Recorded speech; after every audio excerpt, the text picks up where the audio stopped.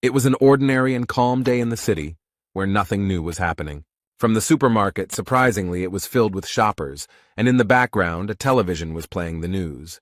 A guy takes a bag of chips from the shelf, but it looks like it's defective, and the news says the sky is covered in dust and smog due to recent sandstorms. A little girl next to him says that he is a thief because he steals food that he hasn't even paid for yet, but he denies it. Suddenly, breaking news is broadcast on television that an earthquake has suddenly occurred in the vicinity, but since it was not very strong, there were no casualties. And then they add that this earthquake is starting to gain strength, so it is advisable to protect yourself. There's still something being said on TV, but no one is watching it anymore because something much more interesting is happening outside. Suddenly the ground shook violently and rose up, as if something unusual had crawled out of it. In this place, as if from under the ground, a very strange and tall tower rises at a dizzying speed. All this is very frightening for people. No one understands what is happening here, especially a frightened little child. The whole store is shaking. People around are asking if everything is okay, if no one was hurt. The guy picks up the child and protects her from falling. He asks if everything is okay with her. The two of them look around and see what is happening outside, and the frightened child asks what happened. Meanwhile, a new unknown building appeared behind the shop window, frightening in its appearance. This strange building appeared not only in one place, it is also found in others, including England. In addition, this tower has disturbed people in Japan, as well as on all continents and countries of the world. There was a lot of debate and talk about it, but few people knew what it was or where it came from, and people called it the Nightmare Tower. Suddenly, people were told that they had been chosen to save the world, and those who pressed the button to accept the challenge were immediately sent to the battlefield. They were greeted by the system. It was all like a game. You could earn things and skills. But everyone quickly realized that this was not a game at all, and that everything was happening for real. Very quickly, this tower made itself known and caused unspeakable horror among all people. It happened one day when people were actively working around her. They had some kind of plan. At first, they didn't notice anything, but one of the workers looked up and drew their attention to the tower. A creature on two legs emerged from it, resembling a human, but it was clearly not a human. The creature has claws and a tail, and frightened people call the police when they see it. A real monster with large, very sharp and strong teeth emerged from the tower. A great catastrophe occurred, and many monsters escaped from this tower and spread throughout the world. And from the loudspeakers on the street came panicked cries that the tower had attacked people. The city's residents are terribly frightened and are trying to save their lives and those of their loved ones. And the authorities deployed the army and heavy equipment to destroy these monsters. However, these formidable monsters are not at all afraid of tanks and bullets, which do not harm them. The city is attacked by many different monsters. Some of them are extremely large and strong, while others have wings and can fly. Because of all these monsters that were constantly coming out of the tower, a third of the planet's population was brutally destroyed. And all those who voluntarily wanted to become walkers found themselves inside the tower and could only watch what was happening outside. Since the system said they could save the world, people decided to try. So we decided to try to climb the tower, clear it of monsters, and put an end to this horror. These strong and very brave people were the last hope for the salvation of all mankind. But one day this cursed tower was attacked by people called walkers. They are entrusted with a very important mission. They must prevent the end of the world and the destruction of humanity. However, at some point in their journey they came across a wall. A large stone blocked their path, and there was no further passage. No one was sure that they would be able to break this stone by force, but they tried to do it anyway. But strangely enough, it worked, and they managed to make a hole where they noticed something very strange. There was a shiny blue stone lying on the ground that they had never seen before, so they didn't know what it was. The tower sent a message with information about the Stone of Return. With its help, you can return to the past and save your memories. To activate it, you need to break it. The captain of the walker, Huang In-chan, was extremely happy to have the opportunity to return to the past. So he said that he would tell about this stone after he used it and broke it with his foot. The bright blue light blinded all the warriors nearby, so they had to cover their eyes. The light became less bright, and everyone looked in surprise at the mountain where a bright point towered. When only smoke and fading light remained in the captain's place, they realized that their captain had truly disappeared. But the only question that hung in the air was whether he would be able to return to the present after being in the past.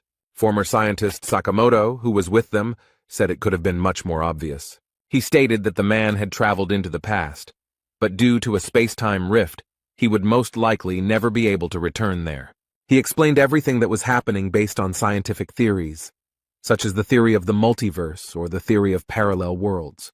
The man stated that there was a rift in time and space, meaning that the Huang In-chan who had traveled to the past was no longer the same Huang In-chan they knew here. Upon hearing this, the men were extremely surprised and found this information very strange and even frightening. Samatoko is sure that Huang In-chan ended up in a completely different time-space, so his trip to the past will not change the present in any way. As far as he knew, all these items from the tower never lied, their descriptions were absolutely truthful. The stone will send them into a time rift, but that's just his theory, and it's entirely possible that using the stone will land them in this very world. But ultimately, the impact of the objects in this tower goes beyond the human mind. And then the clouds thickened in the sky, huge lightning bolts appeared, and one of them struck the tower hard. All the monsters in the tower became active, as if they had been given a sign. A huge number of monsters flew out from all the cracks of this tower. They are ready to attack people again. And before the end of the world comes, the walkers must find a solution, use the Hearthstone, and go back in time. Or they can stay in the tower and try to deal with all these monsters.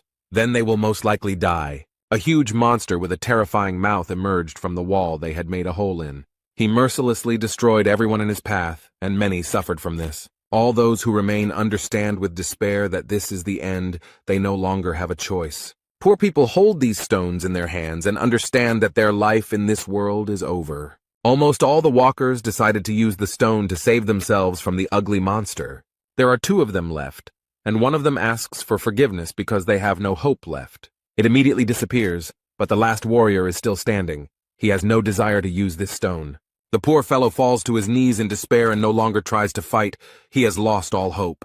With his hands down and in deep despair, he stands before a mad and ruthless monster. Suddenly, out of nowhere, a very brave man appears, confident that he can handle all this. He delivers a series of quick blows to the monster and releases a green liquid from it and its tentacles. Everything happened very quickly, and the boy cannot believe what happened. This young man looked at the poor thing and smiled sweetly. He always asks if everything is okay with them. The red-haired young man slowly looks around, enjoying what he sees. Behind him stands a whole legion of fighters against these damned monsters. They ask if everyone was saved. The boy looks at his saviors with tears in his eyes, and the man thanks him for standing firm until the end and not running away. It was these people who did not use the Stone of Return who were humanity's hope for salvation. The head of this legion stood proudly among his brothers and urged them to move forward. These are the warriors who bear the responsibility for the fate of human existence. They are called Seize the Day. They are all defeated, their weapons are broken, and the one who remains alive is completely exhausted and wounded. The guy lies there exhausted, finding it difficult to understand at what point everything went wrong as they had planned.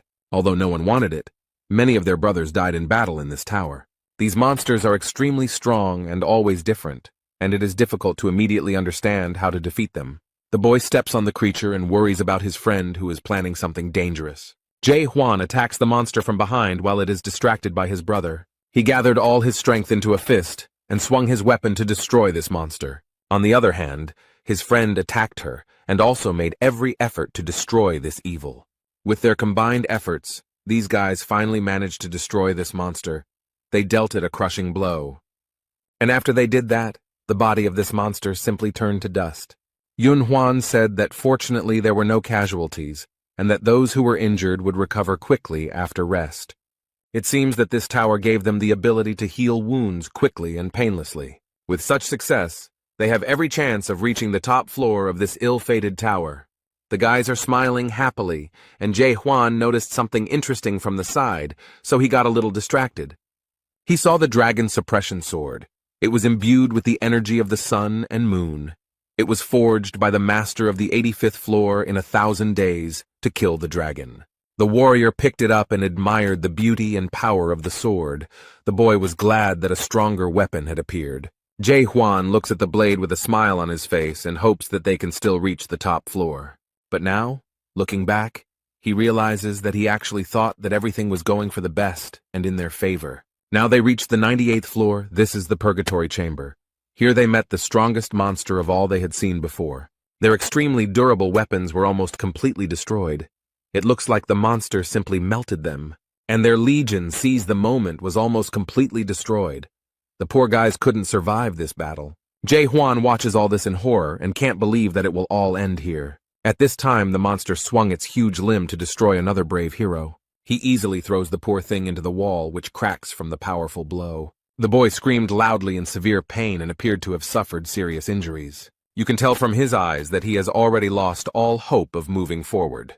The poor guy remembers the past, how much he went through with his friends in that damn tower. He understands that there is no chance now, and that continuing the fight is most likely useless. The boy had already lost all enthusiasm in fighting these monsters that had taken the lives of his faithful comrades.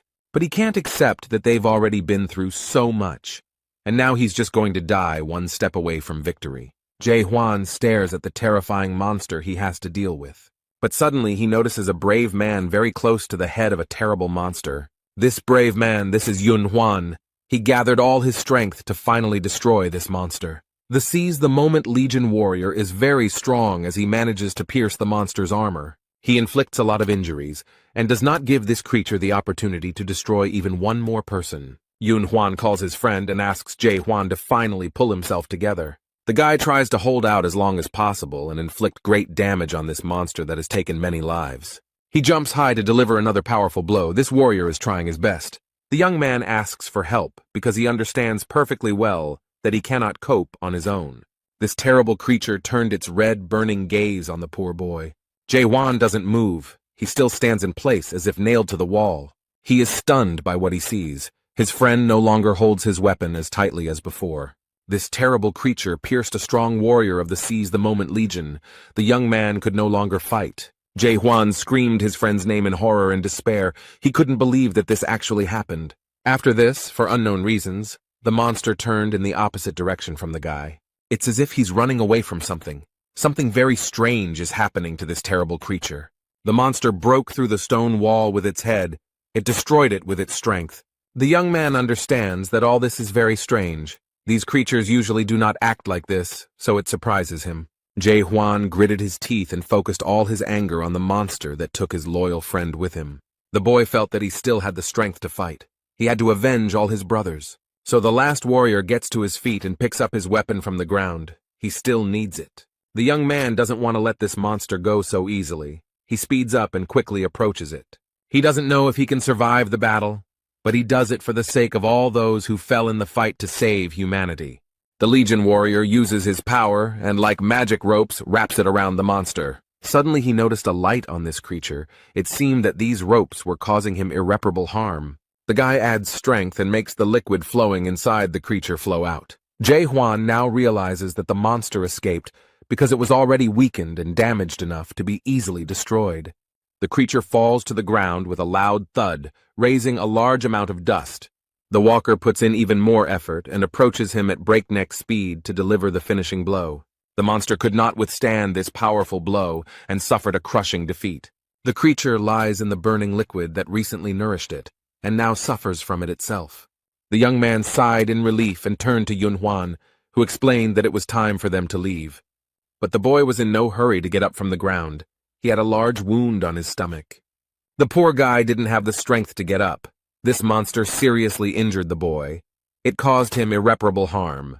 Huan looked at his faithful friend and realized with horror that with such wounds he would not be able to survive. The boy smiled one last time at his brother, with whom he managed to reach the 98th floor of the tower. But this is where his journey ends. He apologizes to Huan for not being able to go further with him and help him. During the time spent together, the young people managed to get to know each other well and develop a strong friendship. Huan's smile never left his face, and it always warmed the hearts of those around him. Even that terrible tower couldn't take that away from him, so the walkers began to call him the Knight of the Smile. But at that moment, perhaps for the first time, a smile appeared on his face. The boy understood his end. Huan's heart was breaking, but he turned away from his friend and asked him to leave. He doesn't want this brave and strong warrior to leave him, so he goes another way. The young man looks down and walks away from Huan with a heavy burden on his heart, leaving behind only the memories of his sincere and kind smile. The guy stood up with difficulty. He knew that his friend had noticed everything and clearly understood what needed to be done. This stone was in too bad a condition to be used, and Huan realized this. The young man can barely move. He climbs the steps with difficulty and thinks about his friend. In fact, Huan turned out to be much stronger than he previously thought. The guy reached his goal and sat down to gather his courage and do what he had to do. He thought that it was Huan who gave him the confidence that reaching the summit was indeed possible. Huan gave this world his last smile. He is sincerely glad that his friend stayed here and will be able to finish his work. Then he pushed off the floor with his foot slightly, and what was supposed to happen happened. He disappeared from this world, and now his smile will not be able to warm the heart as before. Huan will miss him very much. This guy made this world at least a little kinder and better. He will miss Huan very much and will try to go all the way to the end for him. And his friend will continue to live in the boy's memories until he himself dies. But now he has no time to grieve for his friend. He needs to move on. He must continue on his way because now the fate of all mankind is his responsibility. The young man opened the door to the next level, and a bright blue light shone from there. It took Huan's eyes a few minutes to adjust to the bright light and figure out where he was. And the next moment the young man realized that he would now have to fight on a snowy plain. A cold wind immediately blew on him. The boy's clothes were completely unsuitable for such weather. The Seize the Day Legion warrior didn't have to wait long for a new opponent to appear. It all happened so quickly that Huan barely managed to dodge the icy blows. However, he is not an easy prey, as he managed to get here and overcome various difficulties. Suddenly a very strong and cold wind arose, which almost knocked the young man off his feet. The dragon with a huge mouth slyly asks if his new victim has already surrendered. The boy's hand was covered in ice. Apparently this creature still managed to harm the young man. But that doesn't stop him. Huan confidently declared that he will never give up, and the ice dragon took his words as a challenge and struck on the spot. The walker hid from this terrible creature to buy time and try to do something with his hand. The dragon tried his best to find his opponent. Apparently people don't come here often. The boy sits quietly in his hiding place.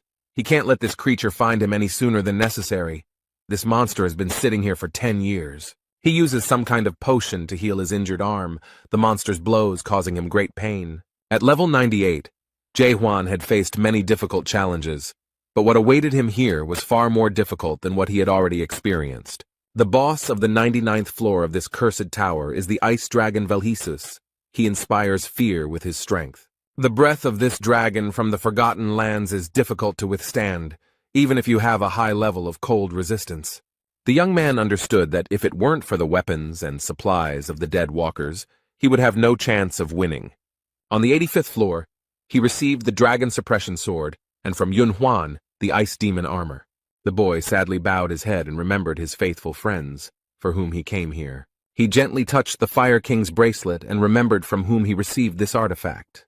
This is from Han Xiel. He suffered so many losses, lost so many friends because of these damn monsters. He was extremely sorry that such wonderful people had to die such a horrible death. An image of a beautiful girl with a warm and gentle look appeared before his eyes. He regrets that he was not stronger and could not save her from death. She did not deserve it. No one deserves it. He remembers with horror how Han Xiel died, unable to survive a fight with another monster, and Huan couldn't save her or prevent her death, and it breaks his heart. The young man remembered another incident when he was sitting at the table and calmly drinking tea. The man asked him if he wanted to try again, and the young man replied without hesitation that he definitely wanted to do so. Then the warrior boldly and confidently declared that he believed that this time he would definitely succeed. The Atopos blacksmith, whose name was Jay, looked at the young man with interest and was glad that Huan did not give up. Atopos City was the last one to be recaptured after defeating the 50th floor boss, Alniminus. People did not lose hope. Even when wounded or dead walkers were brought in every day, the priests founded a rescue squad to save wounded soldiers. In this city, blacksmiths worked to ensure that warriors had weapons and armor so that they could fight to save humanity. The guy thought for a moment and decided to note with sadness that Jay now seemed special to him, since he is the last blacksmith of Atopos, but the man asks not to remind him of this. However, he added that Huan was the only person he worked so hard for, and noted that weapons from the lower floors were no longer being returned. Jay explained that he had little ore left, although there was a lot of it a few months ago. The guy understood that this was to be expected, because there were almost no living people left in the village. He has lost track of time and doesn't even know what year it is. There have been more than 10 tremors since the tower was built. And at some point, people stopped coming to the first floor. It became completely empty. With sadness in his voice, Huan stated that, in his opinion, humanity had been destroyed after all. The last blacksmith in town looked down sadly and continued his work. Apparently, he too realized that the boy was right. He asked the warrior if he had studied the tower well and if he had noticed anything strange there, other than the fact that the tower always remained the same. This made the young man think, and he still remembered some rather strange things. He noticed something where the wall had been broken, and where the return stones had been found. There he saw a very strange inscription, which read, "A tower within a tower, a nightmare within a nightmare." He assumed it might be a message from the people, but he had no idea what it might mean. Koval said that 2 days ago Grandma Kylene disappeared, and this information scared him. Time stops in this tower, so if someone disappears from it, there are 2 reasons for this. The first option is that a person used the Stone of Return and found himself in the past.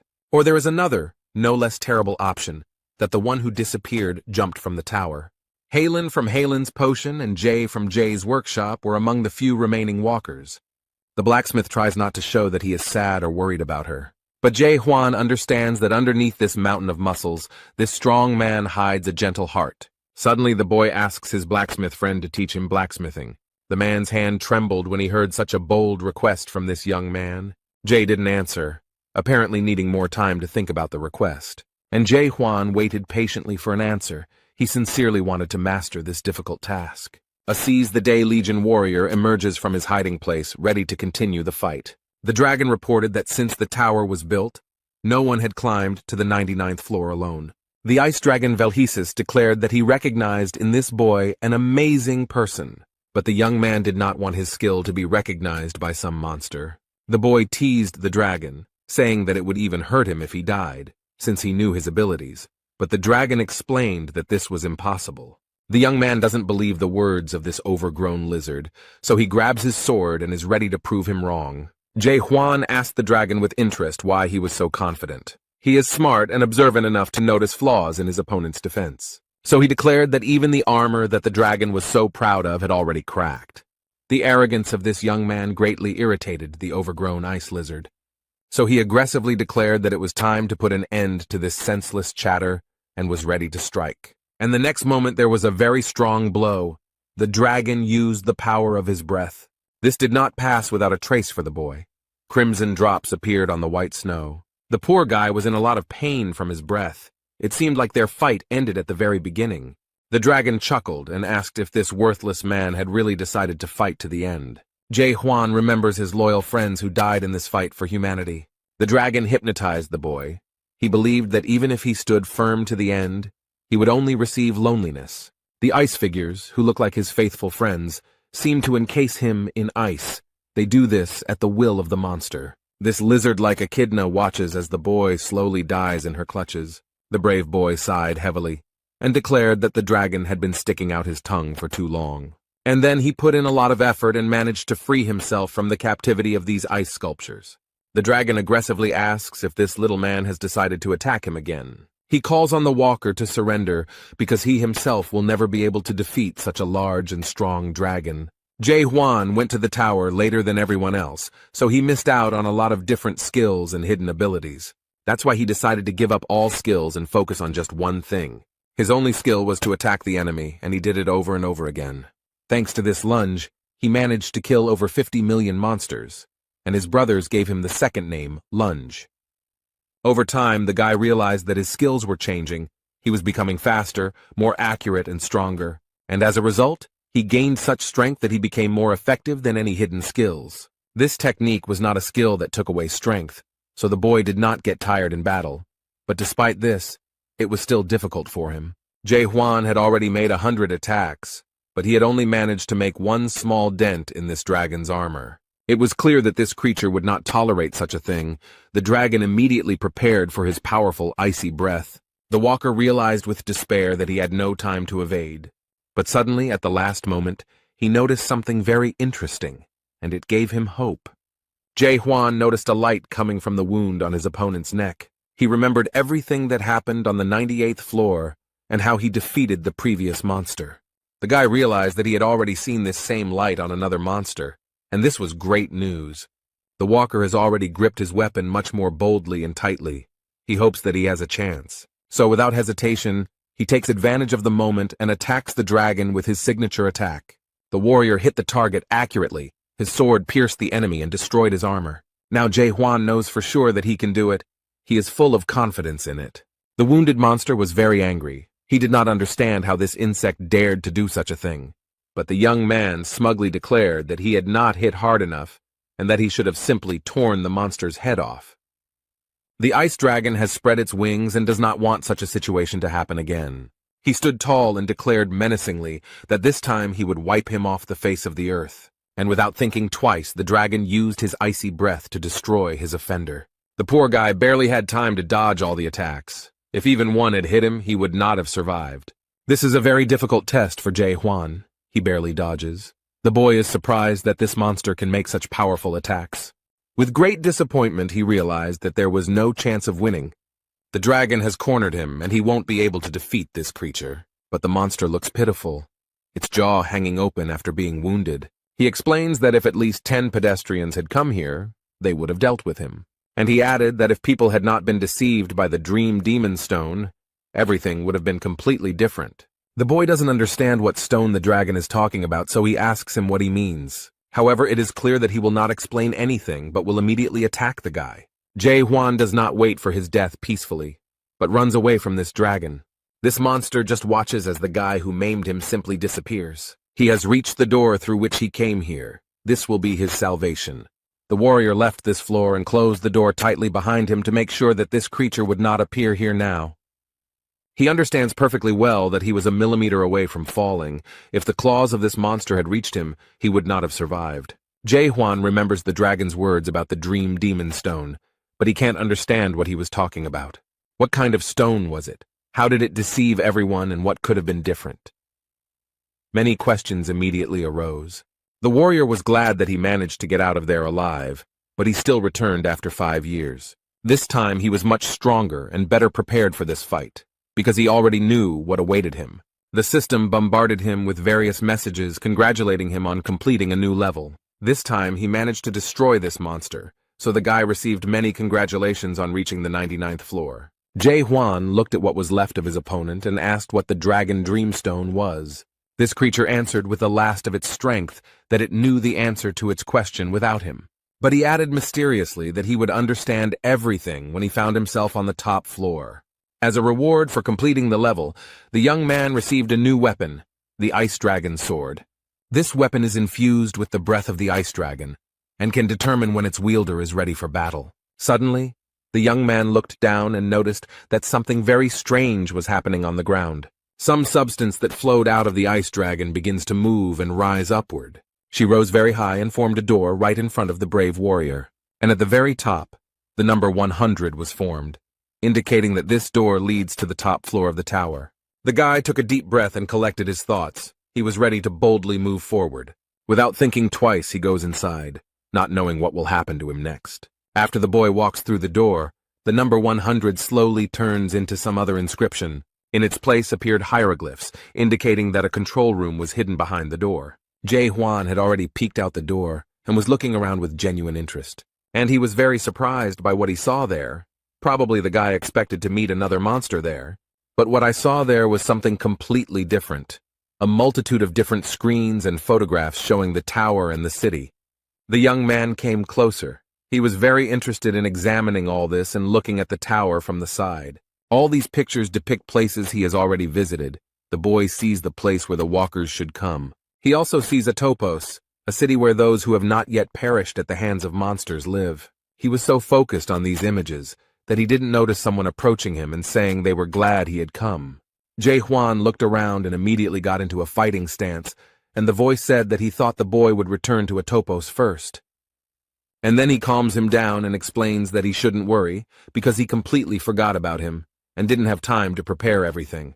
The boy received a message that surprised him, because it said that he was the first to complete the training of the 294th world. His achievements were recorded in the immortal Akashic records, and this record will be visible to the monarch of the great land. The guy read it and realized with horror that it was actually a workout, although it didn't look like one.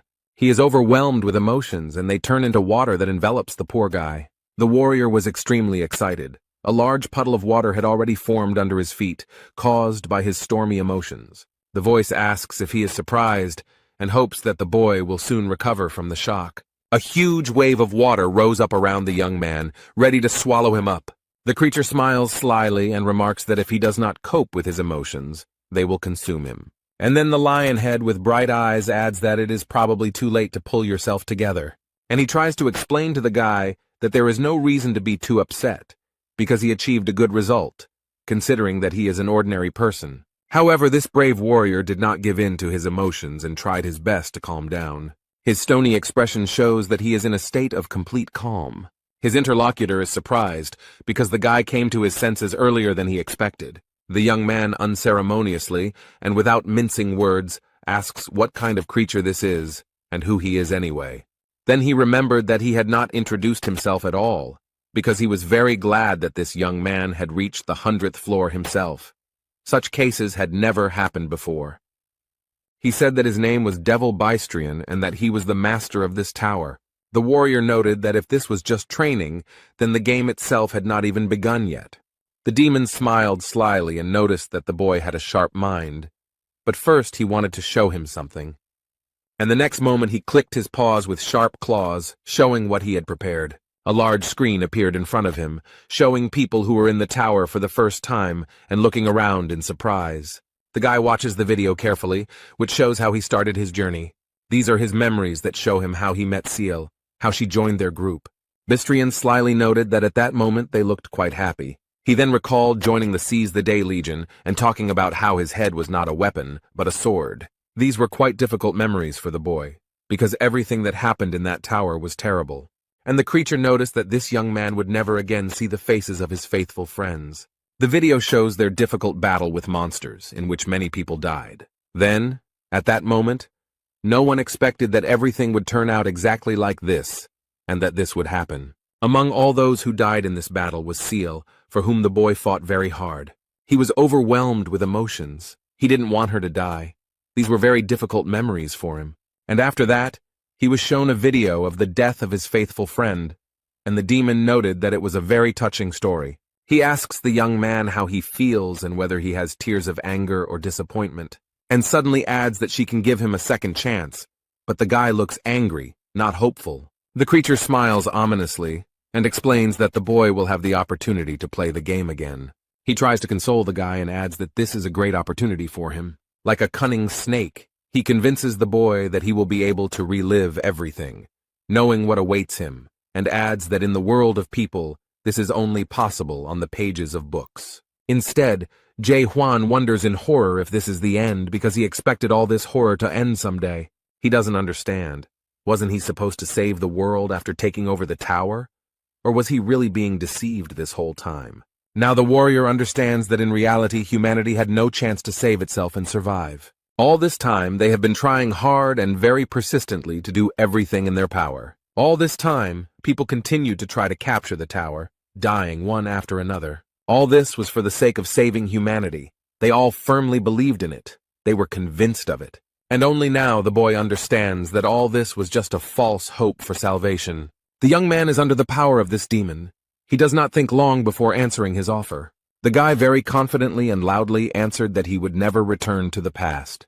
This answer from this, as it seemed to him, pitifully worthy man somewhat surprised the owner of the tower. But suddenly he began to bare his sharp teeth and mock this young man with a grin, and this laughter turned into a loud and crazy laughter that filled the entire room. In fact, he was very amused by the boy's idea that he could go back in time. So he decided to explain one very important thing to this brave warrior. The demon stated that no object or artifact could send him back in time, and there was nothing powerful enough to turn back time. But Huang doesn't understand how this can be true since he himself saw the stone of return. And immediately after these words he understands what the ice dragon meant. The dragon's words echoed in his head, saying that people had been deceived by the dream demon stone. The guy remembers this stone and the description that the system gave him, and with horror he realizes that it was a lie. The creature explained that it was not actually a return stone, but the dream demon stone. He is not able to return a person to the past. He simply locks him in demonic dreams. Bystrian explained that he could not even imagine that people would want to go back to the past and fix it so much. The demon then added with great sarcasm that only humans are subject to such obsession. Huan, with great sadness and memories of the people who used this stone, noted that this is true. When they had managed to resolve all these issues, the demon announced that the real game could now begin. But she explains that this is not a return to the past, but a start of this game from the very beginning. The boy was asked if he wanted to start the game, and to the demon's great surprise, he refused to play. Huan didn't think twice because he knew full well that this was just a clever manipulation.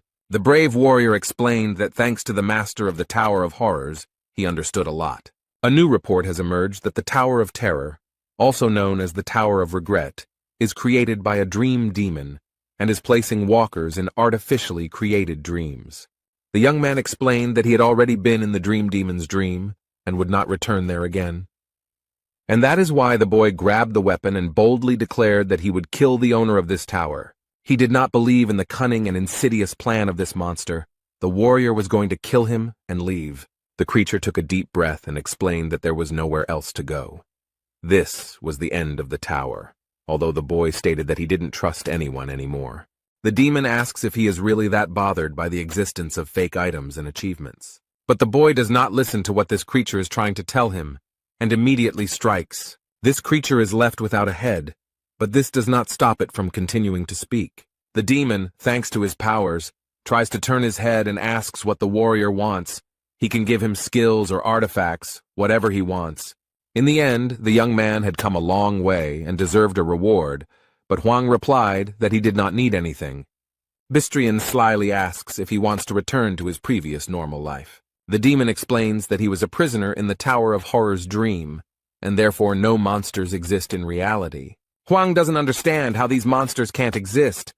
The creature snapped its fingers and the boy saw ordinary life before he came here. People are chatting peacefully, preparing to go to the cinema and discussing films. The guy doesn't understand what's happening. How could this happen? Was he really that fooled? Suddenly there was a strong jolt and Huan was suddenly moved to another place. He found himself in public transport, similar to a train.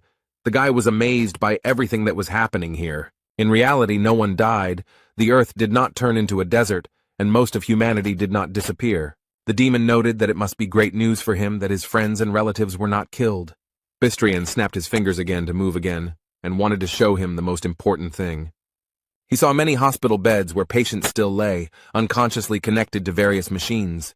The young man moved closer to the hospital bed to get a better look at what was happening. He saw himself on the bed, connected to the machine. The guy was very impressed by this. The demon explained that decades had passed in the Tower of Terror, but not even a month had passed in the human world.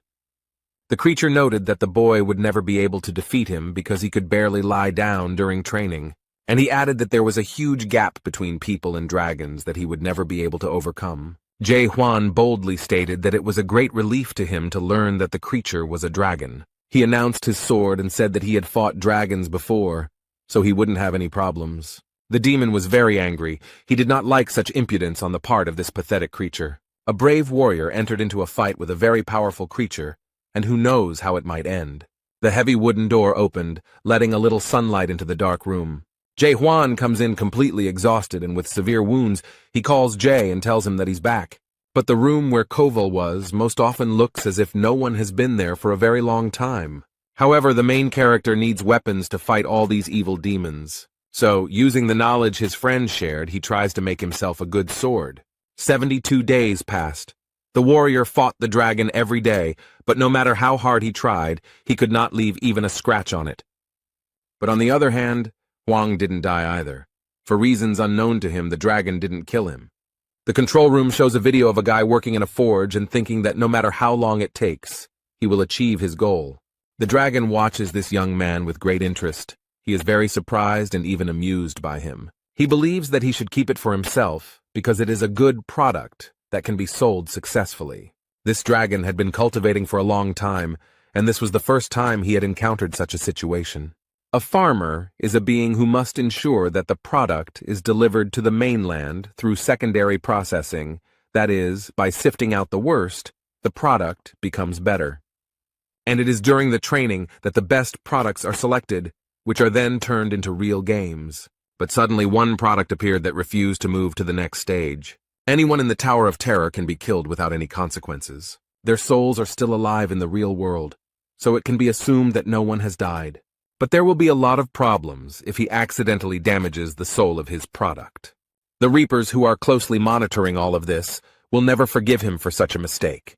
Therefore, the dragon believes that he needs to sell it as soon as possible. It's time to move on to the next level, because he still has to pay off the debt for buying the tower.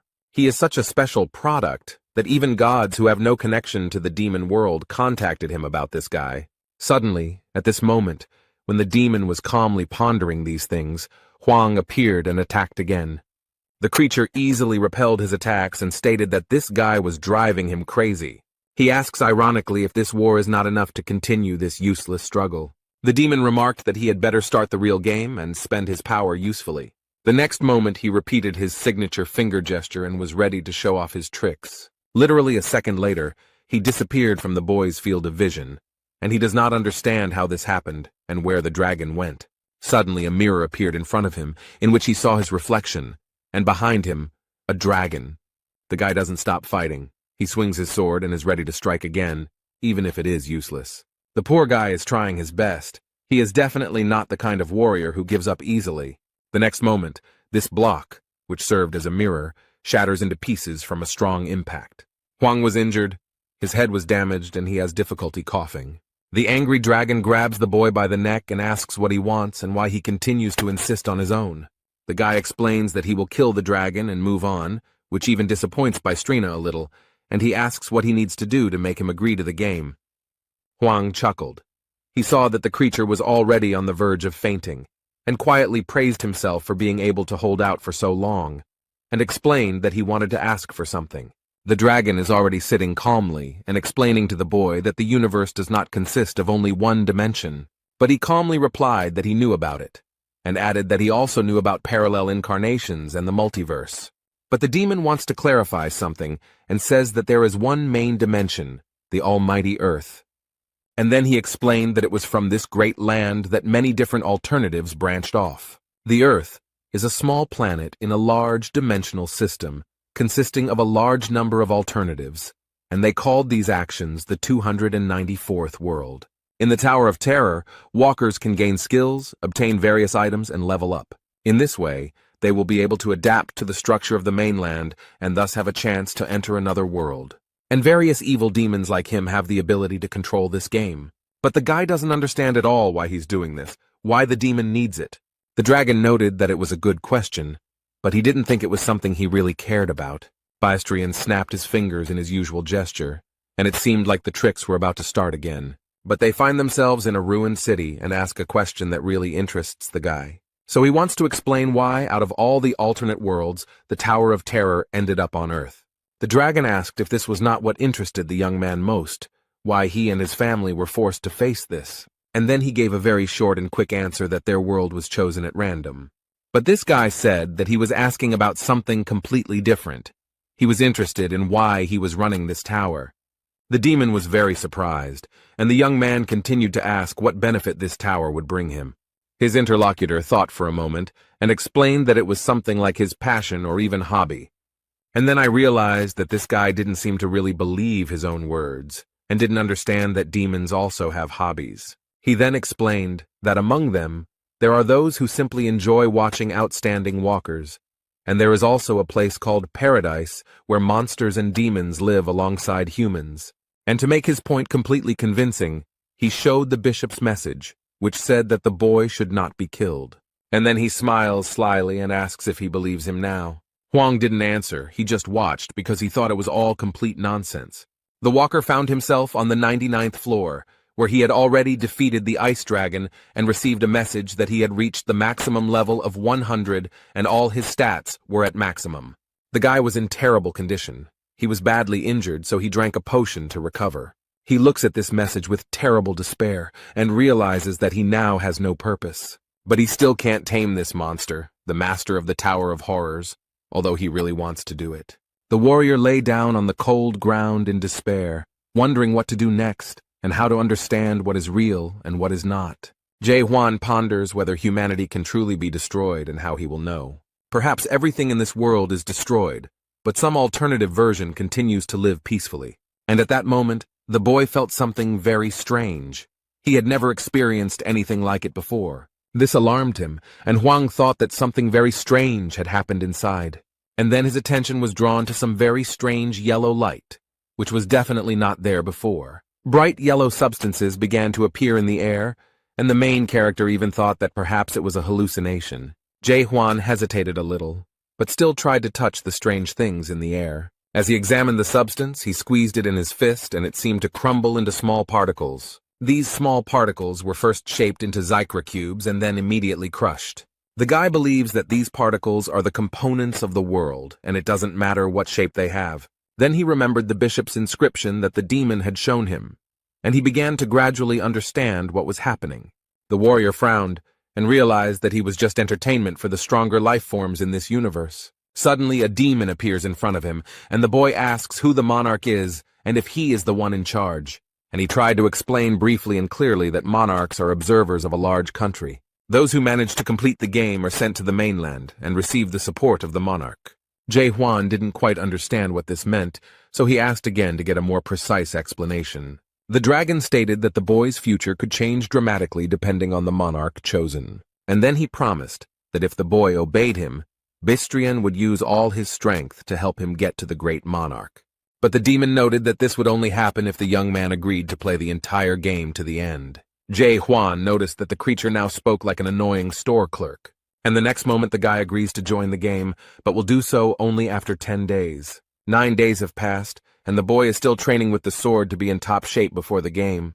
The demon sits calmly in his control room and watches all the actions of the young man. But he is looking forward to it. There is very little time left, and he remembers that he bought this tower because he was deceived. These memories made him angry because he remembered how false they were. He was told that the tower had been built by the Lord himself, and that it was so old that its value could hardly be overestimated, so it would definitely be a good buy. But he regrets that there is no function to voluntarily exit the game while keeping all your achievements. And now he himself is trapped in the tower, unable to exit the game because Huang refuses to move on to the next level. He sat there in despair for so long and had already resigned himself to his unhappy fate. But finally, all this will end tomorrow when Huang starts the real game. The warrior received a message asking if he wanted to return to World 294 without losing his memory and start the game. The dragon is looking forward to the moment when the guy confirms the application. He is very excited. But completely unexpectedly, the guy attacks him. The main character still wants to kill the demon. He asked with great surprise what was going on here and why Huan was doing this. The guy had been dreaming about this for a long time and had been training for a long time. He deliberately took his time in order to prepare well. The walker holds his weapon tightly in his hands and makes a remark to the demon, which he could have guessed. The young man, with a threatening expression on his face, explained to his enemy that from now on he would hunt him. With these words, he strikes his opponent again. The guy is very confident in his abilities. He noticed that after hallucinating these gold particles, it became more difficult for him to control the sword. But he explained that every time he tries to take a shot, he gets a very strange feeling. The guy thinks it's like waking up, like he's breaking this dream.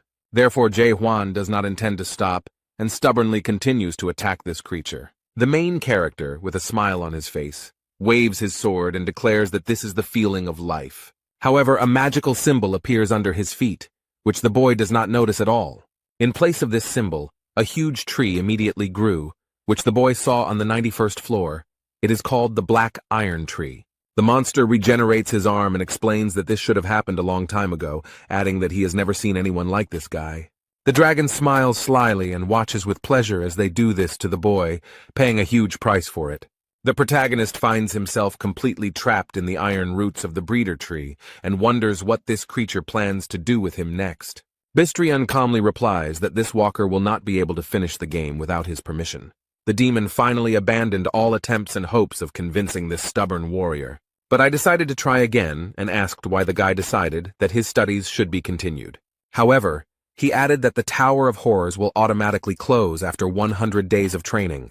The dragon explained that he needed the boy to survive, so he needed to complete his training and move on to the game. The boy has no intention of staying there alone, so he calls on the demon Bystrina to stay. The protagonist stated that on this vast land he is called the Sanctuary of Irritation. The guy knows a lot about this monster. He says that it lived 784 years and visited 128 worlds, and now continues its vile selection among the walkers. The demon cannot believe what he hears and has no idea how he knows all this information. Huan boldly asks if this bastard was planning to hand over his mathematics to the Black Monarch. The monster asks in surprise where he knows all this from. How can he know all this? The boy saw golden letters, a message from the demon to the Black Monarch that the selection would soon be over if he could convince the farmer. The main character explained with a sly smile that he was the one he had been waiting for so long. Suddenly a bright light appeared and the warrior managed to free himself from the shackles of the iron tree. And freed from the roots, the boy attacks the monster that imprisoned him there. With just one blow, the demon Bystrin lost his arm, but this time he was very surprised and frightened by it. Something very strange has happened. Will this guy really be able to defeat his opponent? The protagonist uses his power again, but this time the enemy defends himself. It seems that Huan managed to injure the demon the first time, so now the demon is holding his hand.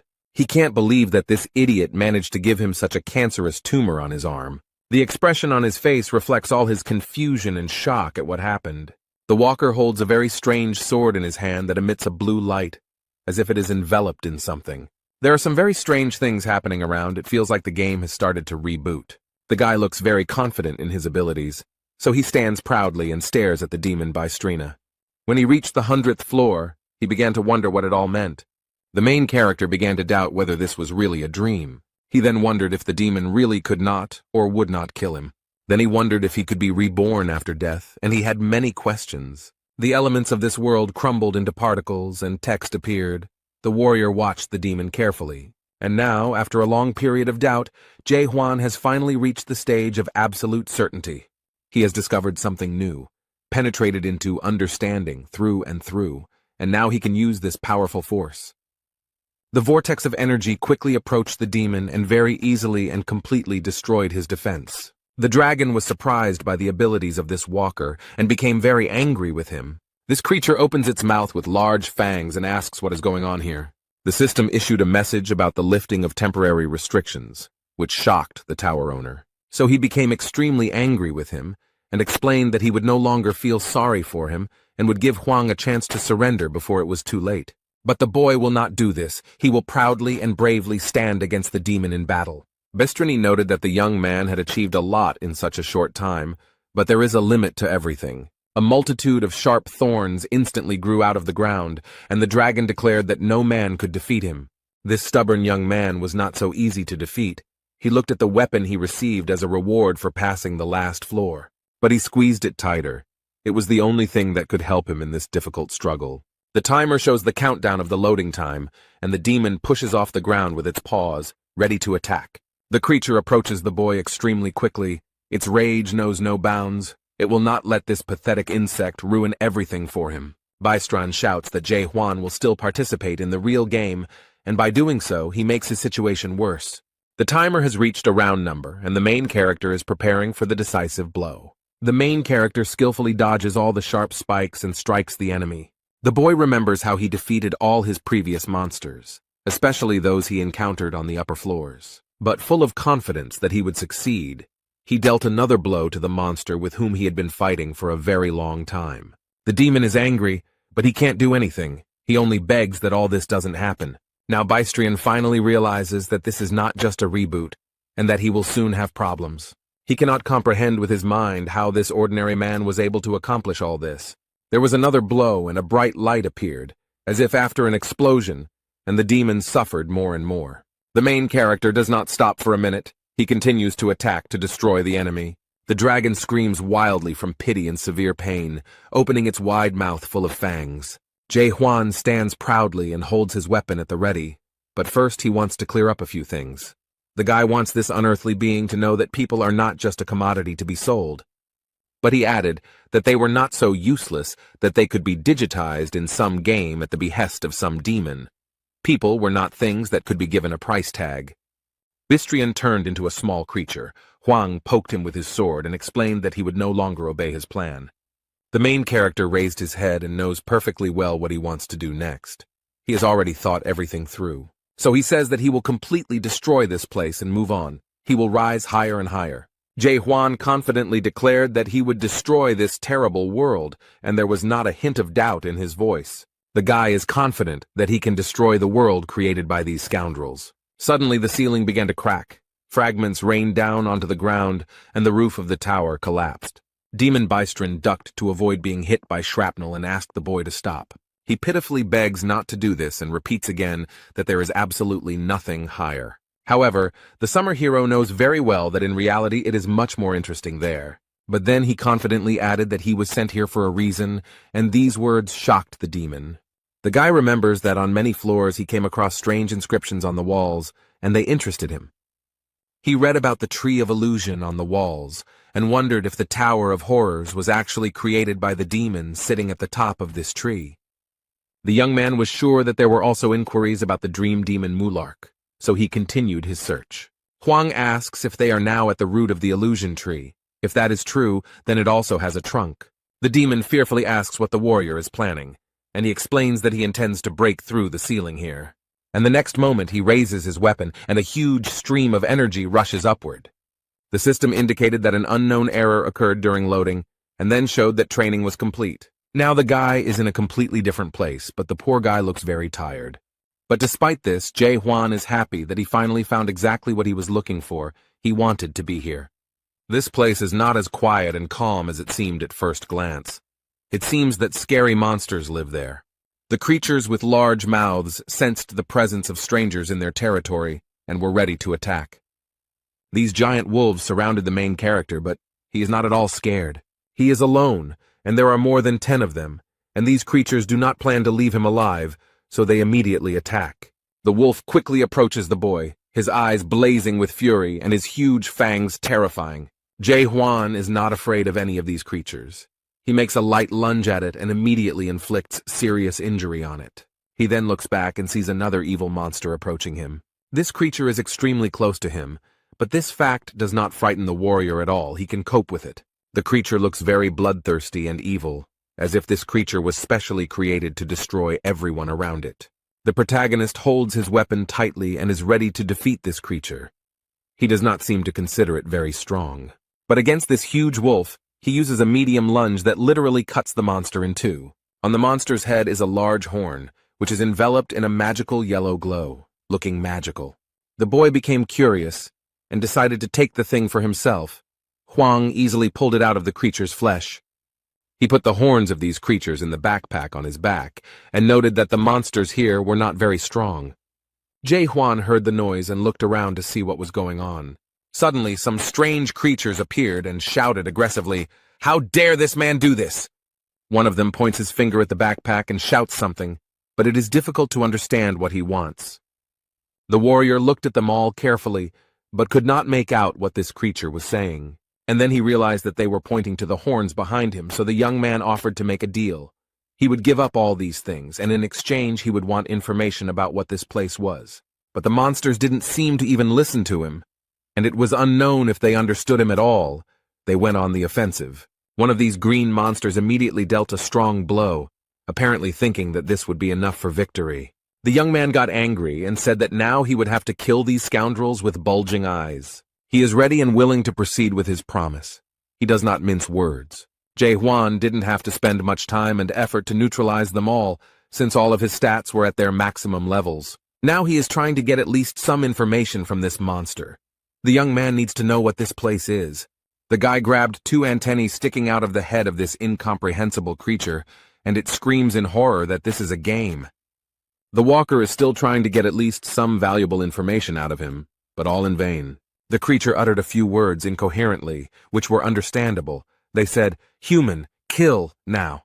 And the next moment he bit his tongue, and it looked very strange and incomprehensible.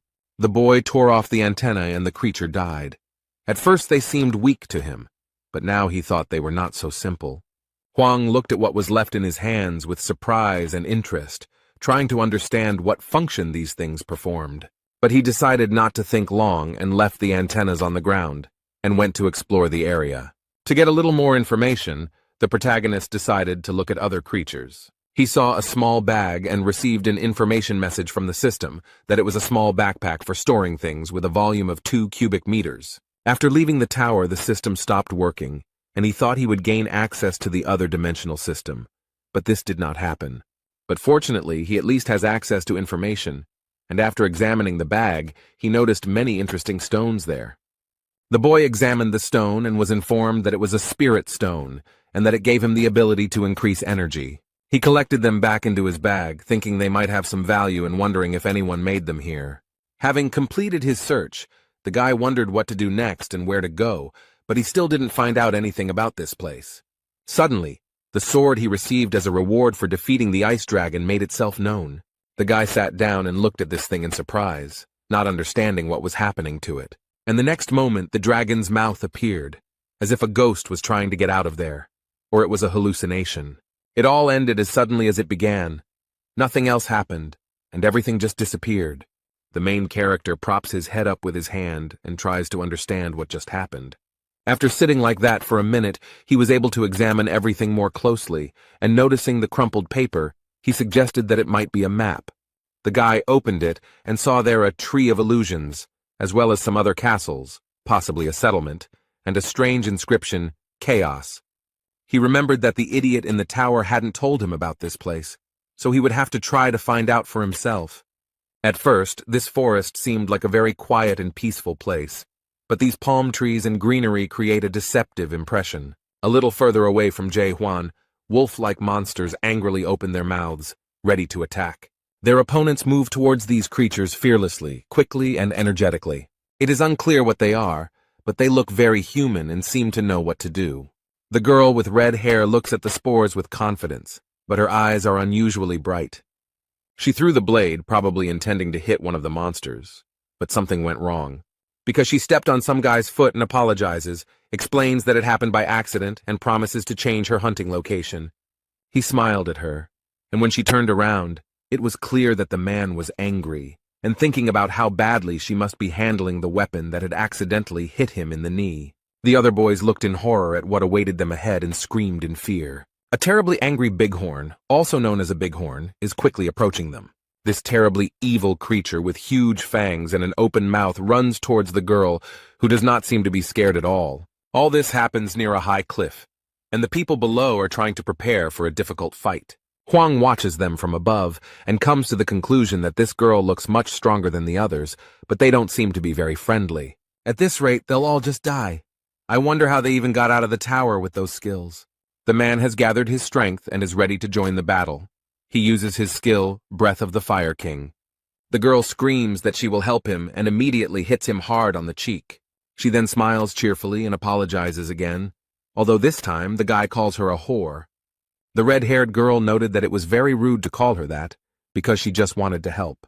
Hung-Nim doesn't notice the monster approaching him with its mouth wide open while he argues with the girl. It seems that the protagonist realized that they would not be able to cope with this creature, especially if they were so careless, so he decided to help. Jumping down from the mountain, Huan used his sword, made a medium lunge, and easily defeated the monster with one blow. Han-Nim seemed to be too close to the monster, so he got slapped quite a bit and he didn't like it very much. There was a lot of smoke, so no one immediately noticed the stranger, only his powerful weapon was visible. Huan wields a strong and large sword that emits a beautiful blue light. The main character stands proudly on his prey and carefully looks at everyone present. He didn't seem very impressed by what he saw here. These people didn't look particularly strong or smart. They discuss whether everything that happened here was legal and whether they can take Bighorn's body. The man tries to wipe the dirt from his face, and the girl watches the stranger with interest. Someone said that it would take at least 10 people to defeat this creature, and Huang thought about the fact that the previous creature had 5 horns, so the more horns, the stronger the beast. The girl is still awake, mysteriously and intently looking at the man who so easily dealt with the monster. She doesn't know who he is, so she plucks up courage and decides to approach him. The girl comes up from behind and threateningly asks who he is. The guy didn't expect such a reaction. She then explained that chaos is not a simple world, and no one can defeat Bighorn with just one attack. She asks again who he is and where he is from, but the young man only looks at her with interest.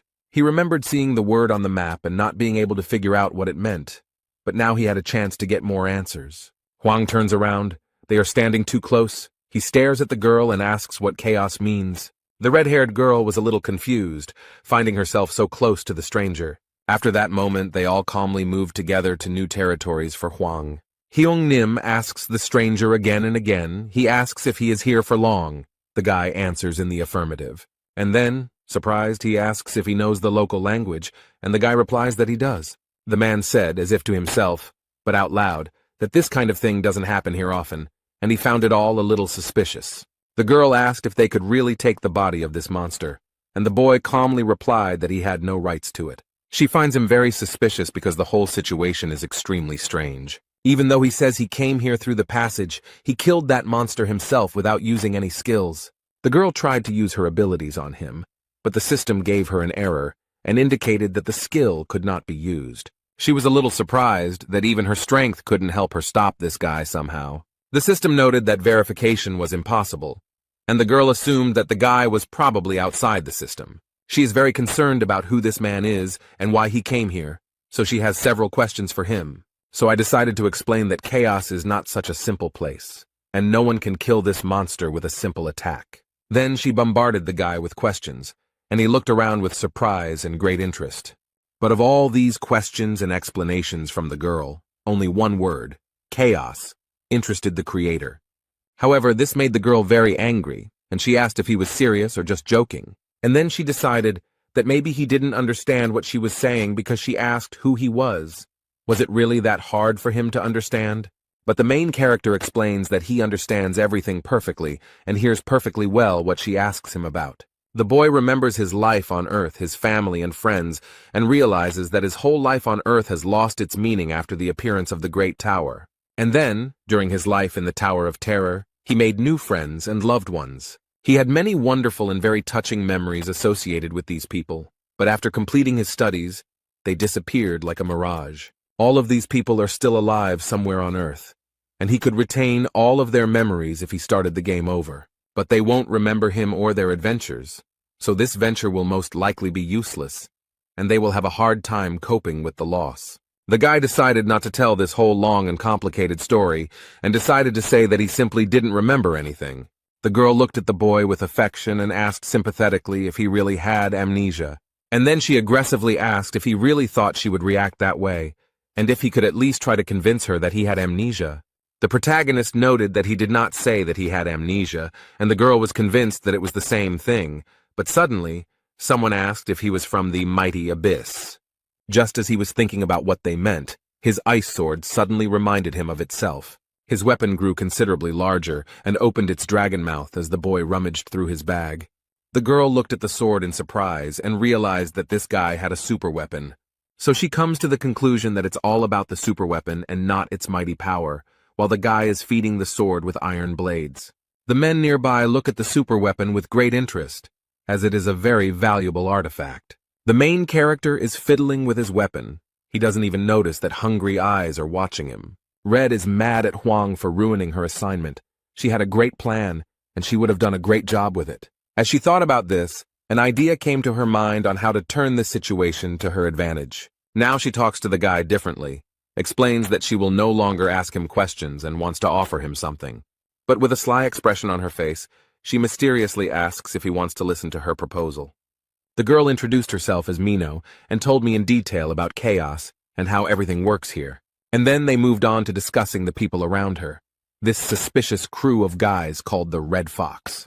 From her story and transparent hints, the protagonist understood that Mino wanted him to kill them. The girl noted that they would soon get to him, so there was no point in looking so closely at these scoundrels. One of the men noticed that it was getting dark, so it was not worth going further, so as not to disturb the monsters.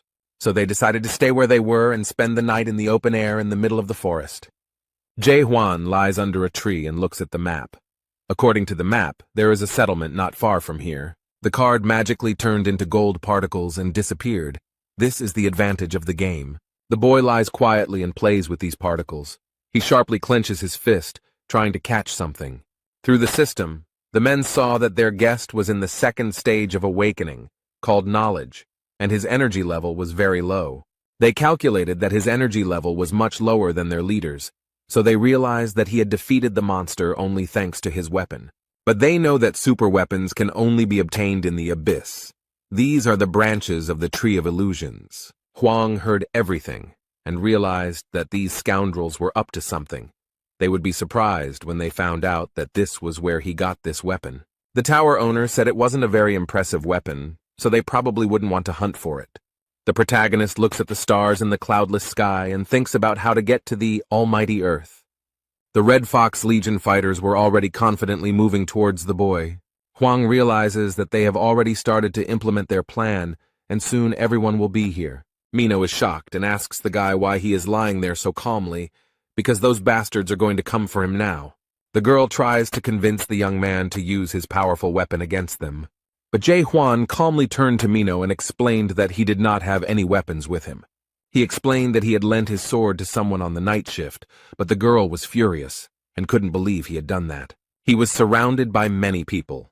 The leader stated that he would find a better way to use his weapon, although the girl noted that even with this weapon, he was a complete zero. Mino is not as simple and sweet as she seems at first glance. She asks these idiots if they really want bloodshed. The main character looked at the girl with genuine interest, and now saw her true nature, and it seemed that he liked it. Instead, all these people follow the orders of their leader, who threatens to kill them. The redhead doesn't wait for Huang to do something. She knows how to stand up for herself. She uses her skills skillfully. The girl throws blades well, and the first two were all convinced of this. And the girl doesn't even think about stopping after them, and immediately finds a new victim. Mino is actually a very skilled and intelligent girl. She holds her weapon tightly and is ready to use it again. The dagger flies towards one of these villains with insane speed and force. The protagonist stands proudly next to her and does nothing, apparently believing that she can handle it herself. And that's true, Mino can definitely handle this bunch of losers on his own. They seem to already realize what they've gotten themselves into and probably regret their decision, but it's too late because they've already made her angry. She smiled sarcastically and stated that by their decision, they had doomed themselves to a terrible fate. Their leader stands behind the rest of the Legion and admits that he knew she was a witch from the start. This became obvious when she unceremoniously set the monster on them. The man frowned and asked aggressively through clenched teeth who had approached the ghost warrior. Mino smiled cheerfully and sincerely and playfully asked what difference it made to him who did it. But she added that these bastards had killed so many newcomers who didn't understand anything that many of the Chaos inhabitants probably wanted them dead. Instead, Heng Nim noted that the ghost warriors would not help these unfortunate people. And then, with one movement, he repelled all the sharp daggers that were rapidly approaching him. The man pulled out a weapon that belonged to Jae Huan and threatened that this witch would die right there. Although it didn't particularly frighten her, Mino muttered hesitantly, "Was he really counting on just a super weapon?" But the cunning man smiled slyly and explained that he had an ulterior motive. The girl looked around and was a little surprised by what she saw, although she noted that they were all at least level 1 in strength. Now I could see even more people around, hiding behind trees and bushes, waiting for the right moment. The girl explained that she immediately felt that there were many more of them than it seemed at first glance. The leader asked if she really thought he would go into battle unprepared, especially if he had to fight a witch's ghost, and a boy who had killed that monster with one blow. But he would have acted differently if he had known that he would get this amazing superweapon so easily. He wouldn't have gone that far or called so many people for help, but it's already been done. The girl asks in surprise if Black Fox is really here too. It seems like nothing interesting is happening in his life right now. This man, who just now stood out in no way, has now turned into a real monster. He declared with his huge tongue and fangs that she could consider this an honor. Black Fox Clan, who is the head of the Red Fox Clan and holds the 3rd degree, explained that more than half of the clan was gathered here. She is not very pleased with the honor done to her and asks them to wait a little, as they still have so much time to gather here. Mino feels that she can't handle this monster alone, so she turns to Jae Huan. She doesn't want to admit it, but she has to admit that she can't protect him. So she throws a stone to the boy and tells him to grab it and run, and the boy realizes that it is a terrible stone. The girl explained that it was a return stone, and if you used it, you could move to the nearest fortification or fortress. But she added that she only has it, so he can use it without any problem, although the guy is a little confused. Now he realized that this stone does not return you to the past, it saves you in the present. He immediately remembered his friend from the Tower of Horrors, who did not use this thing. Huan thinks that he should have given Huan that stone, and maybe then he would have survived. A guy asks his new friend if she had the opportunity to go back in time. Would she do it? At first she was angry because now was not the time to ask such questions, since their lives were literally hanging by a thread. And then she still answered that of course she would not return, and this greatly surprised the main character. The witch turned around and smiled cheerfully, noting that she had worked hard all her life. She has nothing to regret, and she will never return to the past, even if she dies in this battle today. This answer seemed to surprise Huan because he moved closer to Mino and placed his hand on her shoulder. The guy stood next to her and declared that she would not die today, and reached for his weapon. His reaction surprised the girl. She did not expect him to protect her or take part in the fight. Without warning, he threw something to the ground, sending up a column of smoke and blue sparks. Huan uses his strength and easily deals with the attackers. The Black Fox shouted that he was using the Flame King's 14 transformations. After these words, the monster's hands caught fire, and the swords of his subordinates were engulfed in flames. The protagonist does not appear embarrassed or scared after what he saw. He has a plan, and he is preparing to use the lost spell to get rid of all these fools. The guy copes with all this evil without any problems. No one even has time to understand what happened. The protagonist came face to face with the strongest of them. He tried to wound him with a sword, but the monster held him back with his hand. But this did not stop him for long, as Huang proved stronger and pierced his clawed hand. And as a result, the boy's weapon passed through the flesh of this monster, although Black Fox did not expect this. It turns out that Heng Nim remained alive, although the head of the Red Fox clan took up residence in his body. Huan looks back and stands proudly in front of the very scared man. The poor man, overcome with fear, fell on his knees and humbly handed over the weapon to its owner. The remaining members of this gang realized that after the death of their leader, they were powerless here, and quickly fled. Although the main character will not give them such joy, he holds the weapon firmly in his hands and is ready to take revenge. He uses a light lunge and effortlessly destroys anyone in his path. Mino is shocked and very scared. She cannot understand how this is even possible. She remembers how easily he gave up the monster's body, and then she thought he was just a fool. She felt like he didn't understand anything when he bragged about his superweapon. And when he said he just gave his gun to some stranger, she thought he was an idiot with no sense of self-preservation. But everything turned out completely differently. This stranger turned out to be very strong and cunning. When Huang finished, he looked back and saw Mina with a very surprised expression on her face. She cannot understand who he is and why he came here, and asks him about it again. The guy is in no hurry to answer her questions directly. It seems he likes to maintain a sense of mystery. He smiles at her and cheerfully asks if she has forgotten about him. The warrior replies that she already knows who he is, but this greatly surprises Mino, and her face shows that she does not understand what he is talking about. Huang teases the girl by asking if she has memory problems. He thought he was the only one with such a problem, but this remark angered her. However, Mino decided not to discuss it further and asked him to return the stone to her, but he admitted that he had lost it. The poor thing is seething with rage and cannot believe that he could lose such a precious thing. They are sitting by the fire and relaxing after a very eventful evening. The young man sits quietly and looks at the stars. It calms him down. He feels peace and bliss. Instead, the girl tries to find her stone in his bag, but it seems to be in vain, and she fails, so she gets angry that all this is happening because of some stranger. The guy noticed that she already knew everything, so there was no need to ask him questions, but she didn't quite understand what he was talking about. Huang explains that he knows who he is, and looking at the fire explains that he is an ordinary person. He then asks his interlocutor if she is human, and she reluctantly replies that she is almost human.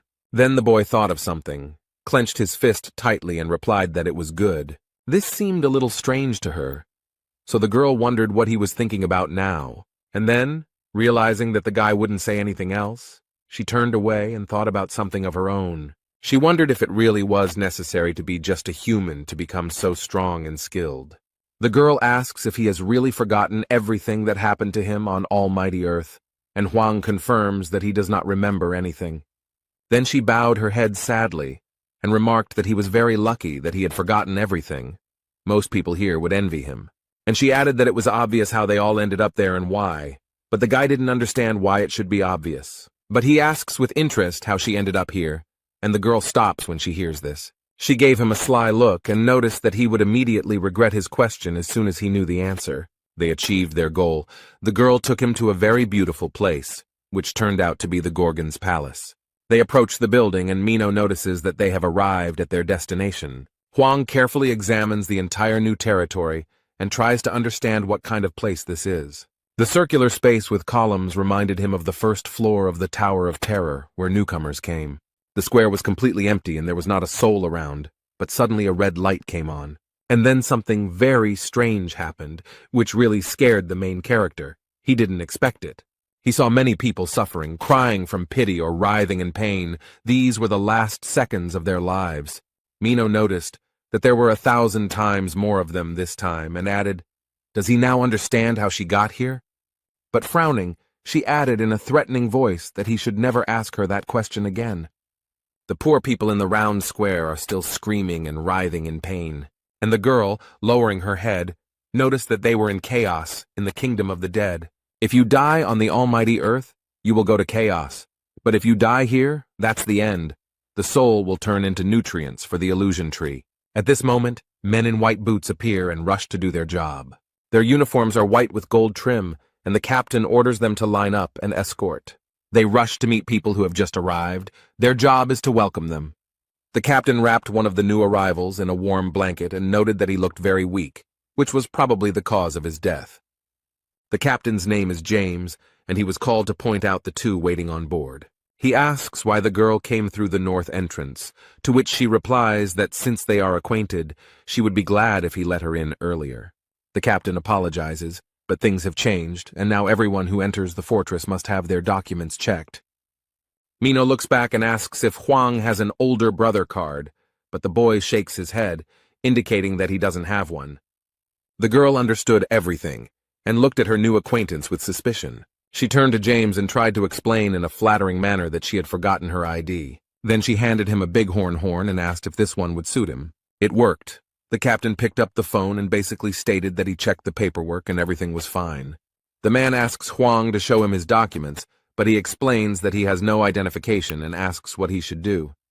Mino looked at her friend and said that if he asked her for help, she would resolve this situation. Instead, James reiterated that entry into the fort without identification was strictly prohibited. Huang briefly replied that he understood them, and the girl looked at him in horror and asked what he was going to do. She thought he would kill all the guards to get inside. The girl knows that he is not quite normal, and seems to have some mental problems, but she doubts that he will ever get to this point. But this picture of him killing everyone appears very clearly before her eyes, like a terrible dream, so she thinks he's still capable of doing stupid things like that, and that scares her a lot. Mino tries to prevent this from happening, so he suddenly stands in front of the guy and tries to somehow convince James. Suddenly a voice comes from the fortress. Someone asks what is going on here. This really scares the man in uniform. The girl also realizes with horror that they are stuck and will now have serious problems. All the boys immediately lined up in a straight line and greeted the man in unison. He seems to be a respected and very serious figure in Gorgon's fortress if he is treated like that. Approaching them is the most famous checkpoint captain in Chaos, North Entrance Captain Carlton the Stubborn. He approaches James and asks him sharply what is going on, and James meekly tells him. The captain rubs his beard and thinks about what to do if this man wants to enter without permission. And then he categorically states that it is impossible. Huang asks why, but the man does not understand why he is asking this.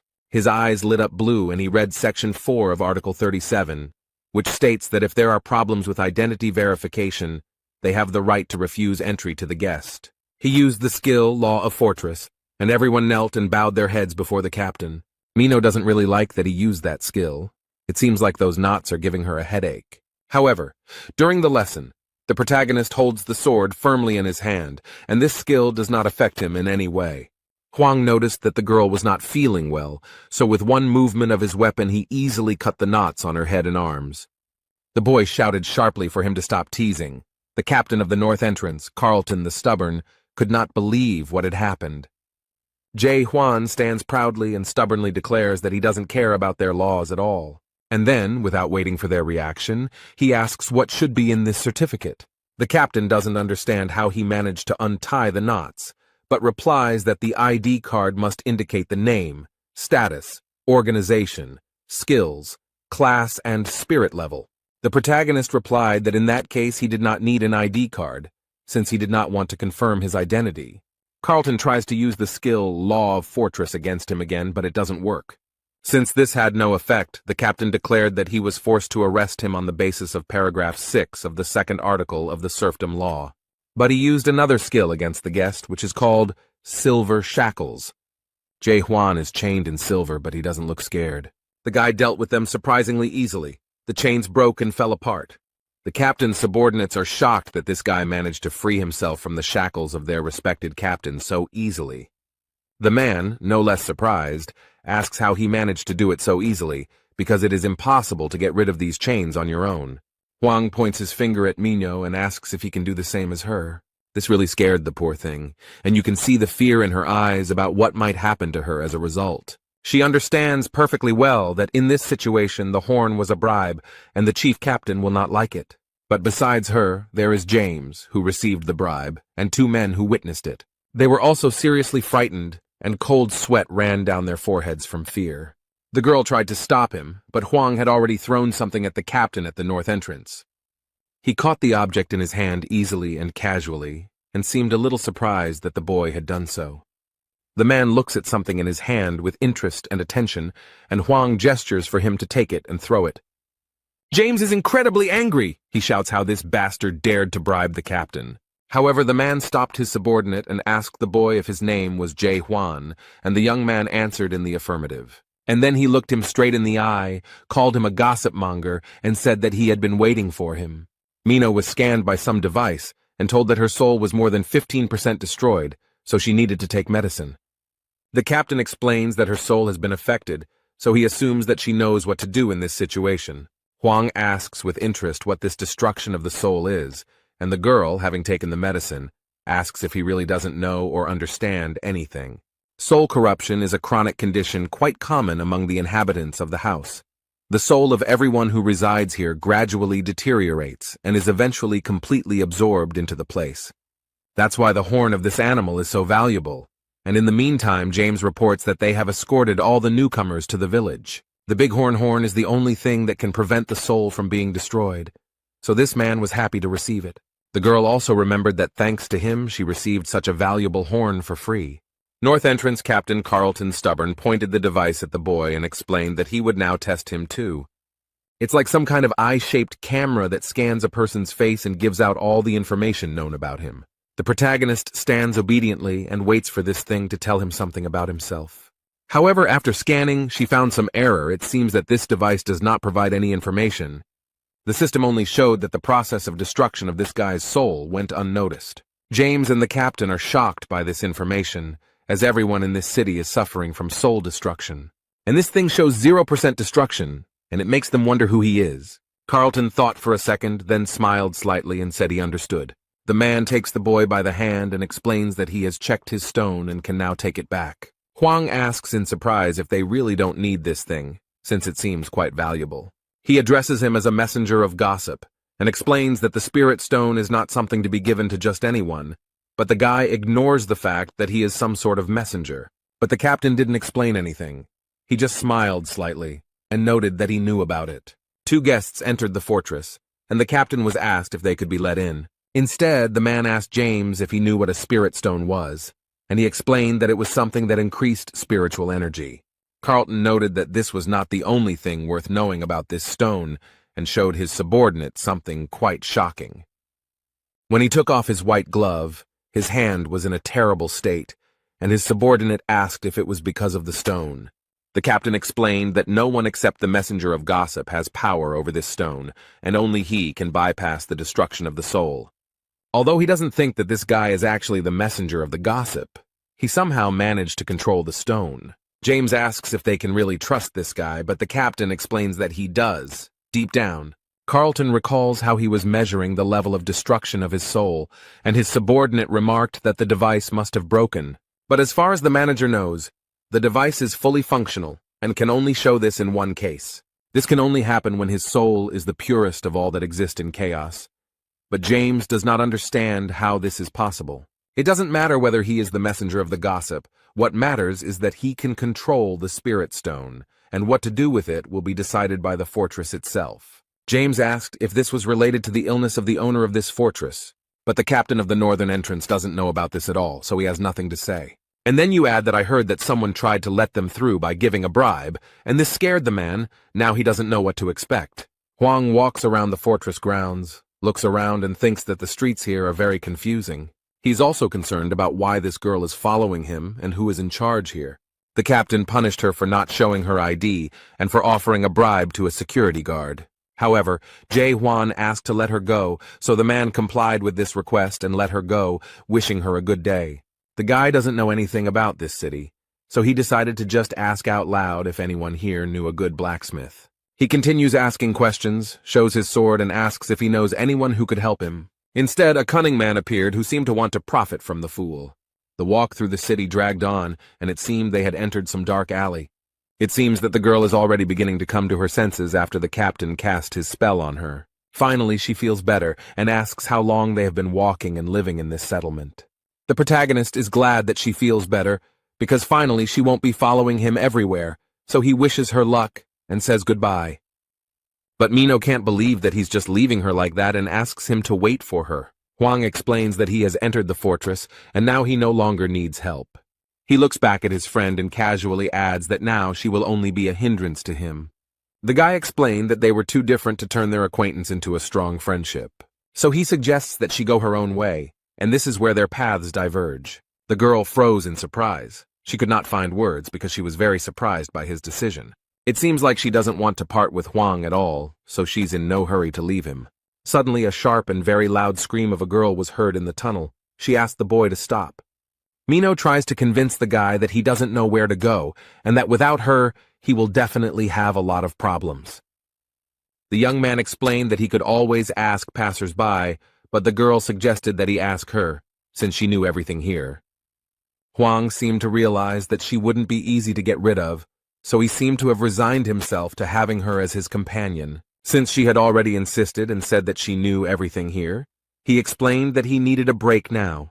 The girl enthusiastically said that she knew where to find him and asked if she could take him there, to which the guy replied that it would be very appropriate.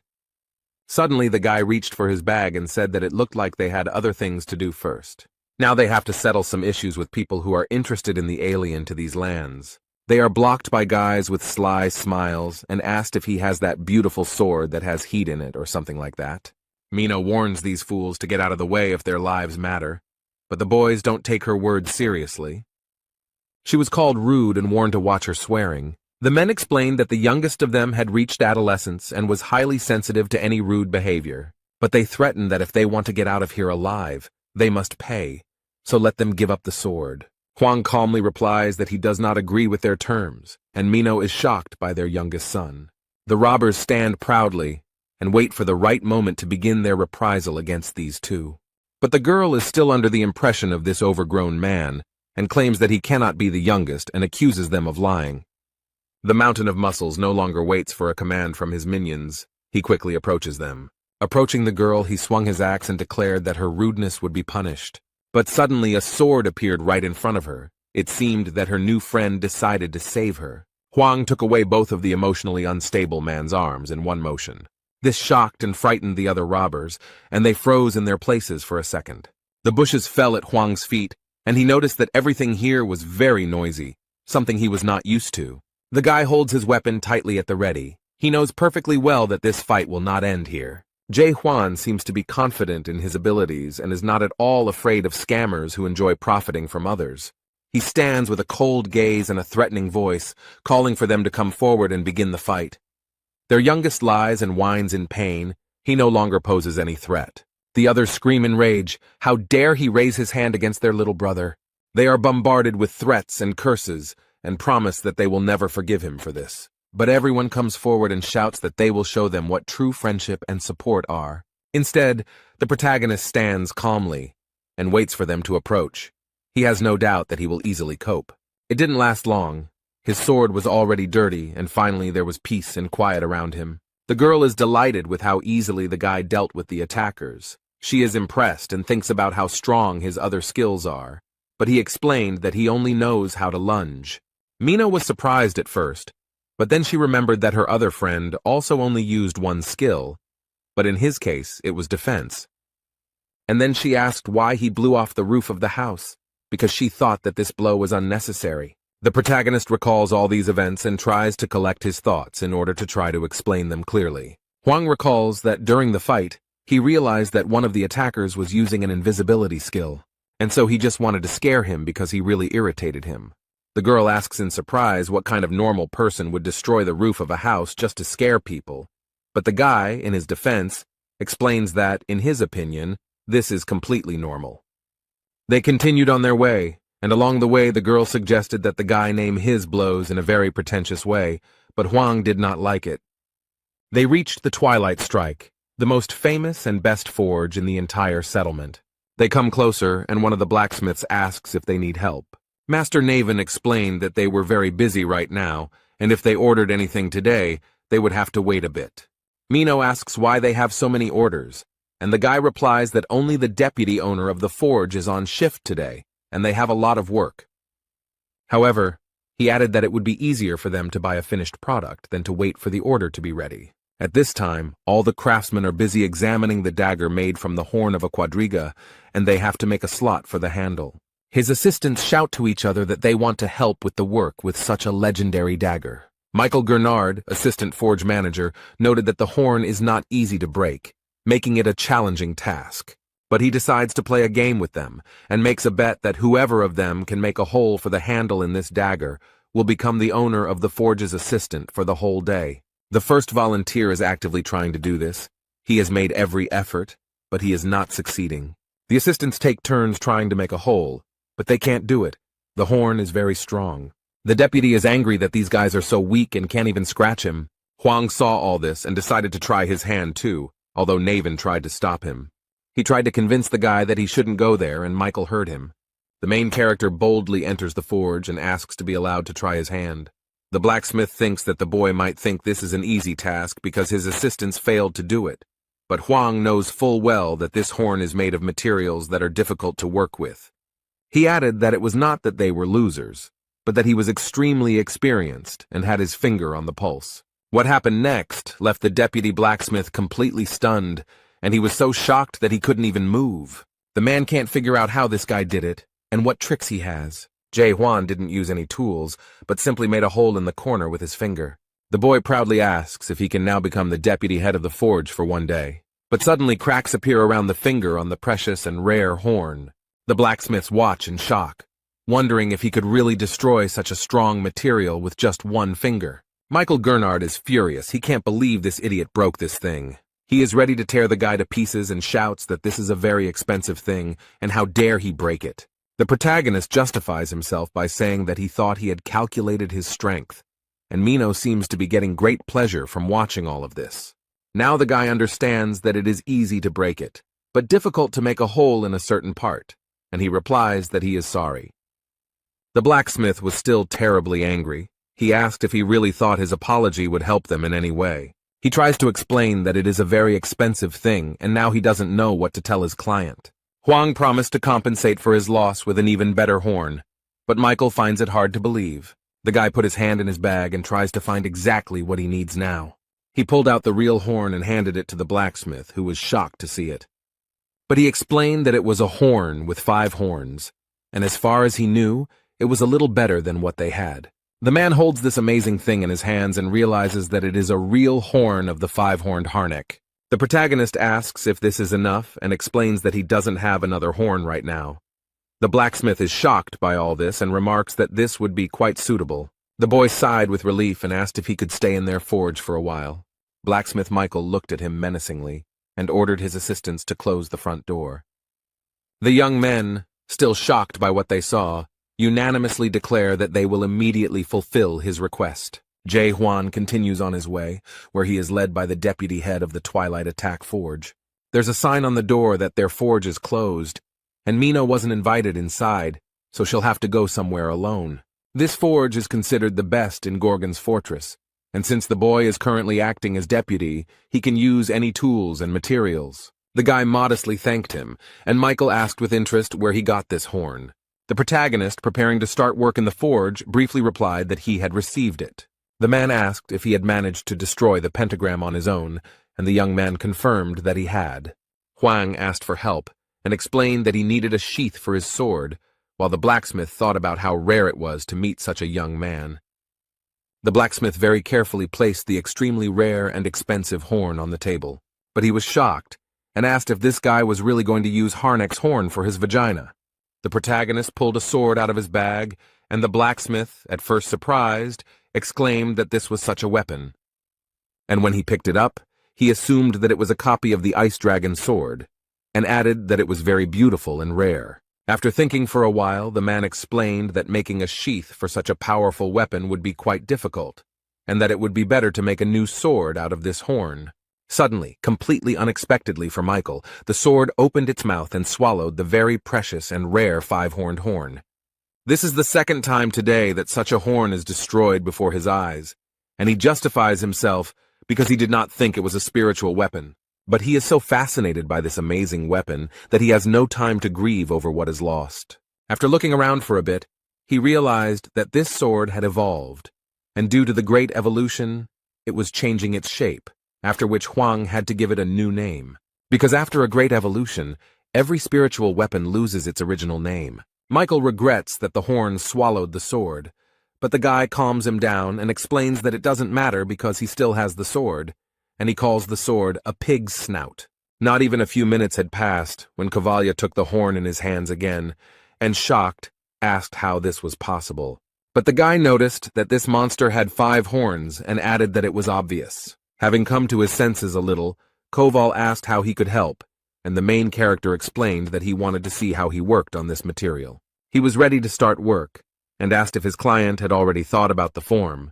Huang explained that since Michael is the best master here, he can solve this problem himself. He trusts him. The man is impressed by such trust and is ready to show everything he is capable of, and do his job in the best possible way. The action takes place in the main building of this place, in the powerful and very beautiful Gorgon fountain. There is a very calm atmosphere. The man is enjoying warm and aromatic tea. As he sipped his drink, his subordinate told him regretfully that he was very sorry. The man knelt down in front of the owner and told him that they had beaten up all the bandits, and then he lost sight of his target. Gorgon Fortress Minister Jurgen Jaeber thought for a moment about this guy's words, but he is interested in how he lost them. The man replies that it is difficult for him to say specifically. He only knows that he lost consciousness, and when he came to, he found himself on the roof. The minister asked in surprise if the target had been able to detect or somehow sense his presence. The man thought for a moment, since he was able to experience a high-level 3 invisibility skill, then he himself must be at least level 5. Jurgen Saber ordered his subordinate to gather as many people as possible and search the entire territory of the fortress. The man left the office, leaving the minister alone with his thoughts. Suddenly he felt a severe headache, frowned, and clenched his teeth. A strange sensation permeates his entire body. He feels every muscle tense. The table he was sitting at swayed, and the tea almost spilled out of the beautiful porcelain cup. His legs felt like cotton wool. They didn't obey him at all, but on the contrary, they pressed tightly against the chair. The minister, exhausted, banged his fist on the wooden table and tried with all his might to pull himself together. Overcoming the unbearable pain, he asked the owner of the fortress to be patient and wait a little longer. Meanwhile, at the local bar, as usual, alcohol was flowing and people were drinking no matter what. People sit quietly at tables, eat their ordered dishes, and watch TV. The program Top 10 of this week is coming to an end, and the presenter is a little sad about it. But she still has the latest videos, and the girl assures that each of them has already heard about it. He became very popular in Little Brother, and this video is now being talked about by everyone. It talks about the lonely hero of the 99th floor. People are watching this guy on video and wondering where he is now because the Lord seemed to really like him.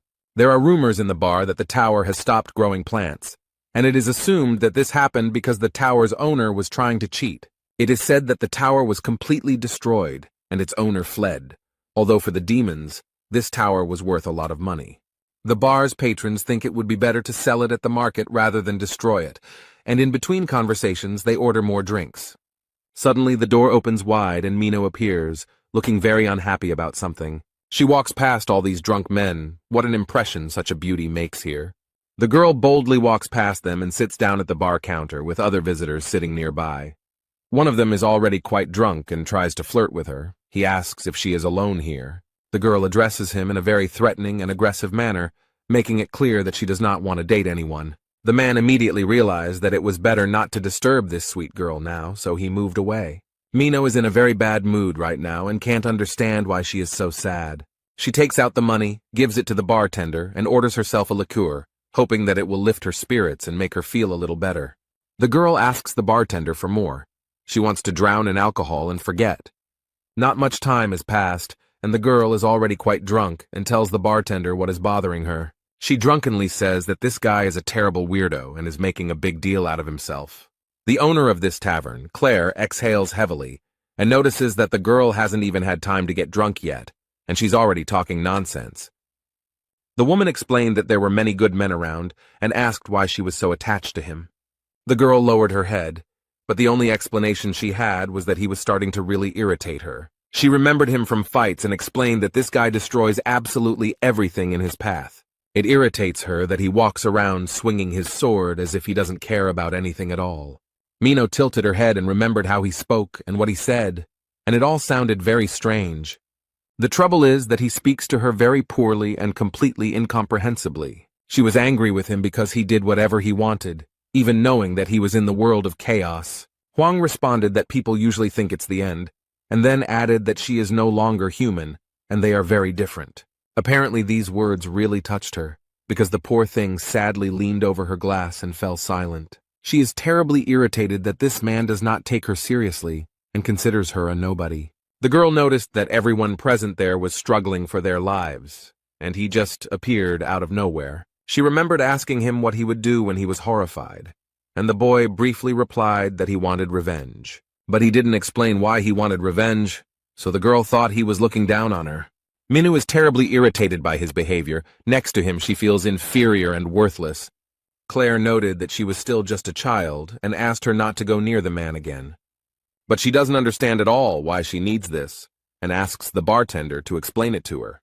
The woman looked at the girl with compassion and noted that if she stayed with him, she might die. But Mino asked why she became so serious and thought she might die, and at that moment the door of the bar opened. The golden glow stretched in a beautiful path from the very door to the red head. A golden messenger bird flew in and brought the girl an important letter with a seal. This letter from Captain Carlton Xavier is addressed to the terror of the dark forests of Mino. The girl wondered with surprise why he had written to her and felt some anxiety as she unpacked the letter. As she read this letter, the girl heard someone behind her asking if she really was the witch who had carried out the massacre. Mino didn't think long and, drawing her blade, replied that it was okay to say that. But at that moment some man grabbed her hand and squeezed it tightly, and the poor thing had to drop the weapon. He explained that he didn't like such rudeness, but he didn't have time for explanations now, and said that she had to help him. Meanwhile in the forge, the men are trying to carry out their plans, but it seems that everything is not so simple. The blacksmith struck the horn, and it was immediately thrown back with great force. He had not expected this at all.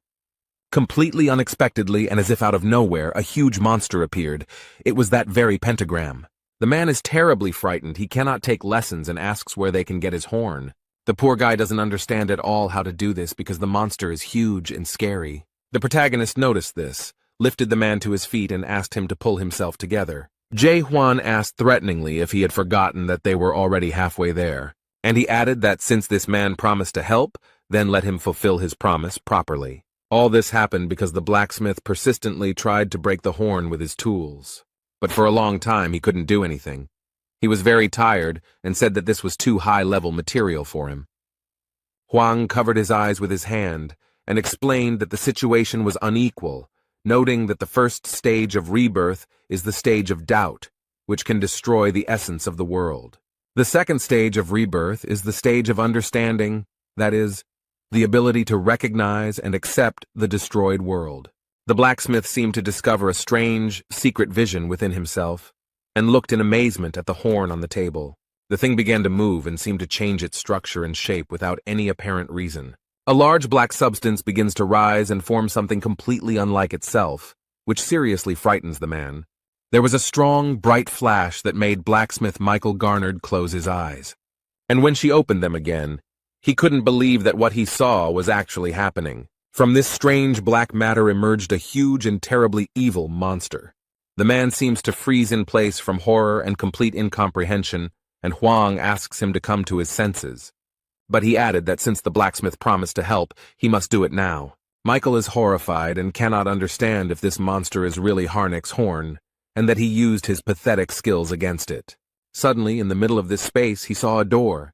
The man thinks that he is sleeping, so he wants to wake up as soon as possible. The blacksmith quickly runs to the door, being completely sure that this is a dream, and Huang does not have time to stop him. The guy just sighed in disappointment and realized that he was useless here. The man quickly ran out of the door and screamed desperately, calling for someone to help. But what he saw there frightened him even more and plunged him into complete stupor. Ugly and scary skeletons slowly approach him, surround him. In fact, it is his assistants in the forge who ask if he has finished his work yet. The man is so overcome with fear that he cannot understand what is happening to him. Suddenly, Michael heard a voice telling him that this fool had no right to be here. The poor guy can't do anything. His forehead is covered in beads of cold sweat, and his whole body begins to shake. The boy has to attack this creature himself, trying with all his might to subdue it. He thrust the instrument into her with all his might, while wondering if this world really existed. Huan has finally achieved success. He forges with confidence, and this material lends itself to him. The horrible creature began to fight back, and the boy wondered how it had managed to get here in the first place. The main character tries his best to hold on to the monster so as not to fall. But it seemed he had already realized that this would be a much more difficult task than he thought. The monster turned out to be quite strong and terribly angry, so the boy decides to jump. He then applies twice as much force to speed up and try again. Huang uses his blacksmith's hammer and deals a blow to the creature that breaks its bones. Meanwhile, Michael cannot come to his senses and screams loudly in shock.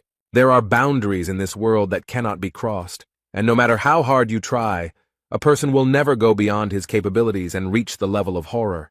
Michael thinks he's too old to work with Harnick's horn, and the guy should have come to him sooner. He understands that this young man came here to see the owner of the forge, but he has not been here for a long time, and adds that he is sorry that only a loser like him remains in this city. He thinks that he cannot consider himself a true disciple since he has not created a single tower, but Huang reassures him by explaining that he is good with weapons, so he should not give up. And he added that no matter how hard he tried, he could do it 1,000,000 times. But this phrase made the man laugh, because only a young guy could say such a thing.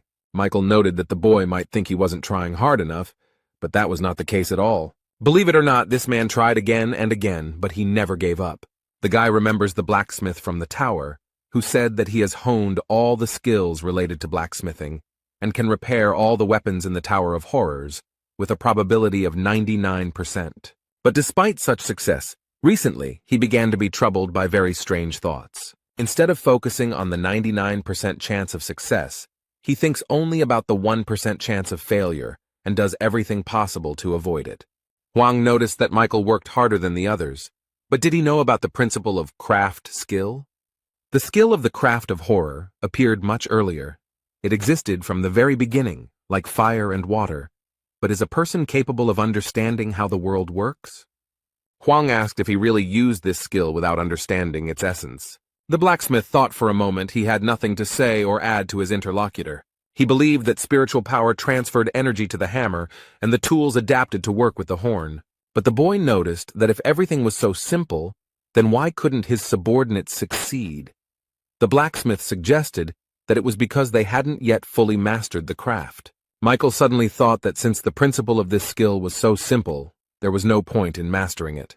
Huang points out that you have no idea what the skill is and continue to use it, and the man defends himself by saying that no one understands how it works. And then he persistently asked if this guy knew how the crafting skill worked.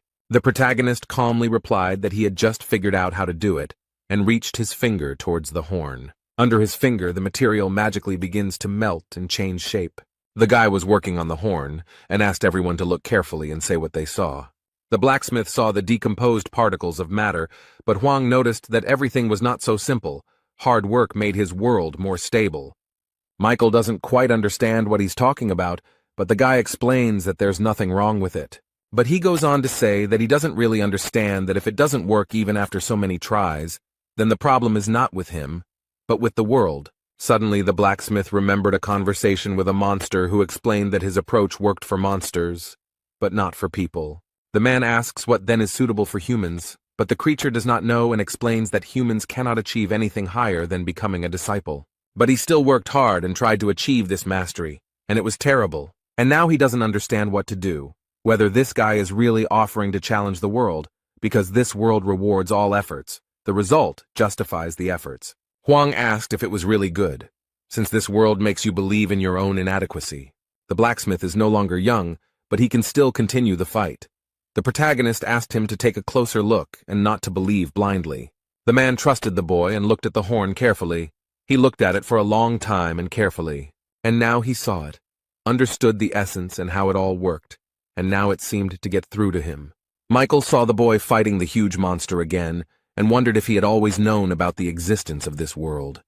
This world without deception, where all ranks, skills, and levels don't matter. He finally saw everything for what it really is, and he can't understand how Huang didn't go crazy from this.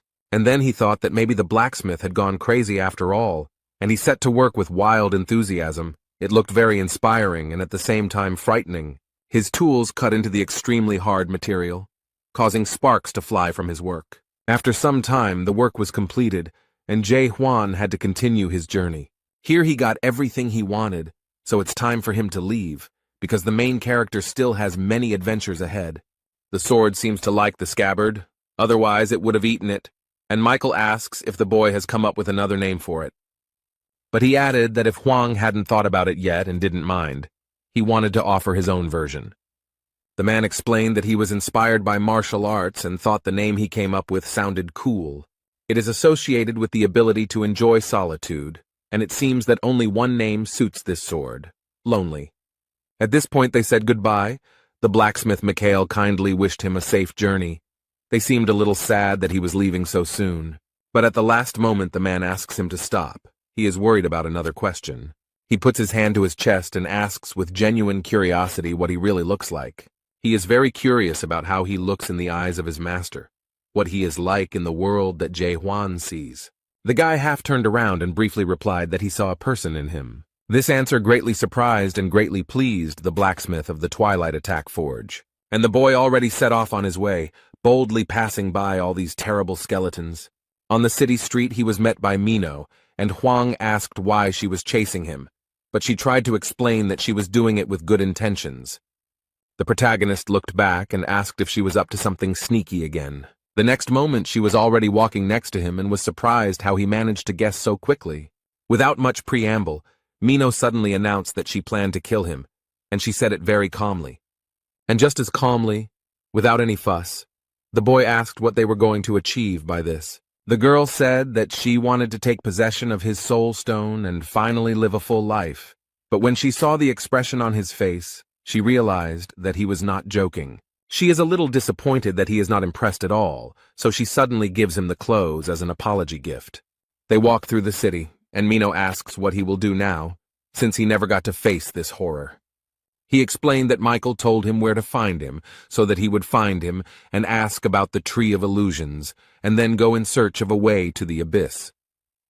The girl tried to understand what he was going to do, and suggested that he would still get to the abyss, but what would happen next? But Huang said that he was not going to return. And then he added what exactly he was going to do, and this information greatly shocked Mino.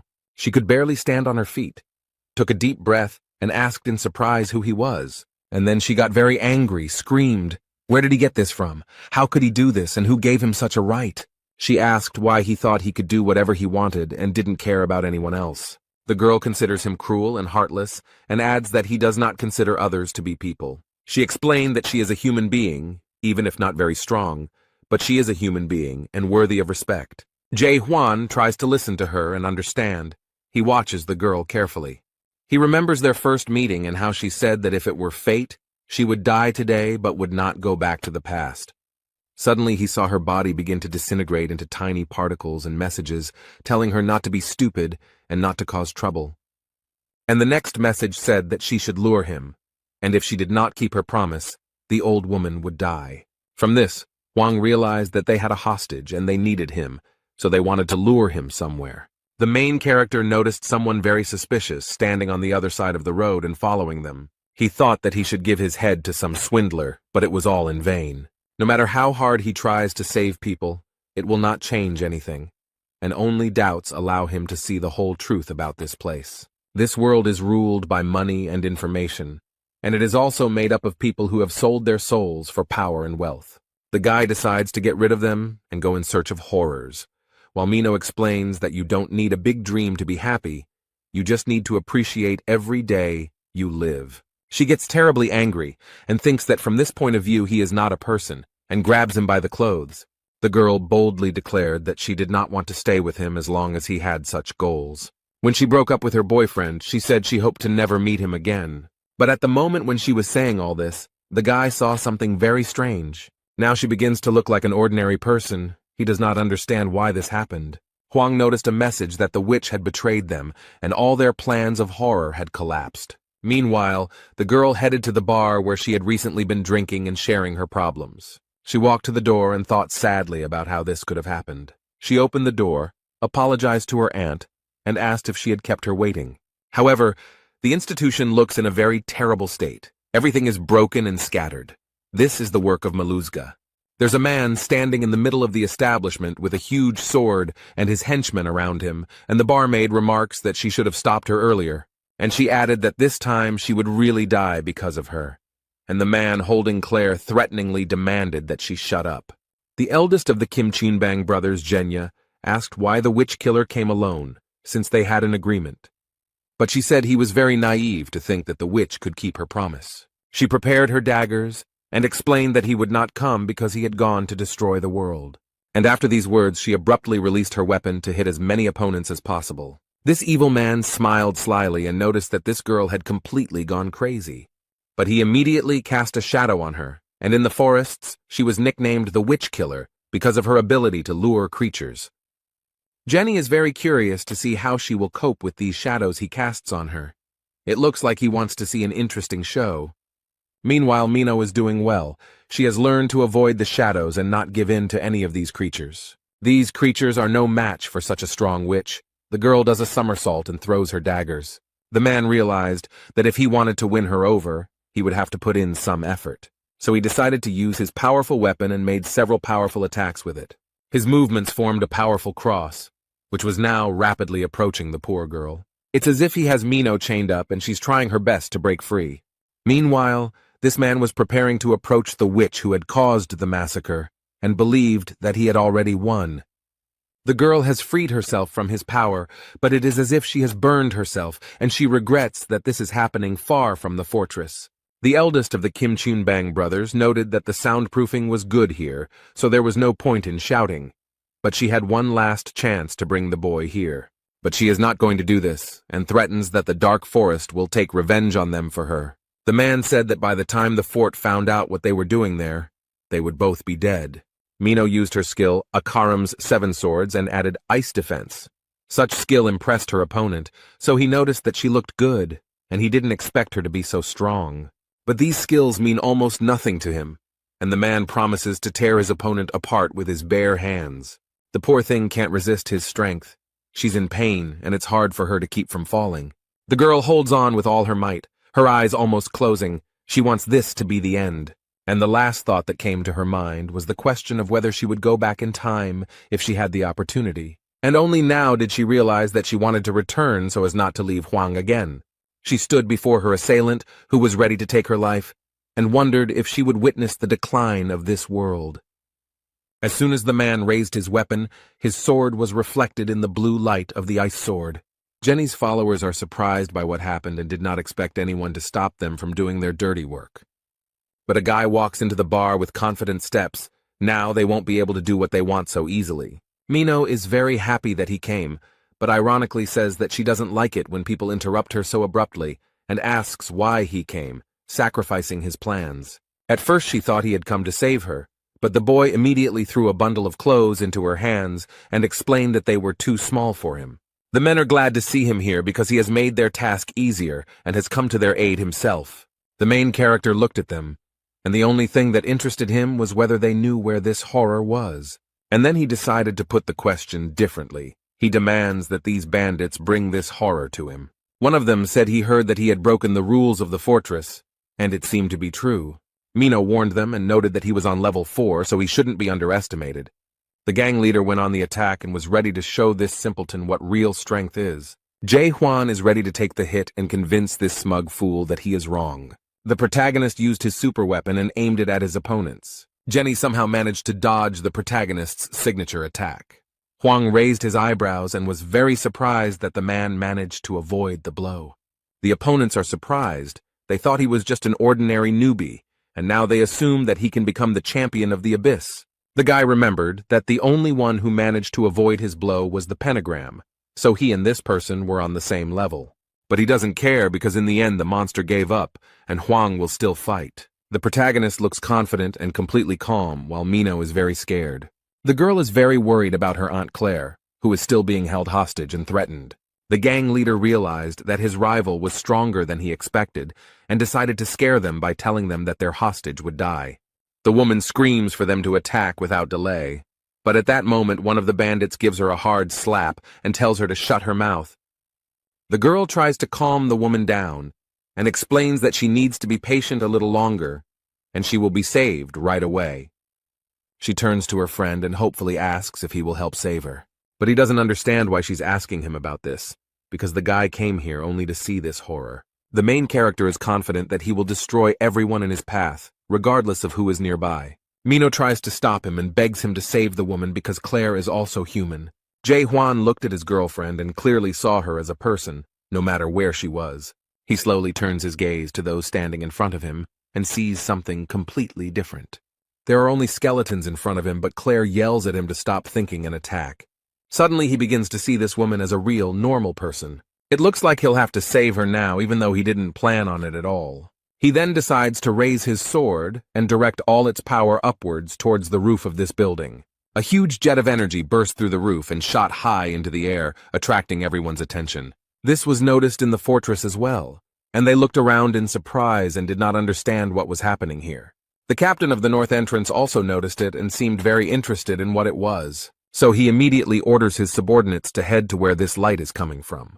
It turns out that there was some strange magical dome above the house, created by the smoke of the villains. They realized that they were now in trouble because Huang had broken the barrier of silence. Immediately after this, people in uniform appeared and were ordered to cordon off the area. The captain and his subordinates suddenly burst into the almost destroyed bar and arrived here very quickly. The captain looked around. He immediately realized that Huan should be here and asked threateningly what was going on. The main character reported that this man was brazenly violating the laws of the fortress. The guy did not go into details, but he has an assumption that he violated paragraph 4 of Article 276 of the Criminal Code. But he added that this man probably wanted to unite with horror and destroy this world. But Mino is shocked because this was Huang's plan.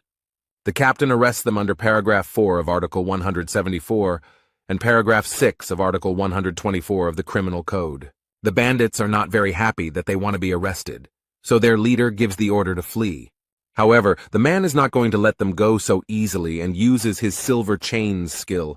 He immediately grabbed himself with 2 bandits who really wanted to break free, but couldn't. The man is not going to stop there, because he still has to catch the leader of the gang.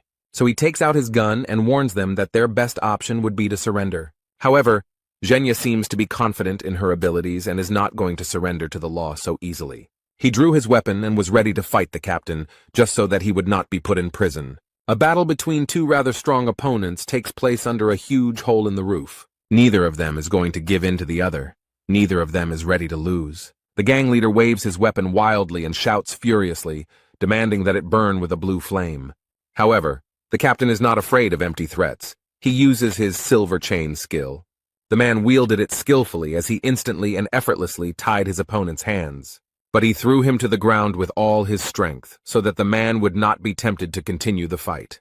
Zhenya realized with despair that he had no choice. He was already completely defeated. The captain pinned him to the ground. The man sighed heavily and admitted that he was now giving up. The warrior leader is glad that the man surrendered and notes that it was a rather wise decision on his part. But suddenly, Completely unexpectedly, one of the villains threw a lighter at Carlton. She falls into the middle of the room and begins to do exactly what she was thrown there for. Black and acrid smoke filled the entire building, making it difficult to breathe and understand what was happening. The man watches the house from afar, the smoke from which has already cleared a little. He did not think that he would have to take such measures. One of the bandits seemed to have inhaled the smoke. If you inhale a lot of it, you can die. He turned to the man and aggressively asked how he dared to use black smoke without consulting their leader. The leader of the Forbidden Paradise clan, the wanted warrior Hexal Ran, did not comment on this, as he was more impressed by the witch's skill and remembered that they had promised to bring her to him.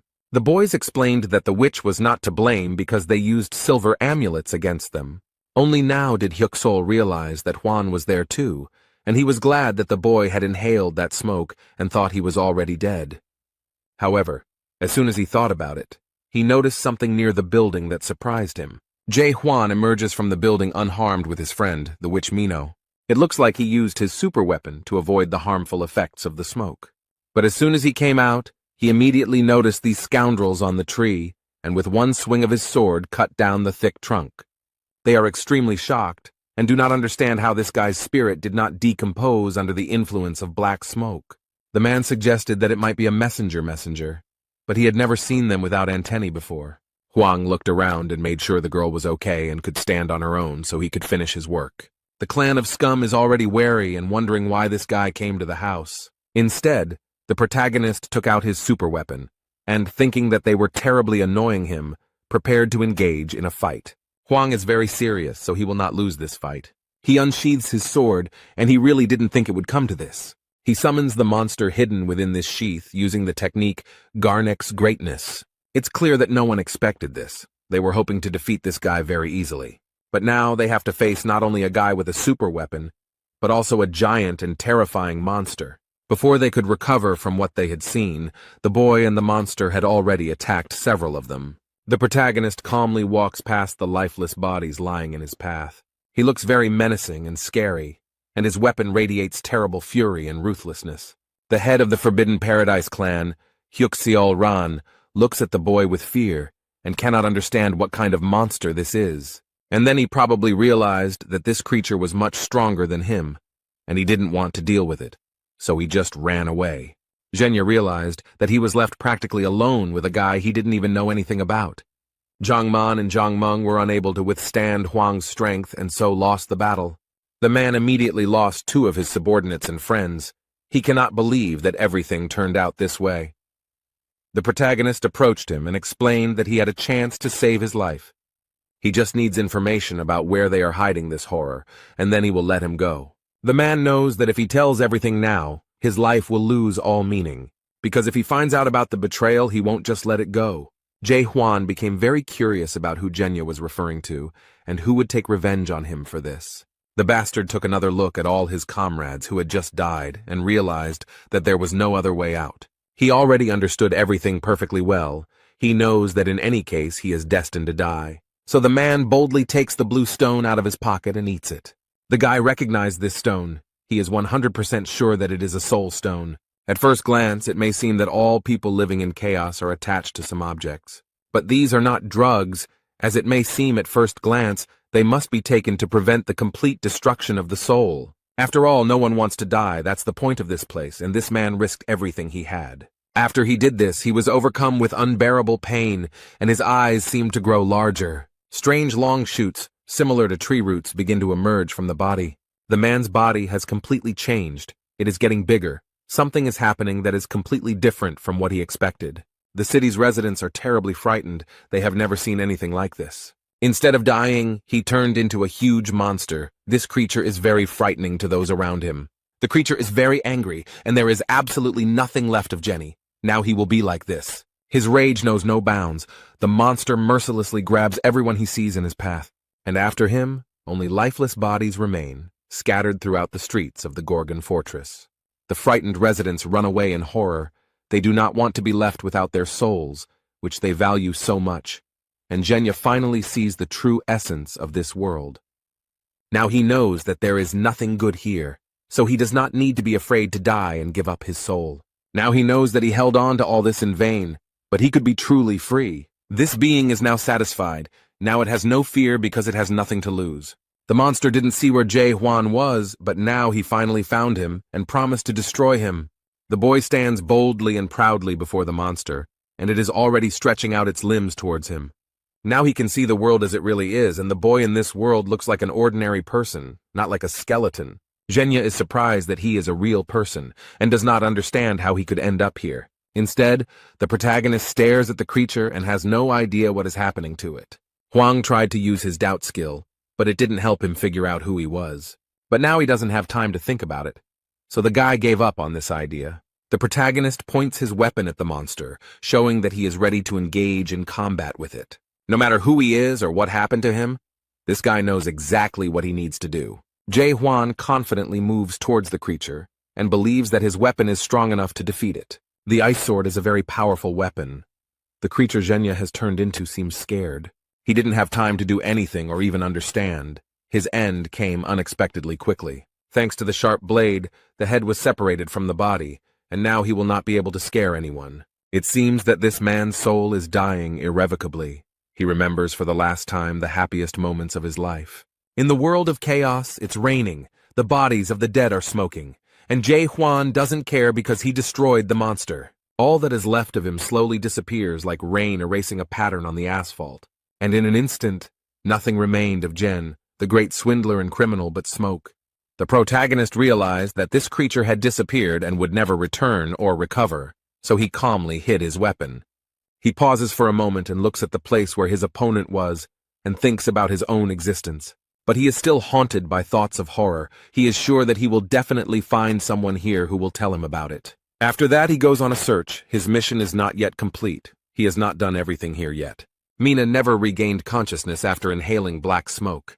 Huang did not leave the girl. He returned to her, and in the meantime, his subordinates were worried about the condition of their captain.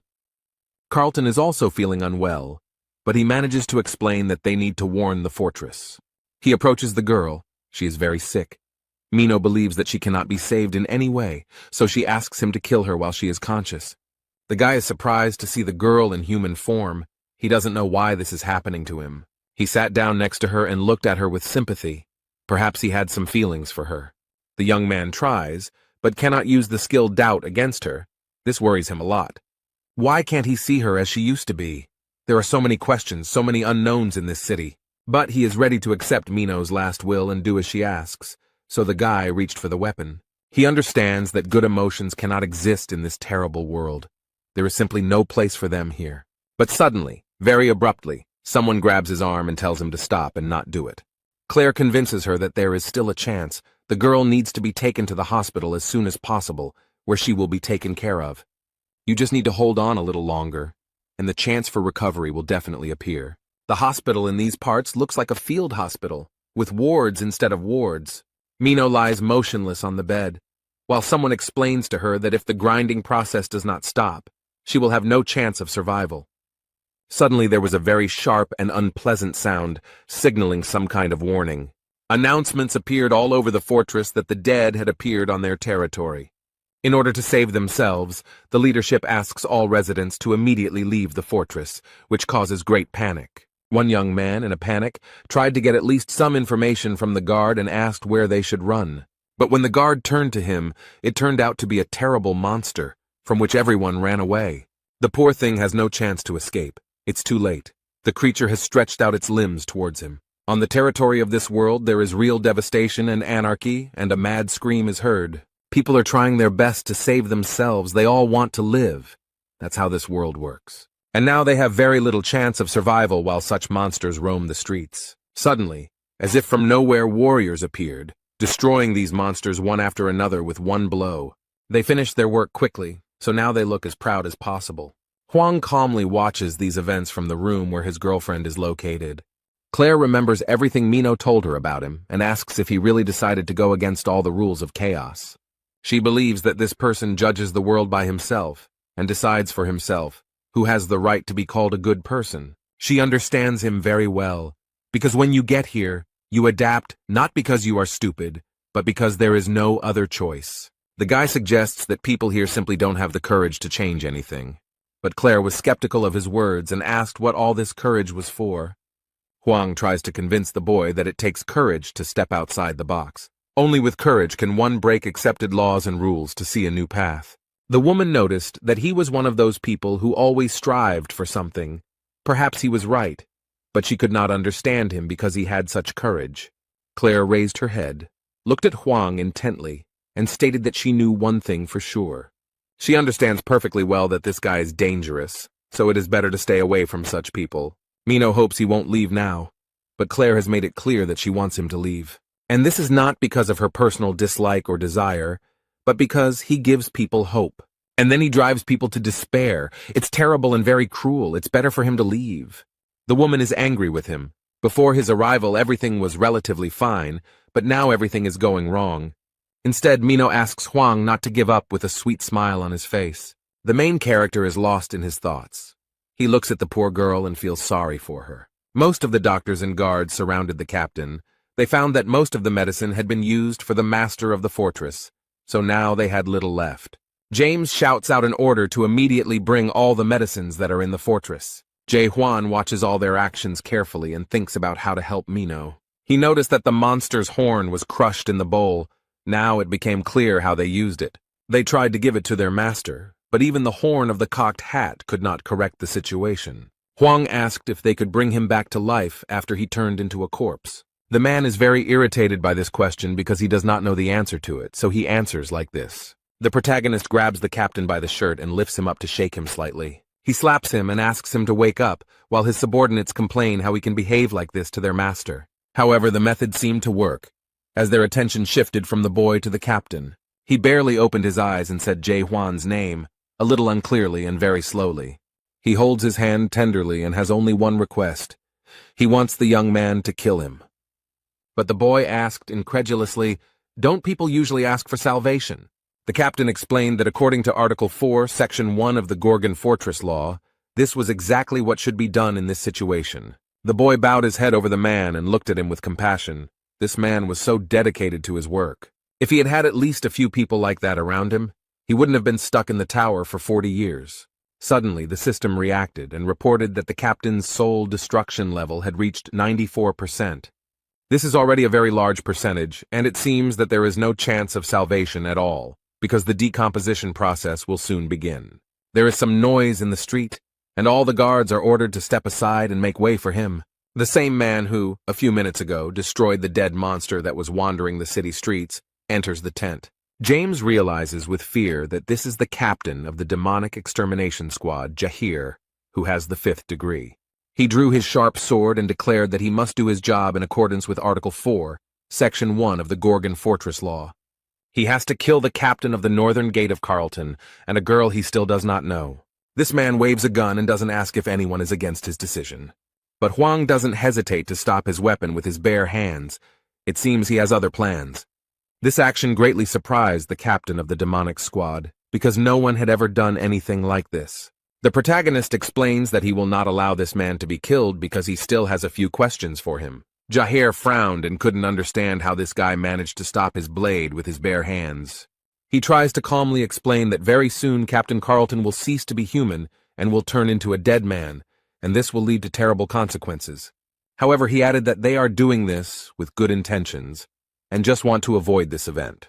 Huang pulled out Harnack's horn and asked if it could help him, and from the doctor's expression it was clear that it was exactly what he needed. Therefore, the guy, without thinking twice, crushes such a valuable item right in his hands. He did it to separate 2 sick people. The guy tries to save them both. Jaime sat down next to his captain and explained with relief that his numbers had stopped deteriorating, so there was hope. However, the result of Mino's treatment was completely different. These drugs did not help her as much. Its endurance level is very low, so the decomposition process does not stop, but on the contrary, accelerates. The level of destruction of her soul has reached 90%. It seems that they can no longer help her. However, Claire is still trying to save the girl. She asks to call Chan Ho, because he knows how to do dead man's strike. She insisted for a long time and explained that this blow could stop the destruction of the soul. The captain explained that they could not call upon the divine physician for such trivial matters. But after that, he calmly approaches the bed where the girl lies to finally do what he came for. However, Huang blocked his way. The captain politely explained that he did not want any arguments and asked him to disperse peacefully. The main character doesn't seem to be planning to do this. He has a very confident expression on his face. The guy has something in mind. His hand reaches for the sword, which is already ready to do its job. And then he explained that he would kill this girl because she asked him to do it. Huan approached the girl and tried to use the doubt skill on her again, after which he saw the world as it really is. Claire is still screaming at him to stop and not do anything stupid, but the guards are holding her back. And the skill of doubt never worked on the girl. He could not see her in a different light. The main character, with great sadness in his eyes, fulfills Mino's last request, to which he is not indifferent. He holds his sword tightly and after a split second of hesitation does it anyway. However, instead of what usually flows through the veins, silver drops drip onto the ground. Suddenly, very strange things happen, and Huang himself does not understand what is happening here. He is blinded by a bright white light. The guy was trying to understand what had happened to him. His expression was very confused. The poor fellow looked around and realized that he was in an endless white space and did not know what it was. Only Huang, Mino, and some grandfather remained, who looked at the girl with sympathy. He very kindly asks how Mino was able to bring herself to such a state with her methods. And then this man raised his head and realized with surprise that there was someone else here. He looks at the guy and screams how he ended up in his world and who he even is. The old man looked at the boy carefully and frowned. It was a very strange situation. He noticed how such a big soul could fit into such a small brain, like that of a 5-year-old child. The protagonist tried to use his doubt skill, but it had no effect on him. Huang thought for a moment and guessed that this old man was the reason for the destruction of her soul. The boy thought that she might survive if he killed the man, so he attacked. Huang is surprised that his grandfather was able to stop his punch, and his grandfather doesn't understand how the boy blocked his punch. Then he looked at his weapon in horror and realized that the entire blade was covered in cracks. Captain Yahello and the doctor watched them through the porthole in space with very surprised expressions on their faces. The old man was furious and shouted that the boy had no right to behave like that in his world. And the next moment, his weapon completely shattered into small pieces. His weapon was destroyed. He suffers. For him, it was a very important weapon, his favorite cocked hat. The main character didn't seem to do it on purpose. He didn't expect it to happen. In fact, this old man is a divine physician named Chang Ho, but he seems to be offended. The captain asked what he was doing there if he needed to treat the owner of the fortress. But the man made an excuse, saying that a beautiful girl would soon die and she needed to be saved. But he adds that he doesn't care who owns the fortress, and these words really surprised the man. But Huang prevented him from performing the dead man's strike and broke his sword, so now he can't do it. And then he looked at the sword that the boy was holding. It seemed to beckon him with its beauty. The old woman squealed with joy when she saw this unique and very rare weapon. He already reaches for the weapon and asks where the guy got it from, but Huang stops him. But he asks if this old man can save the girl if you lend him your sword. Chang Ho smiled contentedly and promised that with such a weapon he would definitely succeed. The main character, without thinking, gives his unique weapon to almost the first person he meets. Now he slowly watches what the old man will do, and it seems that this grandfather is confident in his abilities. The doctor examined the weapon and noticed that the sword had exactly the same aura as its owner. Meanwhile, everyone in the room watches what is happening with surprise and fear. The divine doctor is preparing to perform his signature dead man's punch and looks very stern. He smiles with satisfaction and declares that he is ready to see what this weapon is capable of. Huan looked around and didn't understand what he was seeing or if it was some kind of hallucination. He thinks it's a bit like the effect of the doubt skill, and in the meantime, Grandpa is doing his job. Now the boy understands a little better what world this old man belongs to. The doctor tried to perform a dead man's strike, but suddenly something went wrong, and the sword fell out. Suddenly the old man fell, exhausted, and now lies on the ground near his weapon, unable to rise. The main character is wary. He does not understand what is happening and is worried that the ritual is not complete. Chang Ho had exhausted almost all of his magical power, as he had previously healed the master of the fortress. The guy can't believe that it's all over, but the girl still couldn't be saved. He realizes with horror that this world is collapsing and soon he will have no chance. The old man was drawing a girl with a sword, but he couldn't finish it, and now everything is crumbling and disappearing. He apologizes profusely and explains that he is very sorry that this happened. The protagonist quietly approaches the man and, without saying anything, takes the weapon from him. He has a very concentrated look on his face, and his grandfather says that this is a stupid idea because he doesn't know this world and won't be able to repeat his hit. Huan gave the man an angry look and explained that he didn't know how to punch. The guy holds the gun with both hands and wants to do it, although he won't be able to do it exactly the same way as the doctor. Chan-ho, horrified, asks him to stop because the dead man's kick is not that easy to perform. They think he is being stupid and wrong to think he can do this. But Huang puts an end to all their conversations with just one word. He aggressively asks them to shut up. Now he begins to do what the old divine doctor did not have the strength to do. And it's unclear how he does it, but his sword emits something similar to ink. And the boy uses the sword for the first time to save a person, not to kill. The old man looks at the boy with wide eyes and cannot believe that he can do this. Instead, the protagonist concentrates and tries to remember what his girlfriend looks like. He thought for a moment, and the next moment he began to actively draw her as he saw her. The guy knows that the life of an innocent girl now depends on his actions. He remembers everything he knew about her, how sharp and stubborn she was, but too sensitive to be a killer. He also knows 100% that she will never betray her neighbor. This is a very noble trait. Huang actively tries to impersonate a girl and looks like he's doing it while dancing. The guy looked closely at the portrait and realized that he had forgotten one important detail. He added the final touch by remembering how they met and how she protected him, so he added that she was very trusting. The main character completed work on the portrait and managed to make it very accurate and beautiful. Words of gratitude could be heard from the patient's bed. Mino thanked her for remembering something good about her. The young man looked at the bed with hope and realized that his friend was finally feeling better. They began to look much better, and now the girl smiles sincerely at her savior. The destruction of the soul is on the decline, and the process of decay has stopped. The captain does not understand how this is possible. The guy is surprised that he was able to look at the girl during the examination and ask how she feels. The old man noticed that the young man no longer looked so limited and asked who he was. And then he adds where he learned to perform the dead man's strike, or, more accurately, the lunge. Captain Jaher asked the doctor if the guy had actually managed to perform the dead man's kick. The old man frowned and said that he didn't want to admit it, but he did it. Dead man's kick is not a skill, so no one can replicate it. So the doctor concludes that Huang is the same as him. Chang-ho means that this boy who strangely appeared in their world is an awakened one. These are creatures that have gone beyond the system. There are few of them. They refused to adapt to the system and gained incredible power. These people possess a power that far exceeds chaos, and there are only a few awakened people in all the great lands. The captain has some plans, but the doctor says it is too early to draw any conclusions and it is better to wait. But he continued and blew. Because there was another person who could deliver a dead man's blow, there was a chance to save the master of the fortress.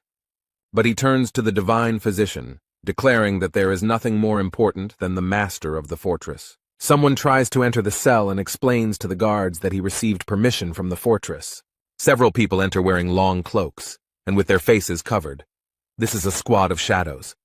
They are responsible for internal security and are led by a 5th-rank captain. Although they do not understand what these people have forgotten, because the Shadow Squad has nothing to do with the dead. The captain approached Huan, knelt down before him and expressed his respects to the envoy. But they politely ask him to go with them to the fortress, and only then do they notice the divine doctor and the destruction squad. They are surprised and ask if this is true, and if he is really the messenger of the messenger, but Huang also doesn't seem to quite understand what they are talking about. But I still came with them to the fortress, and many issues will be resolved there. The office is quiet and calm, the sun's rays pleasantly illuminate the room, and it's time to drink some warm tea. Huan and all the important people who were with him in the hall were also invited there. The man offers to introduce himself before getting down to business, so that he can understand who is in front of him. This is Jürgen Cheever. He handles the internal affairs of Gorgon Fortress, and the man said this with a very wide smile. The man remarks that this is exactly how the divine physician described him, and then asks him directly if he is the messenger of the messenger. Huang replies that he is not a messenger. The shadow captain is surprised by this, but Jürgen guessed. The elder explained that the soul stone is capable of not only increasing spiritual energy, but also establishing affiliation with the clan of messengers. He added that if he didn't belong to that clan, then where did he get that stone and why didn't his soul break when he held it? But Huang briefly replied that he found it. He was asked what happened to the owner of the stone, and he replied that he died. But the captain asked who dared to kill one of the 5 squads of the Great Land. The main character does not hide anything and calmly admits that he did it, but this really irritates the man. Jurgen asks him to calm down and explains that the guy probably had a good reason for doing what he did. Huan said that they attacked him first and wanted to steal the horns he had gotten himself, so he simply gave up. This man knows that messengers of messengers can be very greedy when it comes to materials. And then he asks Huan to tell him in detail how he ended up in chaos with them. The main character honestly told everything as it happened, and Jurgen Cheever wants to sum up everything that was said. So this young man claims that he ended up in chaos by accident and accidentally received the Soul Stone. Then, just as by chance, he entered into a fight with the divine physician and managed to repeat the dead man's blow that he had seen for the first time in his life. The young man listened to all this and did not make a single comment or excuse because everything was really so. Chang Ho looked at the leader with wild amazement and could not understand why he believed his words. The man tries to explain that in order to win someone's trust, you need to learn to trust yourself. He then turns to the boy and asks if he can ask him one more question. He asks if Huang is human, which greatly surprises and even scares the protagonist a little. Then he raised his head and looked into Jurgen's eyes, but it was clear that the boy was worried. He did not enter the game but left the world and destroyed the tower, and therefore his soul has no form. There is a high probability that the Tree of Illusions mistook him for dead and sent him to chaos, but his body is still somewhere on Earth. However, it remains a mystery to the boy how this man realized that he was alive. He explains that no one in chaos would call their death an accidental fall into chaos. He then asked if he wanted to reveal his identity because he was afraid of threats, but Huang did not give a clear answer. The man thought for a bit and decided to confess and apologize for something. He said that for the last 4 days his people had been closely watching him and reporting everything to him. But this is nothing new to Huan. He knows all about it and easily exposed that guy on the roof. He explained that the young man was much stronger than they thought, so it was very difficult to keep track of him. Despite everything, they managed to obtain some information and open the data files. It reads, Danger level 55, power level not determined, damage caused is approximately 380 million horns. He managed to do all this here in just a few days, and Jurgen Cheever is extremely unhappy about it. This greatly surprised the divine physician. It was impossible to determine whether he was a hero or a villain. They shout into the room that he is simply crazy, and Jurgen calmly replies that they can call him different things. But he explains that it is precisely people like this young man that he calls the main hero, who will have to overcome a large number of obstacles. Such heroes have special values, so they are usually famous. But Huan is not very famous. It seems like someone is trying to hide him from the public. And it seems that this creature is hostile. If it weren't for him, then Huan wouldn't have had problems with the documents. So he is the main character, pursued by an incredible force that cannot be controlled. That's why he accidentally ended up in chaos. And all this made him think. He is not 100% sure, but it is safe to assume that the monarch is behind all this. One of the 12 monarchs of the Great Lands, a young man ponders how powerful this creature could be. The man in the chair explained that he would not ask who he was or demand compensation for damages, and promised that he would be protected. Is the Gorgon fortress so strong that it can withstand the onslaught of 12 monarchs of the Great Lands? Jurgen Cheever asks if the boy is being pursued by monarchs, and explains that there is a possibility that he is one of them. This turned out to be good news, since monarchs have no right to interfere in the affairs of chaos. The protagonist is not a stupid guy, and understands that such things do not happen for free, so he asks what they want in return.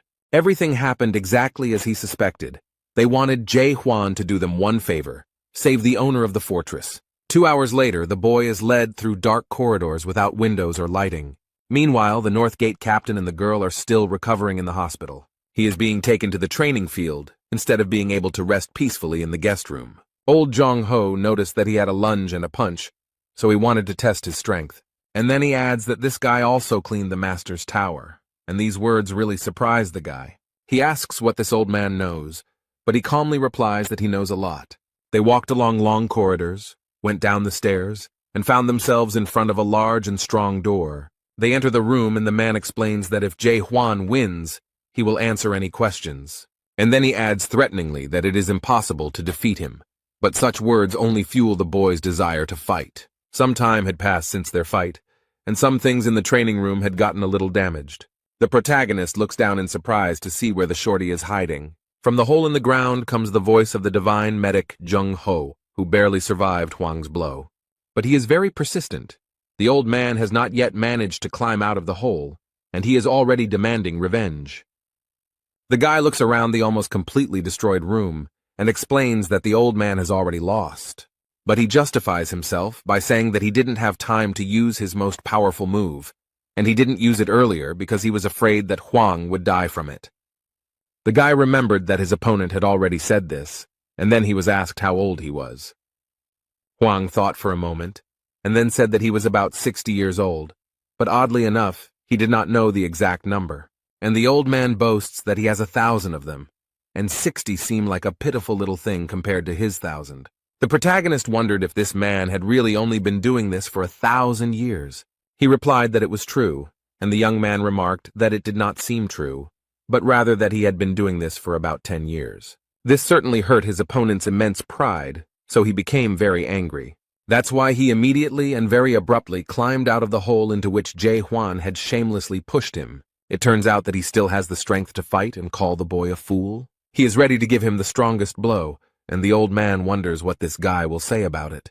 The old man had lived in the afterlife for so long, but he had never been defeated like this. He doesn't want to give up because he can't believe that anyone can be stronger. Huan has no choice but to enter the battle and try to defeat Jung Ho again. Their struggle continued, and who knows how much time they spent in the training hall. But they continue to fight with stubbornness and stupid obstinacy, and it seems that it will never stop. His opponent used all his strength, so it was a little difficult for the young man to resist him. The boy was thrown back by the impact and barely managed to keep himself from falling with a dull thud. The medic is on the other side of the room and seems to enjoy competing with Huang. Instead, the protagonist thinks he was thrown too far by a normal blow. The old man finds his technique very interesting, so he asks what the boy calls it. He replied that it was a normal punch, but Jung Ho thought it was a terrible punch, then added that with a name like that, no one would think it could be any kind of threat. While this is not all that Huang can do, he promises that he will now show something much stronger. Everything around him has changed. The boy is preparing to show his true power, which will sweep away everyone in its path. The old man seemed a little scared when he saw this. He definitely didn't expect to see such a simple-minded scoundrel. The young man had hidden his true strength for so long that the old man seemed to have underestimated him. Instead, Huan remembered all the previous battles he had fought in, and all the years he had spent in the tower. Therefore, now he has no equal in battle, because hundreds of different monsters have been destroyed with these hands. The main character no longer holds back and uses the skill King of Chaos, an extremely powerful blow. Just the thought of the Chaos King terrifies the divine medic, so whether he can repel this attack, it may be different from the king's strikes, but it will definitely not be less powerful. By directing a stream of power upward, the boy caused great damage to the Gorgon's castle, and after that, Huan warns his opponent that he will be approaching him. But in response, he immediately heard frightened screams and pleas to stop and not come closer. He doesn't want to experience this blow himself because he is not sure if he can survive, so he admits defeat. Meanwhile, in the vast lands of Region 5, the Steel region, interesting conversations are taking place. The man is told that the monarch of incredible darkness is currently linked to chaos. The Steel monarch, nicknamed Unbreakable Steel Huo Yu, asks why he is doing this. But he remembered that all the monks of the Great Lands had signed a treaty that stated that they would not interfere in the affairs of the house. The guy is scared because he knows very well that no one likes bad news. He notices that everything is much more complicated and asks him to look at the screen. Huo Yu explained that the video, titled Hero of the 99th Floor, recently went viral and wondered if it could be fake. His subordinate knows that the Monarch of Total Darkness was going to participate in the development of this product. The Steel Monarch asked where he was now, and the subordinate tried to explain this difficult situation, that he refused to join the game and broke through the roof of the tower. And he says that he escaped to the house. But Huo Yu does not understand how this is possible, because on the 100th floor there is a spellcaster following them. The guy doesn't want to say it, but he has to explain that this man killed the cultivator. It's hard to believe, But the monarch of pitch darkness is sure of it, but Steele doesn't understand what connection the monarch of Region 9 has with chaos. The subordinate explains that they had been thinking about this too and had only recently learned some very interesting information. It turns out that the monarch of total darkness has long since broken the agreement and is doing business with the house. Some branches of chaos have long maintained close ties with this monarch. The man frowns and stares out the window, wondering what this monarch of pitch darkness is up to. And then he orders a notice to be sent that he is going to chaos, and his subordinate asks in horror if he really wants to interfere in their affairs. He justifies himself by saying that he is simply observing what is happening from the sidelines, and adds that they should send 10 of their best gold-ranked warriors. The boy quickly ran to carry out the order and was glad that this time the monarch did not yell at him. The steel monarch thought about Jong-ho and remarked that he would have lived a long life if he had a gentler character. He thinks that nothing will disturb him there, but in fact the situation there now is a little different. The old man hugged the sword and said that he would not allow him to do this, and also noted that elders should be respected. And then he sternly asked how this was even possible, since he had been honing his punch for 40 years, and how this guy managed to achieve this. Huan thought about it, and explained that he had probably performed this kick 10 billion times, but the old man thought that was impossible, because he would have to go without food or sleep and perform 8 kicks per second. The protagonist explains that he can deliver 100 blows per second, and asks why this man thinks that a blow can only be delivered with a sword. He sat down next to the old man and concentrated on his body, and then something strange began to happen. The divine physician looked at him with wide eyes and realized that it was the same alien energy he had felt when he first saw him.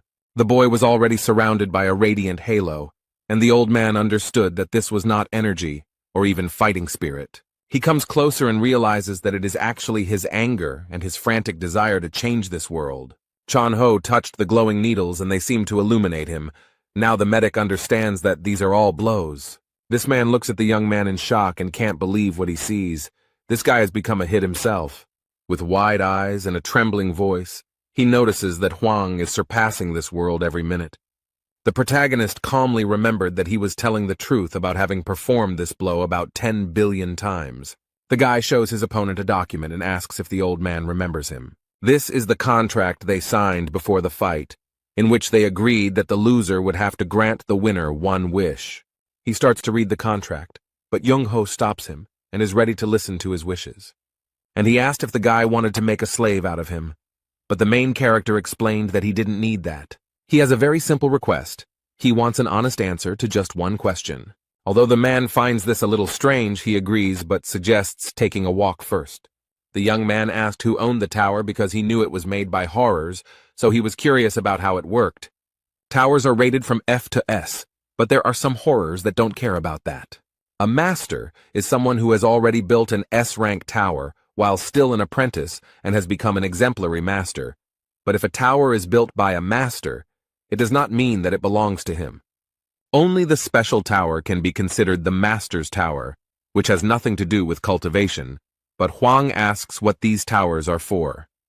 His interlocutor does not know this, because no one can understand what the masters are thinking. But one thing is known for sure. Among those who cleared the tower, sometimes awakened people appear. The protagonist asked if this was the tower that Jung-ho was from, and he replied that he was from the 4th Melville Tower. This tower is also called the White Whale, because on the first floor, where newcomers arrive, a white whale suddenly appears. He turns everything into sheer horror and begins to hunt for frightened and defenseless people. Now this may seem like something frivolous and trivial, but at the time it was a real disaster. The man remembers with horror his past and how many soldiers died in this tower. He thinks it's some kind of miracle that he managed to reach the 100th floor and leave the tower. These creatures are extremely scary. If they don't kill you, they will leave a scar for life. Jung-ho realized that the young man was also from the master's tower and asked whose tower he had cleared. Huang remembered that his name was Mularka. This greatly surprised the divine physician, and it seemed that he knew something about him. However, he noted that it was difficult to believe that there was an awakened one who cleared Mulark's tower. The boy asked if this grandfather knew Mulark, and he replied that he knew him well because he had traveled with him. The main character did not expect to hear this at all, so this information surprised him very much. He stopped and couldn't believe it was true, so he asked if he was really traveling with him. Young-ho probably decided not to go into details, so he briefly replied that it was a long story. And then, realizing that he was standing, he looked back at the guy and invited him to walk a little further. They reached a place that was very beautifully decorated with flags and lanterns with a warm yellow light. People sit at tables, drink cold beer, and noisily discuss their affairs. A fragrant and very appetizing-looking plate of meat and vegetable kebabs was served on the table. The old man sarcastically asks Claire if she will sell on the street like this from now on. She abruptly put the beer down on the table and responded aggressively that some guy had completely destroyed her building, hinting at Huan. The man noted that after everything that had happened, she had finally found the strength to open the bar again, so she really needed the money. The main character looks worried about something. He lowered his head and stared at the table. He looks closely at the plate and everything on it, and various thoughts come to his mind. And despite it, the inhabitants of the house walk back and forth, thoughtful and perhaps a little sad. He seemed to sense that something was wrong with the place and that everything around him looked very strange. The old man drinks beer and says that everything here looks somehow bland, and why eat in a city where you don't feel hungry? The man also thought for a moment and looked at the contents of his kitchen, at what he was drinking. The divine physician considers chaos to be a blessed world for the souls of all these people. In this place, souls tired of wars in the great lands will finally have the opportunity to rest and live in a completely different way. It was here that the warriors were finally able to lay down their arms, and the musicians were able to sing not about war, but about peace. Suddenly, the main character is distracted by some kind of argument on the side. Someone calls him names and demands that this person watch where he is going. Two men are angry at each other, and it looks like a street fight is about to break out. The protagonist realizes that this is just a drunken brawl and returns to his drinking. But having tried the beer, he is surprised to realize that it is not alcohol at all, but ordinary water. The old man explains that this is not a drunken brawl because no one here can get drunk, hungry, or grow old over time. They are just pretending to be drunk. Despite everything, people on this blessed land miss their old life and try to behave as before. You can't eat or drink here, but you still have a body and a heart beating in it. However, there were people who went against all the rules, a team of madmen who dreamed of the impossible. Gathering together to return to life, these people called themselves a group of deep explorers. However, the main character does not understand why they needed to explore the depths. Young-ho calmed down a bit and replied that they wanted to find the fruit of reincarnation. This magical fruit only grows on the Tree of Illusions, so they set out to find it. The protagonist looked at the man in surprise and asked if the dead could somehow come back to life. The old man, with a suspiciously sly smile, replies that this is possible and explains further. The only way to return to your old life is to taste the fruit of rebirth. A team of deep explorers was created specifically to search for this fruit. Around this time, Chung-ho awakened and had nothing to fear. At that time, he was only 150 years old. Huang asked with surprise and interest whether Mulark had really taken part in this expedition. The old man explained that this is exactly what happened, and added that Mulark was the leader of this group. The divine physician recalls the events of that day and notes that Mulark was special. Then they approached the river, and Horror noticed that the awakening process was quite interesting. But he added that since Jong-ho had not fully manifested, the awakening process was not complete. He remarked that it must have been difficult, since the man had gone his own way, although the old man tried to deny it. Mularka continued to irritate him with his questions and suggestions that the man must be feeling unwell after cultivating the land. And because of this, he threw his sword and almost hit the body of the horror that created the towers. But he asked why the horrors go deep, since that is precisely why towers are built, which are afraid of enclosed spaces. With his purple hands, he pulls out the sword stuck in the tree and explains that he has nothing to say because his apologies won't fix anything. He justifies it by saying that it is simply his job, which he will have to do for the rest of his life, but despite this, he deeply regrets creating the tower. It was at this moment that Mularka confessed to Jung-ho that he had plans to find the Tree of Illusion. It's hard to believe, but he wants to explore the depths, only because he created the tower. He slowly walked up to the old man and sincerely admitted that he wanted to stop cultivating. This is the main reason why he wants to take part in this expedition and why he needs this tree. The protagonist asks in surprise if he really wanted to stop cultivating, wondering if Mulark succeeded. The doctor explained that he had not reached the end of the expedition and was only at the entrance to the depths. but it seemed to him that Mularka had reached the Tree of Illusions. The fruits of the illusion tree began to fall from the branches, and the squad was able to return not empty-handed. However, Huang is thinking that if this old man managed to obtain the fruit of revival, then why is he still here? And at that moment, Claire comes over and tells the man not to lie. She looked at him with disapproval and noted that he knew that this expedition had failed. However, the old man insisted and pointed out that she was not even there then, so she could not have known everything.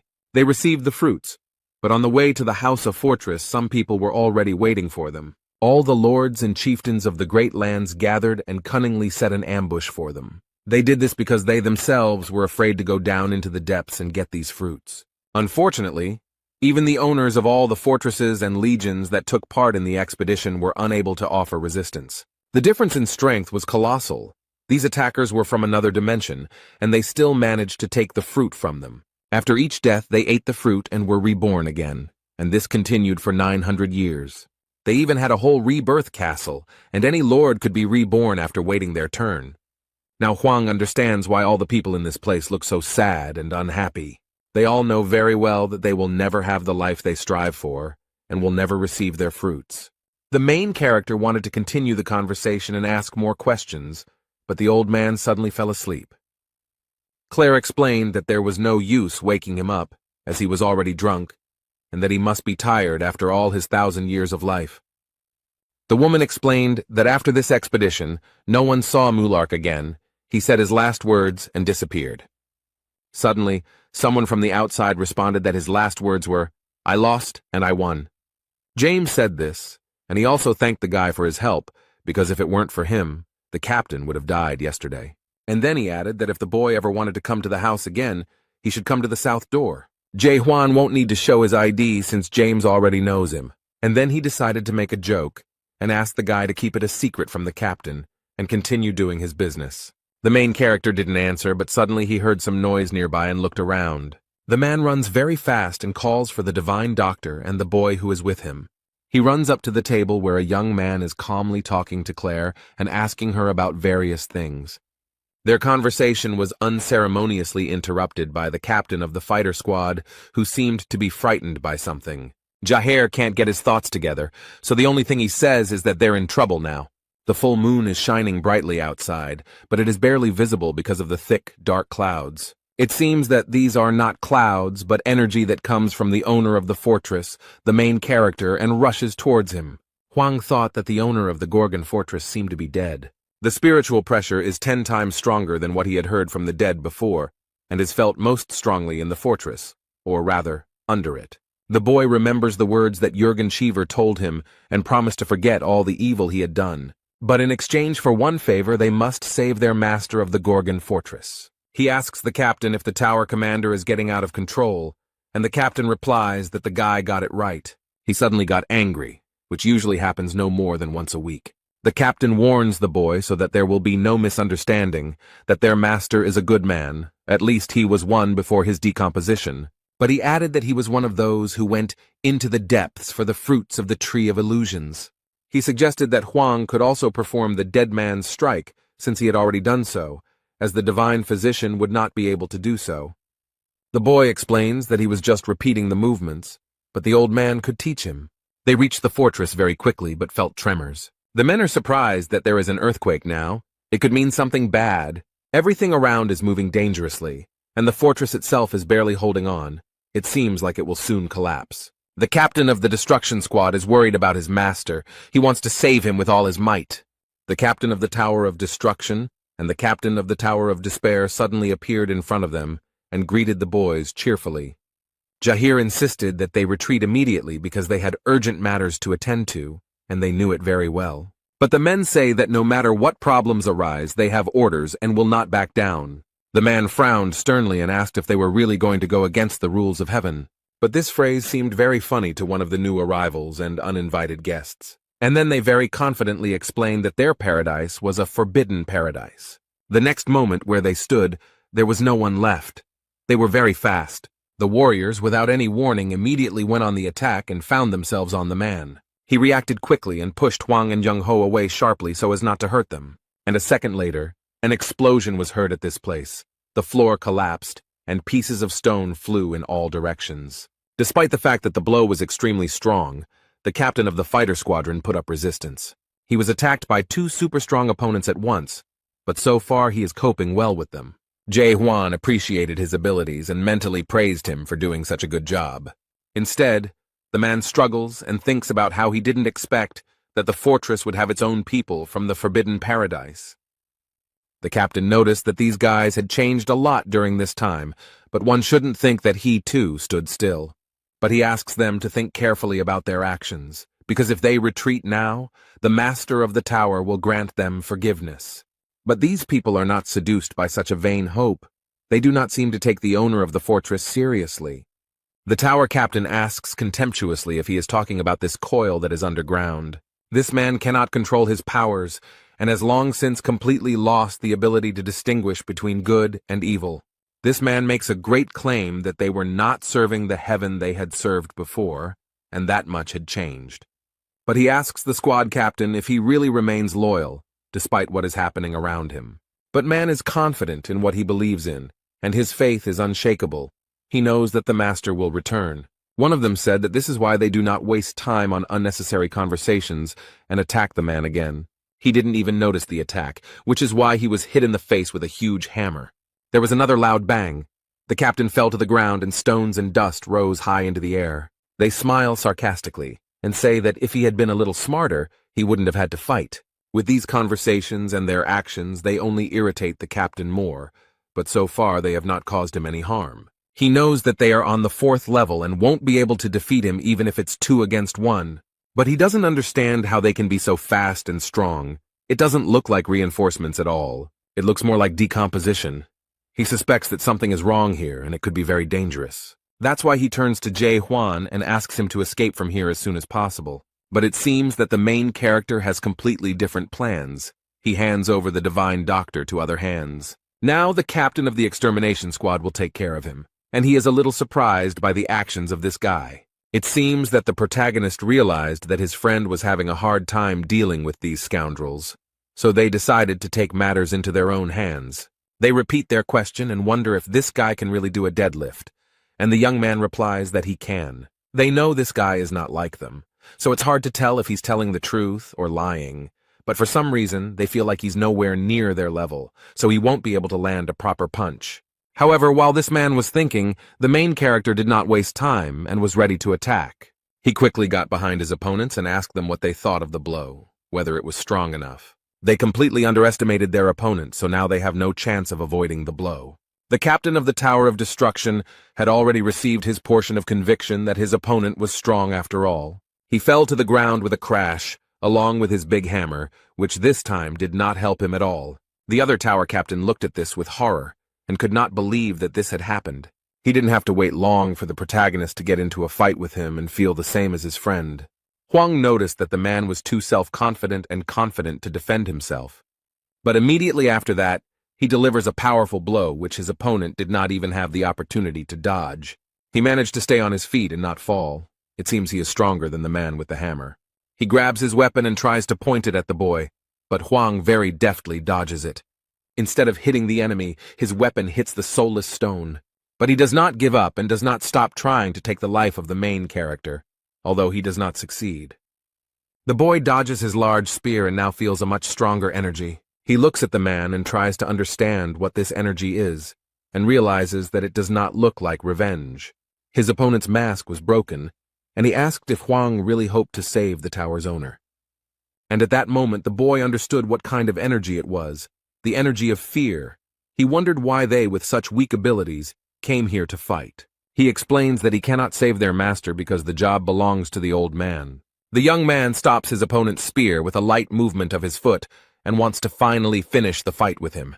The captain of the demonic extermination squad, Yahello, is extremely surprised by this boy's abilities, and it seems he also underestimated his strength. He jumps high and is ready to deliver the finishing blow without wasting any more precious time. He is confident. His stern gaze is intimidating, and he claims that it will not be difficult for him to destroy the two of them. There is complete darkness all around, and the only source of light is the burning torches on the walls. Dark energy is spreading through the dungeons of Gorgon's fortress, and the walls seem unable to withstand it.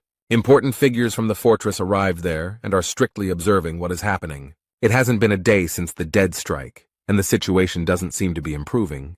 The owner of the fortress is cruelly chained hand and foot to the columns, and these people do not understand how he brought himself to such a state. Only recently a doctor came to him, performed procedures, and prescribed medication. The owner seemed to be getting better and the decomposition process was slowing down. It is unclear why he lost control again, and when there was even the slightest hope of saving him, he could have been helped if he had held out for at least a month. The medic explained that now the dead man's strike that Huan would use would only be a poor imitation, and that the master of the fortress was now in a more serious situation than Mino, but an ordinary person would have been dead long ago. Young-ho assured that they could expect his dead man's punch in just a month. Although he has never tried it before, he believes that two people could help the master, but only if one of those people is Huan. Jurgen Cheever has thought carefully about the whole situation and seems to suspect something. He glances around out of the corner of his eye and is convinced that one of them definitely knows about Huan, which means there is a traitor among them. Jurgena remembers how the master told her that people have come who can control the decay of the soul, but they are not the messengers of the messenger. With good intentions, he wanted to meet them and see for himself the strength of these people. The man warned him that it was a risky undertaking, since the business of decomposing the soul was quite dangerous. He insisted on sending the captain, since the owner of the tower was quite an important figure. But this man was very confident in his abilities, and stated that he had survived the hell of war, and would not sit idly by when it came to the people of Gorgon. Unfortunately, this venture turned into a terrible tragedy, and this stubborn man now sits with his hands folded. He went into development and no one knows what happened to him there and what led to this. However, in the end he returned from there with a broken soul. But there were witnesses to this event, and one of those who knows what happened then was Mena. Now he stands nearby and warns everyone to be vigilant because the situation is very serious. Jurgen Cheever suggests calling a doctor, but he explains that the Gorgon fortress will collapse if they wait any longer. However, he knows that they cannot carry out a dead execution without a doctor, and asks if he really wants the warden to die. But Mena is convinced that they won't be able to deal with him even if they join forces. And then, completely unexpectedly, he offers his help and says that he himself can do the dead man's blow.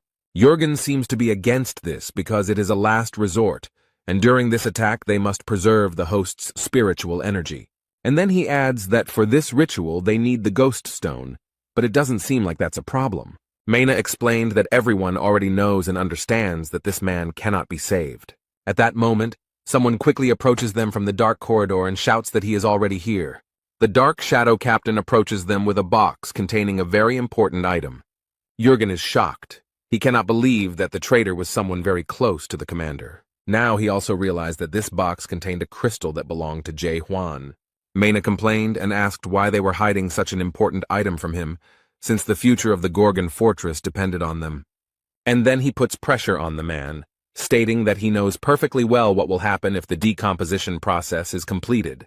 But she asks if he intended to turn their master of the Gorgon's tower into a real dead man. Everyone knows what danger an ordinary person who has turned into a dead person can pose, and this one can turn into a special undead and bring trouble and destruction wherever he goes. Jurgen is worried as the fortress caretaker is becoming increasingly violent, and the doctor is still missing. He hesitates. At first glance, it may seem like a rational decision, but his heart tells him that something is wrong. The fact that they have the crystal means nothing, because Dead Man's Strike is a special skill of the messengers, but where can they get it now? But this man seemed to have taken care of everything and assured me that there was nothing to worry about. After all, he has already found people who own this technology, but they look very suspicious. Mena explains that they are not the Forester's messengers, but they know how to strike. Jurgen Cheever can't watch all this calmly. He knows it's wrong. But this does not stop anyone. Everyone actively begins to prepare for the ritual. However, if the blow is dealt in this way, the master's spiritual energy will be trapped within the crystal. Since spiritual energy does not belong to the house, anyone can become the owner of a ghost crystal, and whoever gets the crystal will be able to possess the spiritual energy of the overseer and become the master of the fortress. But if the crystal falls into the wrong hands, the consequences will be dire, and who, other than Huan, can use the crystal? The man remembered the owner's words that people had come who could control the decay of the soul. Jurgen realized that these were the same people who had begun the process of decomposition of his master's soul. 6 months ago, his soul began to decompose, and now he has almost completely lost control, so all this was part of the commander's plans. The man finally understands everything, and gives the order to everyone to stop the commander immediately. And then he looked with horror into the faces of these people, and lost his last hope. Now he sees that they were all together, and only Jurgen was loyal to his ruler to the end. From this understanding and disappointment in all these people, he fell to his knees, powerless. They're all in this together, and he knows he can't do anything alone. He took one last look at the owner of the fortress, and apologized for how things had turned out. Jurgen Cheever was supposed to defend Gorgon's fortress, but he failed. He sincerely regrets that he couldn't save him because he was too blind for so long. Suddenly there was a loud explosion, and a large hole appeared in the wall of the dungeon directly above them. All the walls shook, stones rained down from above, and the torches that served as light almost went out. This explosion was heard throughout the entire vicinity of the fortress, and a large fog of dust rose up around it. No one can understand what is happening here and why the ceiling suddenly collapsed above their heads. Everyone present looks up in surprise and tries to understand who did it. Jurgen Cheever looks up with eyes full of tears and hope for the salvation of the master of the fortress. And everyone else is trying to pull themselves together after the explosion and a small rockfall. Meanwhile, moonlight penetrates the hole and a man confidently jumps into it. In an instant, Huan and the demonic destruction squad's captain Yahello approach them. He looks with pride at everyone present and shows with his whole appearance that he will not allow them to destroy the soul of the master of the fortress. They came here to stop this traitor from carrying out his terrible plan. Mino is not at all happy to be disturbed, so he asks who he is and why he came here.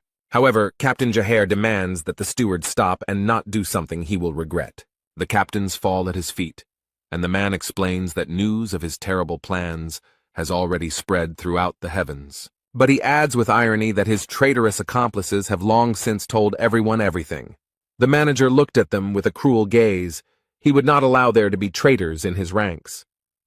One of the beaten men understood this look and apologized, explaining that he was sorry. But this did not help him at all, because Mino mercilessly and with one movement destroyed him. This action frightened the men. They did not understand why this man was doing this. He smiles sarcastically and says that they probably chose to die for spreading the truth, and he simply fulfilled their goodwill. But this excuse irritates the captain even more, and he insistently asks the man to finally pull himself together and stop talking nonsense. And he calls on the others to prevent him from carrying out his vile plan, but they surround the poor man with swords. He asks in surprise what they are doing, but one of them explains that he is sorry. One of them explains that this is the will of the administrator and no one has the right to go against him. And he adds that they must remain in place until the process is completed. Huan remembers being promised that he would be safe if he saved his master, but he knows that it was nonsense and that they couldn't guarantee anything. And in order for everything to work out as they promised, the main character is ready to change the conditions. Huan very confidently promises that he will save the master of the fortress and destroy all the traitors. In return, he demands that they give him the divine doctor Jung-ho. The guy, with a serious expression on his face, explains that he plans to repeat the trip into the depths. But it is obvious that he is not alone. He demands that they help him with this, and such statements surprised everyone very much. The mine manager frowned and said incredulously that this was nonsense. But he adds that he has already heard different stories about a guy who killed a dead man with one blow.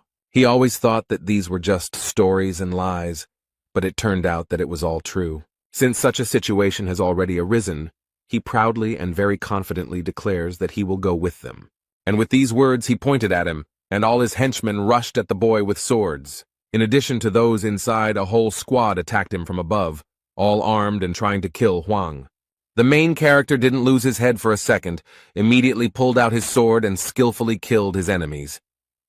Yahello still holds the divine medic in his arms and tries to avoid these chaotic movements with his sword.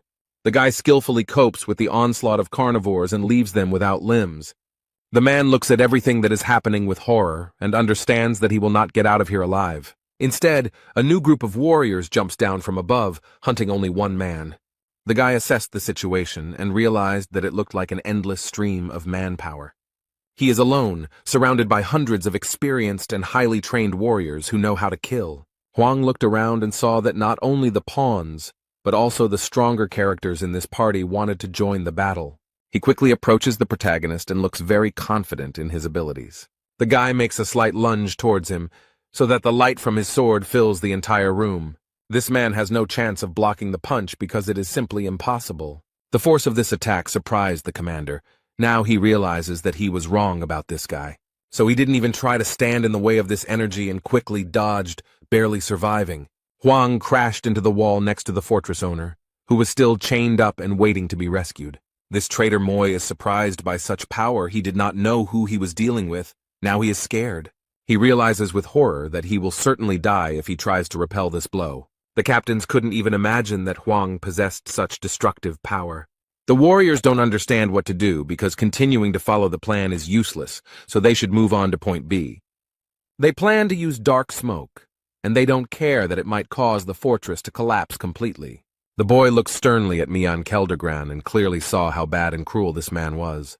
He approaches him and states that this man is the manager of internal affairs of the Gorgon fortress and the foreman of the Forbidden Paradise squad. He does not understand why this man is engaged in the destruction of souls, why he needs it, what he achieves by this. The guy takes his gun in both hands and says that he knows one thing for sure. He likes people like him. His opponent decides not to listen to this speech anymore and shouts that they must do everything possible to destroy Huang. At his command, all the warriors quickly approach the enemy, despite the fact that they have already seen what he is capable of. The protagonist raised his superweapon and enjoys this moment before the battle. He is sincerely grateful that such people exist because thanks to them, Huan will easily destroy this world. And after these words, he releases a powerful beam of energy into the sky, which creates a strong whirlwind. This energy extended far beyond the territory of the Gorgon fortress. If he had directed this beam at the people, all of chaos would have been destroyed. The beam broke away and flew high into the sky like a comet, destroying everything in its path. And then it seemed to explode and scatter its particles all over the territory of this world. The captain stood next to Jungen and asked him to stand up and look up, and he realized that it was all-consuming hope.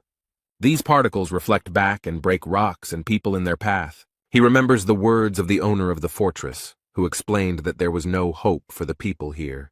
The master explained that strong hope will become a good support that will not be destroyed by any difficulties. The man cannot believe that the boy, in a world of destruction, sees this unshakable hope. Mine didn't survive after such a prank by the main character. He lies motionless, mortally wounded. But he still has the strength to say that Huang is a complete idiot, and perhaps it is the desire to say this that keeps him alive. And then he smiles slyly and declares that it is too late, and the Gorgon's fortress is almost destroyed. The protagonist did not plan to listen to these farewell speeches and mysterious words, so he sped up the process. Captain Jaher runs up to him with the old man on his shoulder, and strangely, he is still asleep. How much he has missed. The man is sure that nothing will be able to wake him up, since everything that just happened here could not cope with him. But Huang doesn't have time to fuss around the old man to wake him up, so he simply throws him to the ground. He immediately screamed that his back hurt, but the boy noted that he could have woken up on his own. Meanwhile, the owner of the Gorgon fortress still sits motionless in his usual place. His hand lies on the ground, covered in signs of decay and transformation. But suddenly she moved, and the system showed that the destruction of the soul had reached 99.9%, and oppression began. Everyone is seriously scared, exactly what they have been afraid of for so long, and so much has happened. The fortress's master remains motionless on his knees while the system assesses the victim's level of danger. The system cannot determine the degree of danger, so it concludes that the victim is dead. An automatic danger warning for Gorgon's fortress was also immediately triggered. All the city's residents run away in panic and do not understand where to run to save themselves. The soldiers were ordered to evacuate everyone immediately to avoid creating further problems. James looked at the fortress with huge eyes and didn't understand what the hell was going on. What he saw could not help but frighten him, because it looked terrible, and it was scary to think what was happening in the fortress. Someone runs up to them and asks the captain of the destruction squad and the fortress caretaker to evacuate immediately. The old man takes out his new sword and asks the boy to help him escape. The guy noticed the new weapon and asked when he managed to get it, but the medic noted that they did not have time to talk.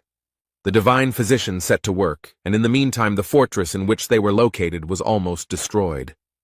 He actively does the same thing as last time. The man draws his sword. He tries to do everything right and as quickly as possible to avoid major disasters.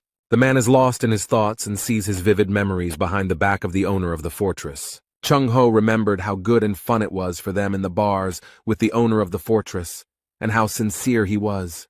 Dead Man's Strike helps to bring back all the long-forgotten memories, and Grandpa noticed that Huang did the same thing when he saved Mino. But he added that such vivid memories could help avoid a bad outcome. But the next moment, Jung-ho heard a strange voice that made him very worried, and the picture before his eyes changed dramatically. He no longer saw the cheerful and smiling owner of the fortress. He sees horrific images of carnage and brutal battles, all accompanied by excruciating pain. And then there are the creature's eerie eyes, which inspire awe even to think about them, let alone see them. A man with frightened eyes and a trembling voice declares that this is not the owner of the fortress. But it was too late to do anything because the creature had come to its senses and opened its glowing eyes. Huan asked what happened, but the old man didn't explain anything, only said that something was wrong. But he repeated his words again that this was not the master of the fortress, and these words frightened the young man a little.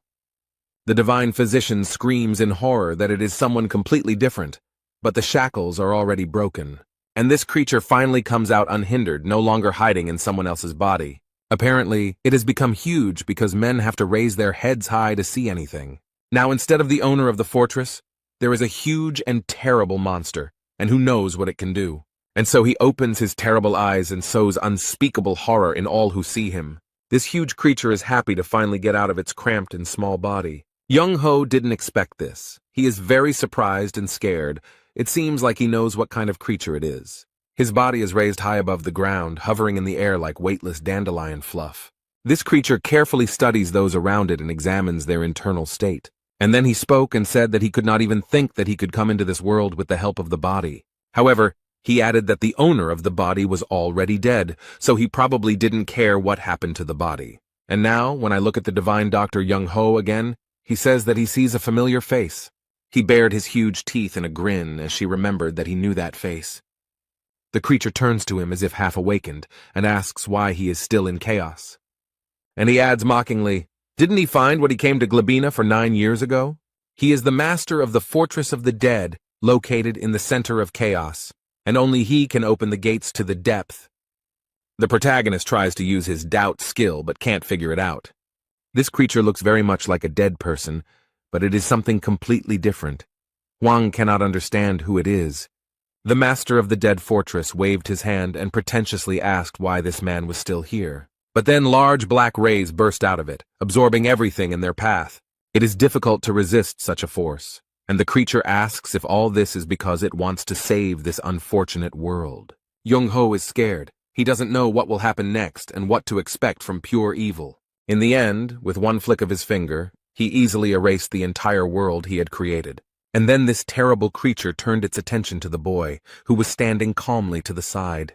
He looked at Huang and noted that he was an interesting person, and his voice sounded even more frightening, and added that he was fully awakened with a living heart. The old man suggested that the creature had taken advantage of the royal privilege of dead man's gentleness. Perhaps it had used it on the owner of the fortress.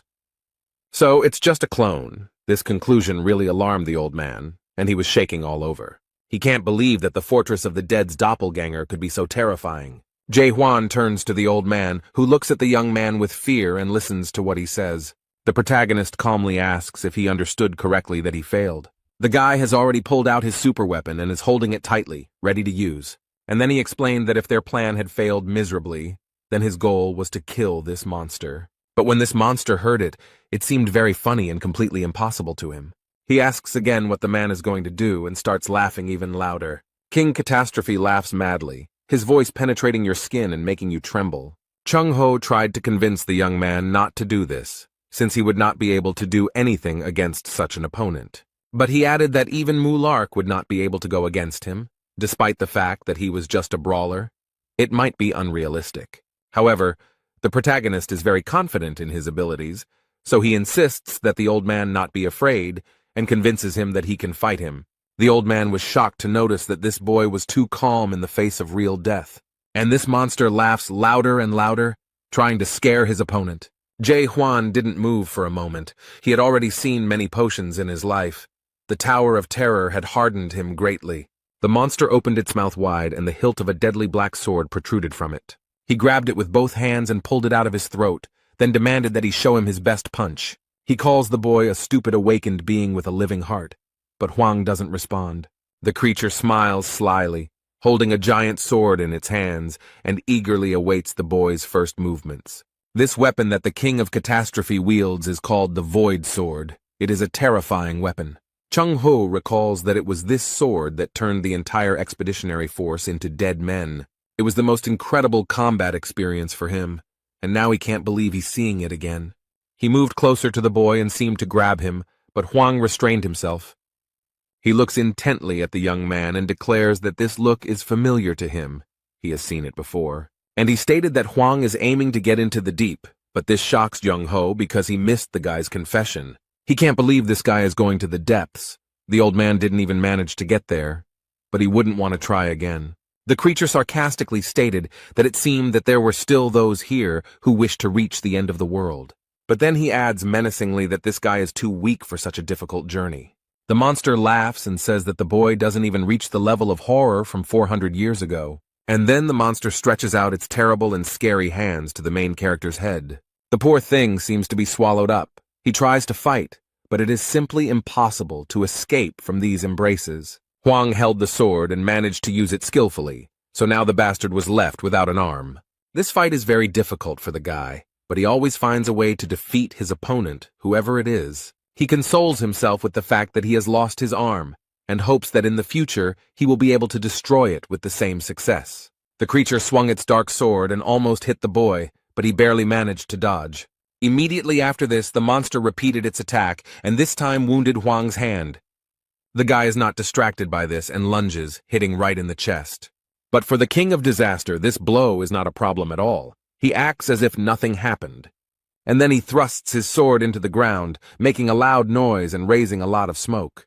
He tried to explain to Huang that the destruction of the soul is a disease of all times. It will never go away. The main character, being at the site of the injury, already feels that the same energy is emanating from there as from the dead man. After the void sword inflicts a wound, centuries or even millennia may pass. The soul does not stand the test of time. It wears out over time and eventually breaks down. And after this destruction, a person turns into a terrible creature, the dead man. But this still doesn't stop Jae Huan. He proudly declares that he will tear the King of Disaster to pieces. The monster taunts, saying that all he can do is cut a small piece from a dead soul, and then he emits streams of black energy, which are already absorbed by him on the way. The protagonist didn't know what he was signing up for when he threatened to kill this creature. These beams turned into many swords, turning them into dead men and pointing them at the boy. With one easy movement of his hand, he caused all these weapons to quickly approach the enemy. Young Ho covers his head with his hands and screams in fear as countless swords fly towards him. But Jae Huan covered it with his body and used his weapon to repel all these attacks. The monster noticed that the boy didn't feel too bad, considering that he was holding an ordinary toy from a horror movie. The old man saw that the boy was wounded and screamed in fear. He was not indifferent to this boy. The protagonist is aware of his wound, but he has no time to think about it. After all, at this moment a monster is rapidly approaching him, wanting his death. They met in a duel and crossed hands at night, creating a powerful wave of energy. He is so strong that he sweeps away everything in his path, and even the divine physician cannot resist him. The monster smiles sarcastically and remarks that this guy's soul won't live long if he continues to fight like this. The main character understands that this monster is right, and at this rate he won't last long.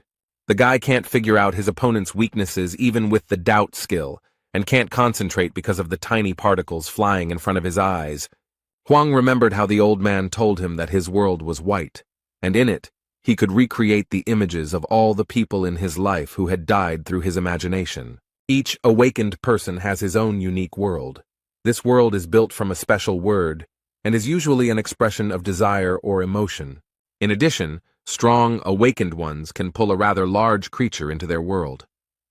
This gave the guy a little hope. It seems like he plans to make his plans come true. He wants to try to create his own world.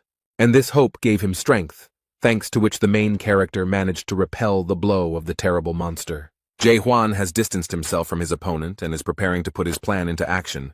He focuses and plans how it should look, and I have to give him an advantage in the fight. The next moment, He is already building his own world, into which he plans to draw the enemy and play by his own rules. He created a very dark and hostile world called Moon's Eye, and now he will feel better. Chung-ho looked at it all carefully and immediately realized that it all looked very much like hell. The old man realized with horror that this boy had been living in such a terrible world all this time. It is a very scary world. The doctor cannot understand how one can exist with such a feeling in the heart. After all of this is built on hatred and disgust, and he cultivates and nurtures all of this within himself. The King of Horrors asked in surprise if this was really his ideal world, if this was what fed him. All this seems very interesting to this potion, and he begins to laugh madly. Huan doesn't waste time on all this unnecessary talk, but immediately goes on the attack and plunges his sword into the enemy. He is full of strength and hope that now everything will work out for him, because the scars on his eyes have finally disappeared. This creature is not as simple as it may seem, and defeating it with such methods seems impossible. The monster's limbs rise up around the boy, but he doesn't retreat. These things wrap around his arms and block any movement, leaving him powerless. And then they wrap it around his neck. This creature claims that it is attacking him and does not even understand what to do next. After this, the King of Calamity extended his bony hand to the poor fellow. He grabs him and throws him hard to the ground. The protagonist can do nothing about it. The boy feels severe pain from the blow and is unable to use the sword to save himself. This creature repeats this movement once more. It again throws the boy as if he were a doll belonging to it. Chung-ho realized with horror that his friend's affairs were going very badly, although there was little hope of victory.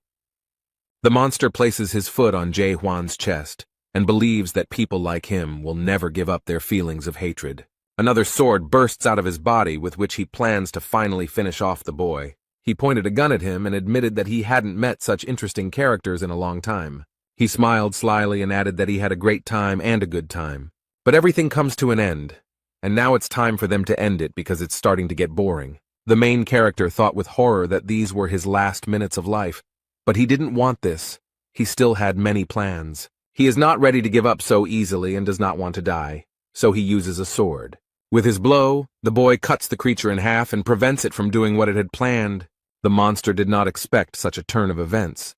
He thought that his opponent was already completely broken.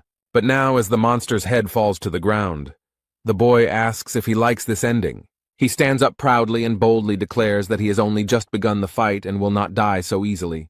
However, it's much more complicated than that, and the monster's head laughs, saying that this guy is a complete fool. He reaches his head with his work and explains that no one will be able to make a single scratch on his body. The King of Calamity caused a storm with his mighty power, and Huan had to cover his face. The monster got angry and decided to show all his strength, so long spikes appeared on his forehead. The main character did not expect this. He hoped to finish the fight. This opponent is very strong. He looks at the creature in front of him and does not understand what kind of monster it is and how to fight it. The young man realized that this monster was very strong, so he needed to be faster and more cunning. In a fit of rage, he throws his black, all-consuming sword, and the protagonist barely manages to avoid the blow. Nothing stops the monster. It wants only one thing: a cruel death for its rival. The creature stretches out its arms to catch and destroy the boy who angered it so much. And then he throws him with all his might against the wall. Few people could survive such a blow. The poor guy was hit so hard that even the stones around him couldn't withstand the pressure and fell. But the main character is much stronger than it might seem at first glance. He coughed several times. The monster is not going to stop there. He wants his opponent to die in agony. But it seems he has lost count, as the protagonist follows him and moves forward. The young man picks up speed and is ready to use his sword against the king of disasters. But this terrifying creature senses him and uses its power to repel the attack. He stated that he had been observing the Mejans of this world with interest for thousands of years. Everyone tried to reach the top of the Tree of Illusions to satisfy their curiosity. The monster noticed that the boy doubted everything and asked if he was trying to find answers to questions in his world. He strikes with his black sword with all his might and asks what exactly is bothering Huan. The monster tries to solve it like a riddle, and with crazy eyes screams that he understood something. The guy bravely withstands the sword attack and stands firmly on his feet. It is not so easy to defeat him. He grits his teeth and refuses to give in, but the monster taunts him and declares that Huang's world is a matter of doubt. He wonders what his world really is and suggests that it might be destruction. Options such as destruction or complete extermination are also offered, which for the monster looks like a game. And then he bared his terrible, sharp teeth and added in a terrifying voice that this world was coming to an end. He feels like this is the only word that suits him best. This world feeds on arrogance. The monster wonders if this ordinary man would dare to question the value of the Tree of Illusion. The King of Calamity has turned into a mad and very scary monster, and asks if the boy is turning to his world to find out his destiny. But the main character does not give in to his provocations and explains that he does not understand what nonsense he is talking. The monster still asks tricky questions to distract attention, but the boy is adamant. He is already very tired. This struggle has exhausted the young man, and he does not know how much longer he can hold out. But suddenly he unexpectedly remembered something, and realized that this had already happened to him in the past. The guy remembers such a terrible monster, and he defeated it then, which means he can do it now. The main character seems to have finally figured out how to proceed and how to stay alive. He remembered how Jong-ho had said that the fortress master's body now contained a double. The young man finally knows what to do, so he prepares his weapon to strike. Now he definitely has a chance. The monster noticed that something had changed in his opponent's eyes, and that a strong blow was awaiting him. Huan exerted all his strength, and his blow was so powerful that no creature could resist it. The result was a powerful explosion that crashed down on the monster and lifted many stones into the air. But this creature is still alive. It is so difficult to defeat, and she noticed that its arrogance knows no bounds. He declares in a terrifying voice that this fool will never be able to defeat him. The monster then stated that he was bored and wanted to finally put an end to this. The main character froze in front of a creature that was tens of times larger than him and opened its mouth wide. It doesn't scare him. It seems like nothing scares this guy anymore. He looks very confident. Instead, this creepy monster grins angrily and rejoices that he will soon swallow his stubborn rival. But Huang won't let that happen. He's preparing to deliver another powerful blow. He uses his doubt technique again, and this time it worked, and the protagonist saw it. He saw a long and bright thread connecting the double with his physical body. Now he knows where to aim, so he grips his weapon tighter and prepares to strike. Huan quickly approaches the monster, completely ignoring all of its wounds. He doesn't have the opportunity to think about it because the only thing he needs right now is to defeat the King of Calamity. The last blow caused damage to the double, as the young man used the decomposition technique. The main character does not stop fighting and increases his attacks in order to eventually win. The monster stated that the boy lived for the end and added that he would wait for him in the depths. This was his defeat. This was the last straw. The monster disappeared, and Huan remained alive. Huang, completely exhausted, leaned against the stone. It was even difficult for him to hold his head up. All this struggle had a big impact on his physical condition. His body was ready at 101%. But now he has had the opportunity to analyze the fight, and he realizes that he needs to become stronger. He understands that his lunge is not enough, despite the fact that it is a very powerful weapon. Strong Strike does a good job of crowd control. However, when it comes to one extremely strong opponent, this is not enough. The attack radius is too small to deal enough damage to win the fight. This time he used the lunge to distract the monster and buy time. But now he knows he needs to master the skills to fight especially strong opponents. The poor old man is lying on the ground. He has lost consciousness and is slightly crushed by stones. As soon as it was all over, the captain and commandant of the fortress came running to his aid. The main character suddenly hears someone talking to him and becomes confused. His weapon lies at his side, and next to him on a wet blanket lies the owner of the fortress. Despite what had just happened to his body, this man somehow survived. He has difficulty speaking, but he explains that even though he became dead, he was still watching over him. He is sincerely grateful to this young man for his efforts in fighting the King of Calamity. And then, without any warning, he suddenly grabs the protagonist by the tired hand. The guy is a little wary. It seems he doesn't like this kind of contact. It scares him a little. Instead, the owner of the fortress suggests that perhaps it is time for a change in Gorgon's fortress. He asks Huang to accept him, and then a bright yellow light spreads across his hand. The owner of the fortress sighed with relief and noticed that the young man reminded him of someone. After what this man did, the boy was left with warm memories. But the owner's last words were a request to take care of his living heart. Now others arrive at the scene of the battle, asking if everything is okay and if anyone needs help. Jurgen and James looked back and couldn't believe their eyes. What they saw was shocking. Huan approaches them with a sign on his hand given to him by the master of the fortress visible. All those present, without hesitation, immediately fell to their knees to pay their respects to him. Jürgen Cheever looked at the young man with tears in his eyes. He realized that the overseer had died, handing over his power. He submits to the will of his master, and if he wanted it, no one would object. Jürgen dropped to one knee and greeted the new overseer and master of Gorgon's keep. And now the main character understood what this seal on his hand meant, and it shocked him. 2 days have passed. The fortress is gradually being restored. Active construction work is underway. Huan is sitting at the table, and Jürgen approaches him and addresses him as the owner. But the guy objects and explains that he does not intend to be an observer. The man shows him a document where the boy's promise is written down. He promised to save the observer and kill the traitors, and Jürgen promised to help him get to the depth. The guy is angry because the owner of the fortress died. Now he must take his place. Jürgen noted that the boy could not break his promise since he was now their new leader. But this is not what he planned. He cannot waste time in the fortress because he wants to get into the depths. He hopefully asks if he can pass the position on to someone else, but Jürgen assures him that this is impossible, as the new person only takes over the position after the owner's death. The fortress does not recognize a new observer, and this sign is a symbol of the Gorgon fortress, which is why it was chosen. Since they had resolved the issue, today the man brought him a mountain of documents to study. There are also some extra helpful notes since he is new here, so he needs to familiarize himself with everything. While sorting through the papers, he noticed a strange law that punished a person for insulting an observer.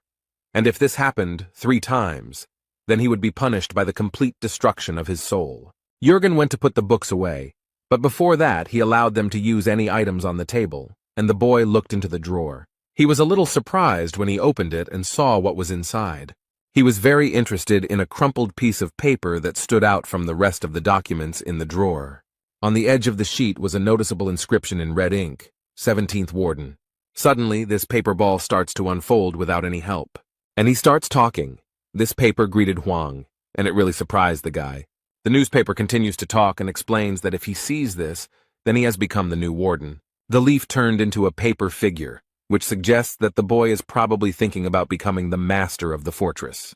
But she calms him down and explains that the observer has only one task. But Huang wonders what it is. Maybe it's some kind of magic note? The note says they just wanted to have fun because a good leader is one who knows how to have fun, and will not shift overall security to the management department and all other tasks to other departments. According to Big Brother statistics, many Gashladaks overworked themselves, which accelerated the decomposition of the soul and ultimately led to death. This advice is important not only for him as an observer, but also for the inhabitants of Gorgon. The previous leader hopes that his successor will be able to find a balance and not try to change something that does not exist. Don't overload yourself. Everyone in this world already knows that nothing can be changed.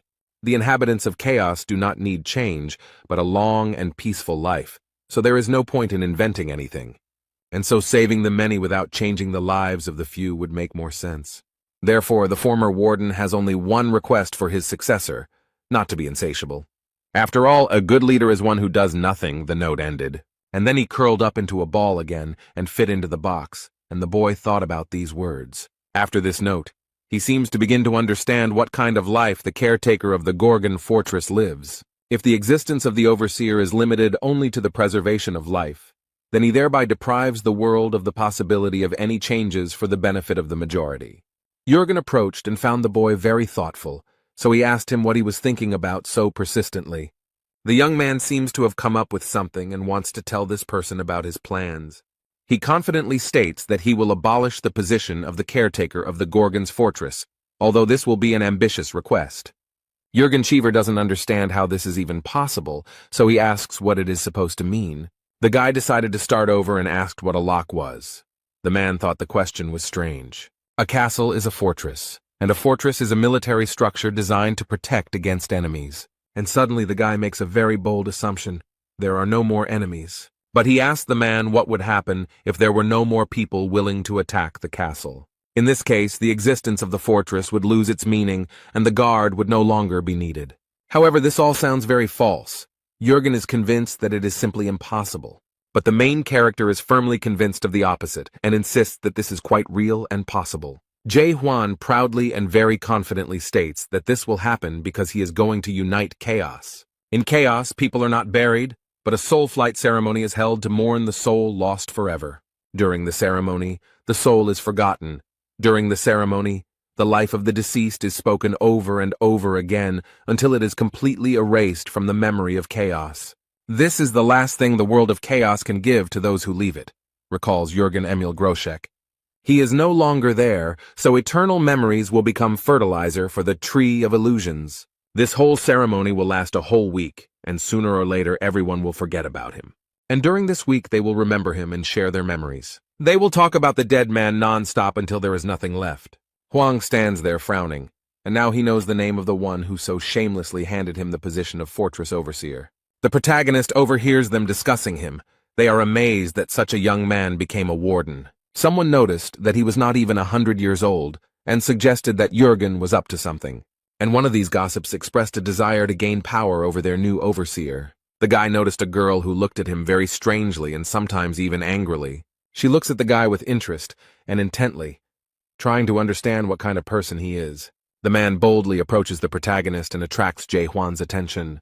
He has a smile on his face, and at first glance he seems quite nice. The man asked if this was their new boss. Jung Ho turned to the leader of the Holy Maiden Guild and noticed that she was one step behind Old Raccoon of the Lhasa Scholars Guild. She agreed that it was very interesting and asked what bets the doctor was making, who he was betting on in this competition. But the man was very skeptical about her words, since there was nothing to bet on. Here, even without competition, everything is clear. You don't need to think long to guess which of them is stronger. The man asked the new warden how old he was, and he replied that he was about 60. I thought for a moment and wondered if something had really changed in Gorgon Fortress, or if this guy was the son of the former overseer. Everyone around thought that this man was rude, and that age didn't matter at all, and that it was stupid to call him a son. Didn't he know how people got into the house? However, the leader of the Forest Guild believes that there is nothing wrong with his words and extends his hand to introduce himself. His smile doesn't look sincere, but rather mischievous, and the man says that his name is Jang Il-han. And he himself thinks that he has a wonderful opportunity because their new leader is an outsider, and he will finally be able to return all the humiliation that he experienced 10 years ago. He received a request from the previous overseer for permission to establish a new office in Gorgon Fortress. He was caught by the commander trying to bribe the guards at the northern gate and arrested for attempted bribery. The former manager did not allow him to set up any representative office because he had problems with the law. He didn't like it at all. He was cruelly rejected and humiliated, but now this man is already dead, and the commander of the northern gate is in the hospital. He considers the guy inexperienced, so he is convinced that now a great opportunity has opened up for him. She shook hands, and her interlocutor used a high-level combat formation skill. The golden fibers spread very quickly from his hand to his entire body, and Huang couldn't help but take possession of them. Somehow the main character found himself in front of the 8th gates of hell. Suddenly, the huge and heavy gates open, and the young man hears heavy breathing behind him. Behind him stood a huge and very scary dragon with a huge mouth and burning eyes. He immediately began to attack the boy, and the dragon used his ability to breathe fire. Everyone around noticed that the warden looked strange, and realized that this scoundrel had used the 8 gates of hell, which was very mean. Jang Il-han smiles sarcastically, and is happy that the boy is now watching the hellfire of the red dragon Tiamat, and believes that soon he will begin to beg for mercy. But suddenly Jae Hwan came to his senses and noticed that House had a very interesting greeting. The man's hands began to shake. He definitely didn't expect this. It seemed like the guild leader had underestimated his new boss. The protagonist now knows what kind of person this is and is glad that it didn't take him long to find out. He dealt with the red dragon very quickly, and now he has to repay the debt. And now he casts the lost spell and transports this person into his world. This world scared him terribly, although he did not have to fight with a terrible dragon. In horror, he fell to his knees in front of the new overseer and shook him. People gossip and don't understand how this guy managed to break through the 8th gate so quickly and easily. Huang said he should be publicly flogged for insulting the prison chief, but today he was kind and simply asked not to do it again. The guild leader looked at the guy in surprise and wondered who he was, but Jung Ho was a little disappointed as he thought it would be a more interesting sight. The ceremony continued, and the moment came when Jae Hwan was called upon to give a public speech. Since he is the new leader, he should greet everyone. They used a sound amplifier for him and asked him to start. Young-ho is a little wary. He has a bad feeling about this welcoming speech. He starts with an introduction.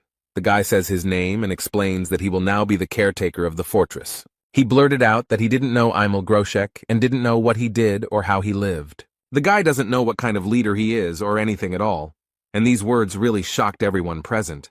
But he doesn't care at all, and he already knows that the inhabitants of the Gorgon fortress don't like him anymore. Huan noted that they probably thought that this inexperienced boy became the commander of the fortress by accident, and there was probably some truth to that, since he himself did not want it. The protagonist came to the conclusion that they were unhappy with the candidate, and he did not want this position.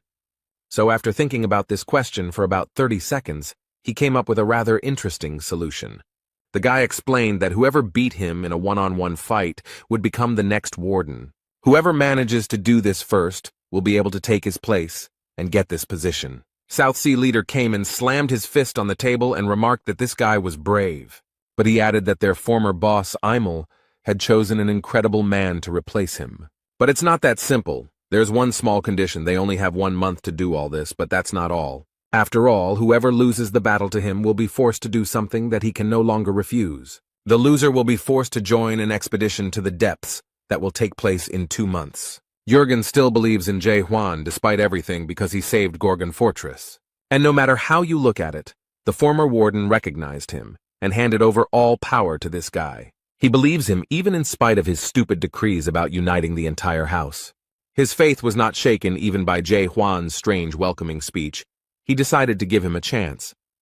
The villagers are very concerned about their new leadership, but Jurgen believes that no matter how strange this guy is, he is still their overseer.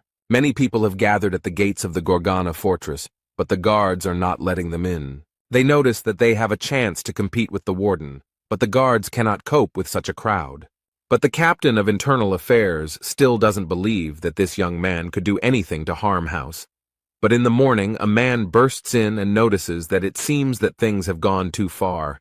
He shows a commercial featuring Chog Ho and comments that he once challenged the warden and is confident that even all of Chaos couldn't defeat him. It seemed that Jurgen was not prepared for this information, but he was not prepared for the guests either. Having received this information, he quickly ran down the corridor to resolve the issue with the prison warden. The man quickly ran to the office door and was already thinking about what he would say. The captain of internal affairs abruptly opened the door and 1,000 sheets of protocol were thrown at him. It seems that this man is in a bad mood and noticed that the manager has a lot of work accumulated. He sorts through all these stacks of documents and approaches the table where a man is sitting. He says that in such a mess one cannot sit and pretend to be active, but there is no leader at the table. Jurgen asked in surprise what Carlton was doing here since he should be in the hospital now. But despite this, he is now worried about a completely different problem, and he is not in the mood to play hide and seek. The entire fortress heard his desperate cry, and the question of where the hell the warden was now. Carlton has his own room with his statues. This man loves himself very much and admires himself. But his beautiful sculpture is very fragile, and became a target for the main character. He practices his skills on Carlton's collection. He destroyed Fallen Angel, Angry Carlton, Brooding Carlton. Young-ho asked if he realized how much this collection was worth. However, Huang reassures him and asks him not to worry as he has mastered a new skill and is demonstrating it.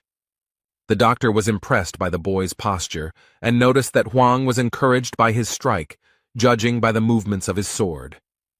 The old man suggests that the boy name the kick after him, and the boy asks if he wants to try doing it himself. But you seem to be against it, and all he has to do is come up with an interesting title and add that the guy does whatever he wants. But there is a limit to everything. But this does not stop the main character at all, and he prepares to strike again. Jong-ho barely managed to escape from this powerful force that was rapidly approaching him. This angered the divine doctor, and he noticed that these young people had no respect for their elders at all. But he angrily added that respect was the main law in life, and the guy should learn it. But their petty argument ended when the men noticed something unusual in the room. When the smoke from the impact cleared, they noticed a wounded man lying on the floor. The old man looked closely at the boy and noticed that this man was from the Thunderlord clan. And it's true. Yun, the leader of this clan, is lying on the floor thinking about how everything went wrong. Some time ago, he was in the attic of Gorgon's fortress preparing his plan. These people specifically waited for the moment when the mentor was busy teaching. There was a crack in the ceiling through which they could watch what he was doing. It was the perfect place to carry out his insidious plan. From here, he could see everything. He used his powers and thought happily about how he would become a leader today. He doesn't care that he might be called a coward for doing it so covertly. For this man, murder is the result of a fair fight, and it doesn't matter how exactly it happened. But suddenly, due to a strong blow, the ceiling collapsed and he fell to the ground, completely naked. He came to his senses and realized with horror that his plan had failed, and like him, fell to the ground. Now he stands like a hawk and screams in pain. His back hurts after the fall. But he comes face to face with the doctor, who is glad that their unexpected guest has come to his senses. The guy didn't expect to see him here, and Jung-ho stated that this idiot was always clumsy. And then Yun gave Huan an angry look. He asked in surprise who it was, because nothing was known about this man either on the mainland or in chaos as a whole. But the doctor noticed that he had the same problem. That's why this guy asks, what's the point of managing something you've never heard of? Jung-ho looked at Huang training and explained that there was no point in it. Then he remembered everything he knew about this man, although they had met not so long ago. But in that short period of time, he realized that the only thing that mattered to this guy was that everything about him was meaningless. The Thunder King clan leader listened carefully to the old man and found it a little strange. Huan looked back and stared at them, wondering what they were talking about. And Yun-en immediately prepared for battle and was confident that he would defeat the warden. This time he won't attack from cover and will come out on top. Huang doesn't mind the guy trying. So he waved his hand at him, inviting him to start a fight, and told him he could try again. The man frowned and tensed his entire body so much that his veins bulged. And then, like a bullet, he rushed forward and very quickly approached his opponent. The leader of the Thunder King clan uses his power and instantly attacks Huan.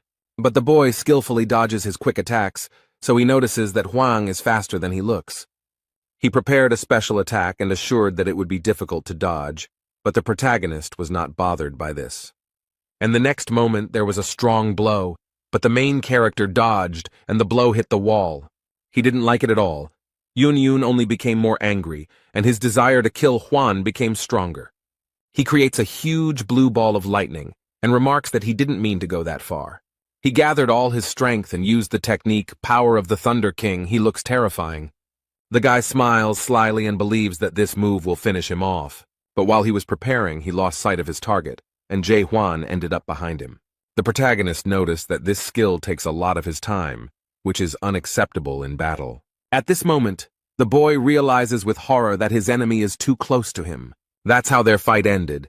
It didn't last long, since one of the opponents turned out to be much stronger. Yun-eng learns that the fortress overseer has defeated the leader of the Thunder King squad. Instead, the old man is glad that things turned out this way and praises his friend for a job well done. After all, he now has the support of some of the best warriors, and this will help him a lot in the future. To achieve this, Yun-en had to put in a lot of effort. He spent exactly 100 years on it. He was a member of one of the 5 famous squads of the Great Lands, the Yuan squad. But he didn't have any high status or power. This guy was just an ordinary slave. His life was very difficult. It was not what everyone dreams of, and he wanted to escape from it. Those players who cleared the tower also became members of the team, deciding to spend the rest of their lives together. But in the end, fate did not spare them, and they all died, some in battle, some in slavery. He worked for 100 years and saw his friends die, but he miraculously managed to survive. Thanks to the trust he had earned over all this time, Yun-eng was able to receive the official status of minister. It was then that he challenged his destiny because he was not going to live like this anymore. He wanted a better life. He betrayed the trust he had earned with such hard work and duty and stole Yuan's secret treasure. This is how he acquired his highest level of mastery, Lightning God. This treasure somehow miraculously rejuvenated his cells the moment he appropriated it. This clot of energy gave him knowledge and instructions on how to use the Yuan treasure. Apparently, Yuan's squad had been pursuing him for 20 years, and in the end they were all wiped out. And after being summoned to chaos, thanks to the skill Lightning God, he managed to take 9th place among the 100-year-old squads. But Huang really irritates him, because he hasn't lived even 100 years.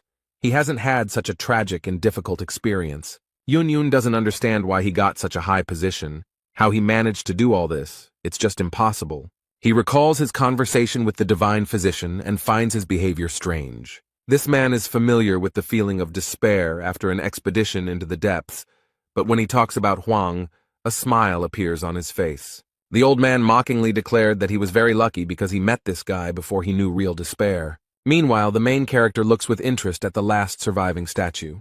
The boy stares at Huang, and Jung-ho notices that he can't figure out what's so special about the warden. But he reported that a week ago, the Gorgon fortress was captured by a detachment of the Golden Heavens.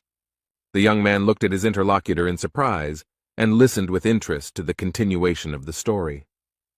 The old man, in despair, says that he cannot say exactly how they managed to win everyone over to their side. But one thing is clear. They had been preparing for this for a very long time and were close to victory. And it was this guy who saved the Gorgon fortress from complete destruction. Yes, those who defeated the mighty king who had taken possession of the body of the fortress guard. The doctor explained that for this, Huan received the fortress seal from the former overseer and became our new leader. The guy was surprised and complained why the doctor didn't warn him about this from the very beginning. But in his defense, he replied that Yun-en attacked very quickly and did not give him a chance to explain anything. But at that moment, someone entered. The strong man smiled cheerfully and proudly declared that he had come to defeat the warden. This is the leader of the Fire King's squad, Gang Huan. He came with the leader of the South Sea squad, but he wants to go first. Huan noted that it is not at all necessary to stand in line and wait for your chance. Therefore, he proposes to begin the fight immediately and does not object to being attacked with a slashing blow. He explained that he was practicing new techniques and had a lot of free time, but this remark surprised the men. The divine doctor sighed heavily and thought that many people would suffer today. On the contrary, his opponents seemed confident in their own strength and even welcomed the opportunity to attack together. The leader of the Fire King's squad believes that the warden will later regret such a choice. And this man suddenly attacks Huan with his flaming sword, confident that victory will come easily to him. The fire engulfed the squad leader's weapon and sought to burn the enemy to the ground. This fire almost touched the main character, but he does not look scared or embarrassed. The guy easily dodges the fire stream, and now it's his turn to attack.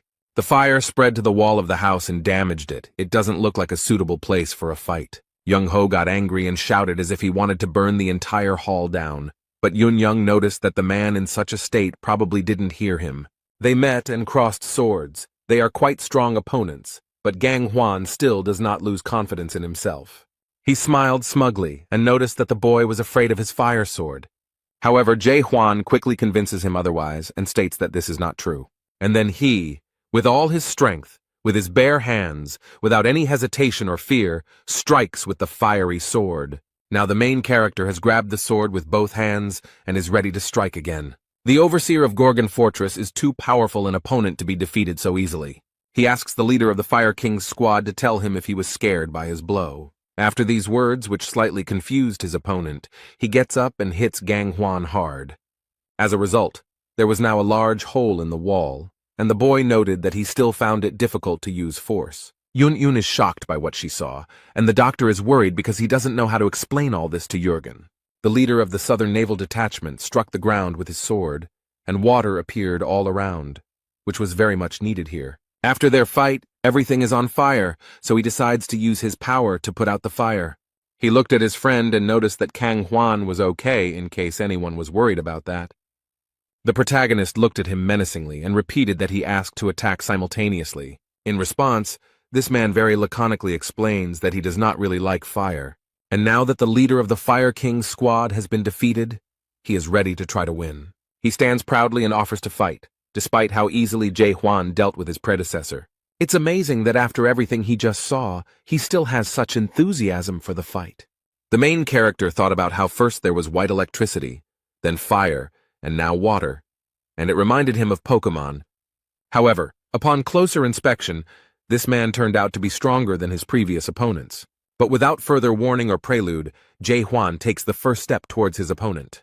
He went on the offensive, and the leader of the Southern Naval Detachment defended himself with weapons. The man frowned and no longer looked as confident as his predecessor. Both have large and powerful swords, and each of these warriors knows how to use them skillfully. During the fight, Huang noticed that this guy was different from his previous opponents. He doesn't just mindlessly rush into battle like the others, he finds it interesting. It seems that the leader of the South Sea Detachment has taken control of the situation and has prepared his weapon to strike. Huang was right in front of him, so the guy swung and hit, but fell to the ground. He was surprised because he had not noticed at all how the warden had managed to disappear from here. When he raised his head, he saw his opponent, which was a bad sign for him since he would be attacked from above. The protagonist gathers his strength. The golden rays of energy almost reach the squad leader. The man understands that his opponent has great strength and it is better to dodge this blow than to resist. So at the last moment he barely managed to jump back to avoid the merciless blow. It was a huge wave that destroyed the floor and scattered many stones to the sides. The squad leader looked around, assessed the whole situation, and came to the conclusion that the overseer was clearly stronger than him. He admits that if Huan had hit him, he would have been left in pieces. The guy has enough pride and strength to admit his defeat, which surprises the main character a little. Huang noticed that this young man had not yet shown all that he was capable of, but the squad leader was not going to continue the fight, because everything was already clear to him. Cayman smiles. Since he lost, he now wants to discuss the rats in detail. The Fire King squad leader is extremely angry and cannot believe that the Lightning God squad leader has lost. Instead, Young Ho asked why he was blaming that guy when he should be blaming himself for the loss. Now all three have lost, and the leader of the Lightning God squad wonders what they plan to do next. However, he added that since they had been defeated, they had to join the deep detachment of the expedition. One of them noted that this was precisely the reason he came here, to which the main character looked around in surprise.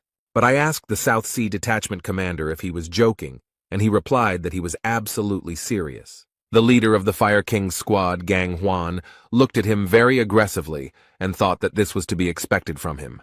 This guy was the best friend of the former commandant of the fortress, Emil, but he was unable to join the expedition because he was still too weak at that time. Then, when the detachment returned, everyone saw their failure, became disappointed and lost hope. The people were defeated and the fruits were lost forever. It was a strong blow to the fortress of Gorgon. This guy saw with his own eyes how dangerous and scary it is to go down there, and even more dangerous to own something so valuable.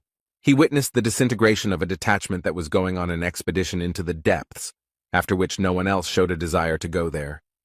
It happened 900 years ago, and Cayman believes he honed his skills for this very day. He then explained that he planned to join the squad in the near future and go into the depths. The divine doctor sighed heavily and asked for what purpose the Fire King had come here. The man crossed his arms over his chest and remarked that since he had already lost, he had no choice. Then I asked the lightning god, and he calmly replies that he has already made a decision. And the next moment he suddenly stood up and ran quickly. I wonder what he was thinking. Was he really going to run away? The main character noticed this, and he didn't like this idea at all, because everyone knew the conditions of the battle.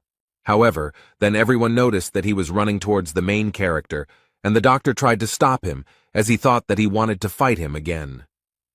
But the guy doesn't stop and continues to do what he planned, which alarms those present. The protagonist had already grabbed his sword to fight back, but the boy fell to his knees in front of the warden, apparently realizing that Huan was indeed very strong. His behavior really surprised everyone present. They certainly did not expect to see this. He swears that from now on he will serve him faithfully and obey his overseer. The protagonist looked at him in surprise, and remarked that he should not swear allegiance. But the boy still kneels, promising him his devotion, and is even ready to die for him. However, Huang noted ironically that he would not be able to do this since he was already dead. The young man realized that he had said something stupid, and it upset him, but he was not going to back down. He begs to be accepted and is ready to become a private captain, just so that he is not rejected. No one understands what he wants, but the boy promises that he will not steal the secret treasures and begs to be accepted. The divine doctor doesn't understand what's going on here, and why the leader of the Lightning God Squad is acting this way. He asks how he can speak and behave like this, and how his team will react to it. The other two squad leaders watch this whole event with surprise and great interest, and the leader of the Lightning God Squad admitted that his squad was no longer in chaos. Young Ho asked in surprise what this young man meant. How could his unit not exist? He admitted with regret and sadness that there were only 7 people in the detachment, including him, and no one else was left. The Lightning God suffers greatly because of this, because he has been the leader of the squad for so long that now he does not know who he is without it. His squad has completely fallen apart. This prevents him from living a peaceful life. The poor guy doesn't know what to do now. All this happened a week ago, and everyone in the room is listening to it with horror and great surprise. The poor guy is completely broken and disappointed. Suddenly, everything he worked for has come crashing down. Young-ho thought for a moment and asked if he really meant that his squad had fallen apart. The young man sadly lowered his head and, without looking anyone in the eye, noted that this was indeed the case. They ask him when this happened, and the Lightning King repeats that it was a week ago. The old man thought for a moment about what had happened a week ago and what events it coincided with. And I realized that the squad of the Lightning God fell apart when a new caretaker of the Gorgon fortress was announced. The doctor noticed that this guy had come here to get a job as a warden and had mistakenly convinced himself before the fight that he would succeed. But very quickly something went wrong as he planned, and he realized that this was too strong an opponent for him, because as soon as he decided to strike first, he was immediately defeated. The old man came to the conclusion that his destiny was ruined and he was never able to become a leader, so now he asks Huan because he has nowhere else to go. The guy is glad that he was understood, but Young-ho gets angry and asks if he has lost even a drop of shame. But suddenly everyone is surprised why no one knows about this, and there are no rumors about the destruction of such a large detachment, because a week is a very long time. The Lightning King asked again and wondered if the overseer had really saved Gorgon's fortress. The old man looked at the boy in surprise and explained that he had already told him this story. But he added that this inconspicuous young man had saved them all from the horde of golden skies, and at that moment the doctor guessed. The other leaders are surprised that the chaos that happened a week ago in Gorgon's fortress created a squad of golden skies. Chung-ho bowed his head and asked if they were the ones who bombed his unit so mercilessly. The poor fellow still stands bent over and sadly replies that the doctor guessed correctly.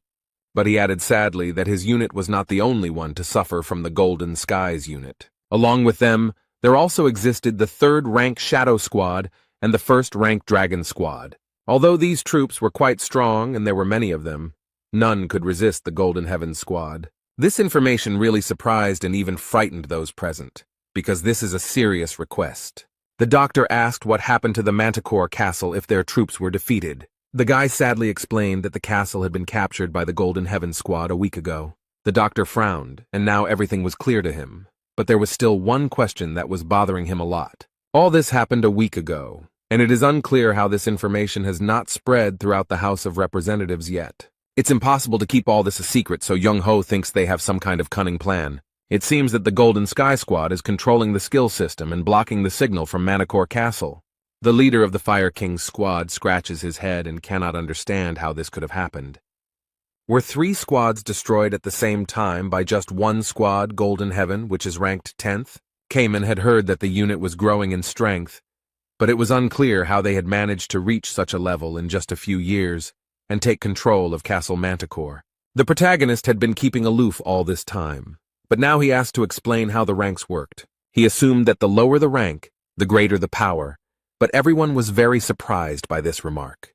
Yun-en looked back at the caretaker of the Gorgon fortress and thought that a person in such a position could not help but know basic things. But with a hint of contempt or mockery, he asked if his boss had just realized it.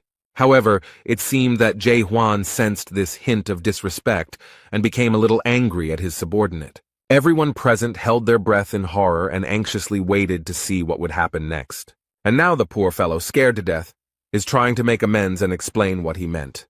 The young man fervently begs his master to have mercy on him. He promises that he will explain everything.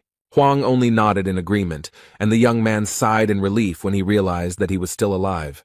He then explains that there are 4 great castles, Gorgon, Manticore, Dryad, and Garuda, and there are also 10 house squads. Each squad has its own special power that it wields best, and its own rank from 1 to 10. 1st rank squad is the strongest, and the 10th rank squad is considered the weakest and is very different from all the previous ones. The Lightning God squad was ranked 9th, the Shadow squad was ranked 3rd, and the Heavenly Dragon squad was ranked 1st, and they were all defeated by the Golden Heaven squad, who were ranked 10th.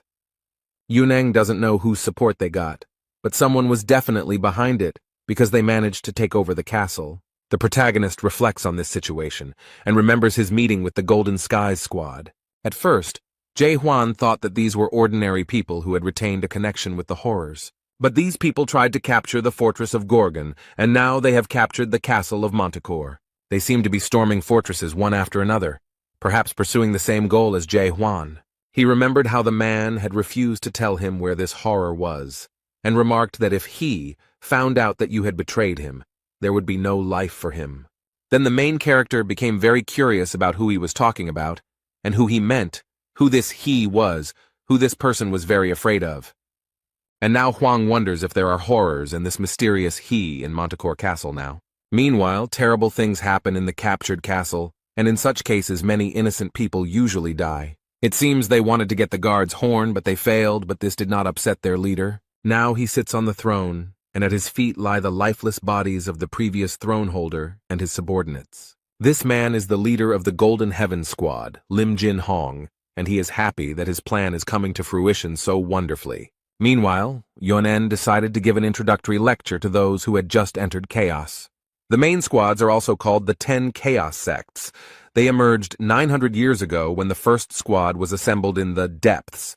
Each detachment has its own commander, and besides him, each detachment has a deputy and a foreman. They all remained in the shadows because Huan is very strong, but the leaders also have a lot of power. The leader of the South Sea Squad is rank 5, and the leader of the Fire King Squad is rank 8. The lower the number, the stronger the squad. The captured castle is full of people from the Golden Sky Squad. They continue to clear the territory of enemies. The men report that the leader of the Celestial Dragon Squad was captured, but not before they left him without arms. But they added to their master that the leader of the Shadow Squad was still fighting at this time. Meanwhile, their leader sits on his throne and plays with daggers, throwing them at now motionless targets. This man eats an apple and casually asks if they managed to catch the leader of the Lightning God Squad. One of his subordinates reluctantly reported that they hadn't caught him yet, and it seemed Lim Jin Hong didn't like bad news. The poor fellow with a dagger in his shoulder fell to his knees and began to beg his master for mercy. But the guy just smiles sarcastically. It seems like their leader is using all his power to the fullest. He asks if they know where the guy ran off to. His subordinates assume he's in Gorgon's fortress. Lim Jin Hoon didn't think that the leaders would unite after he took over the castle. He thinks about what is happening in Gorgon's fortress, and remembers that great changes are happening there now. The squad leader heard that some madman had appeared there, who was gathering people for an expedition into the depths, while simultaneously playing the role of an overseer. He couldn't even imagine that there were still such ambitious people left in Chaos, but he sent a slightly smaller detachment there. But Commander Mena is on his side and is doing everything possible to strengthen his position. The guy thinks that now meeting with the monarch of pitch darkness seems somewhat pointless to him. Then Lim Jin Hoon wished for a screen to appear in front of him and show him the boy. He asks if the new leader's name is Huan, and the system confirms that it is. The guy leaned closer to the screen and noticed that the news viewer reminded him of someone. But the system can't say anything about this, and only shows an error without any interesting information. At this point, he is informed that a message has arrived from the Lord of Pitch Darkness, and the man assumes that he will again ask him to sort out the goods that went wrong. This made him angry, and he doesn't understand why they should be held responsible for the system's failures. But he seems to have no desire to conflict with the monarch of pitch darkness, so he asks to tell him that they understand everything. He sits quietly in his chair and notices that everything seems more and more pointless each time, but his wounded subordinate still stands in front of him. This poor guy is bleeding and struggling to hold on, and their leader doesn't seem to notice him. He discusses the guy who most likely managed to destroy the tower cultivator, and the subordinate looks at his colleague with pity, but is unable to help. He finds it completely insane that someone managed to clear out the entire tower, kill its leader, and somehow infiltrate the house. And after that, this heartless man shot the wounded soldier straight in the head. Lim Jin Hong looks at his subordinates through the screen, but he doesn't seem at all embarrassed by what he just did. He does not comment on the death of his man, but only believes that there is no point in such actions of the product. He thinks that this is impossible and simply absurd, so he assumes that this man has simply gone crazy. They ask him what to do with the leader of the lightning god if he escaped to the fortress of Gorgon. Their leader asks to leave this weakling. He is informed that there are rumors that the leaders of all 10 squads have begun to gather in the Gorgon fortress. This happened after they heard the news about the new prison warden and his tempting offer. The squad leader states that he will still deal with them for the sake of uniting the chamber, so it is even in his interests. The leader of the Golden Skies squad has a terrible plan. He noted that soon the Gorgon fortress will be filled with the dead.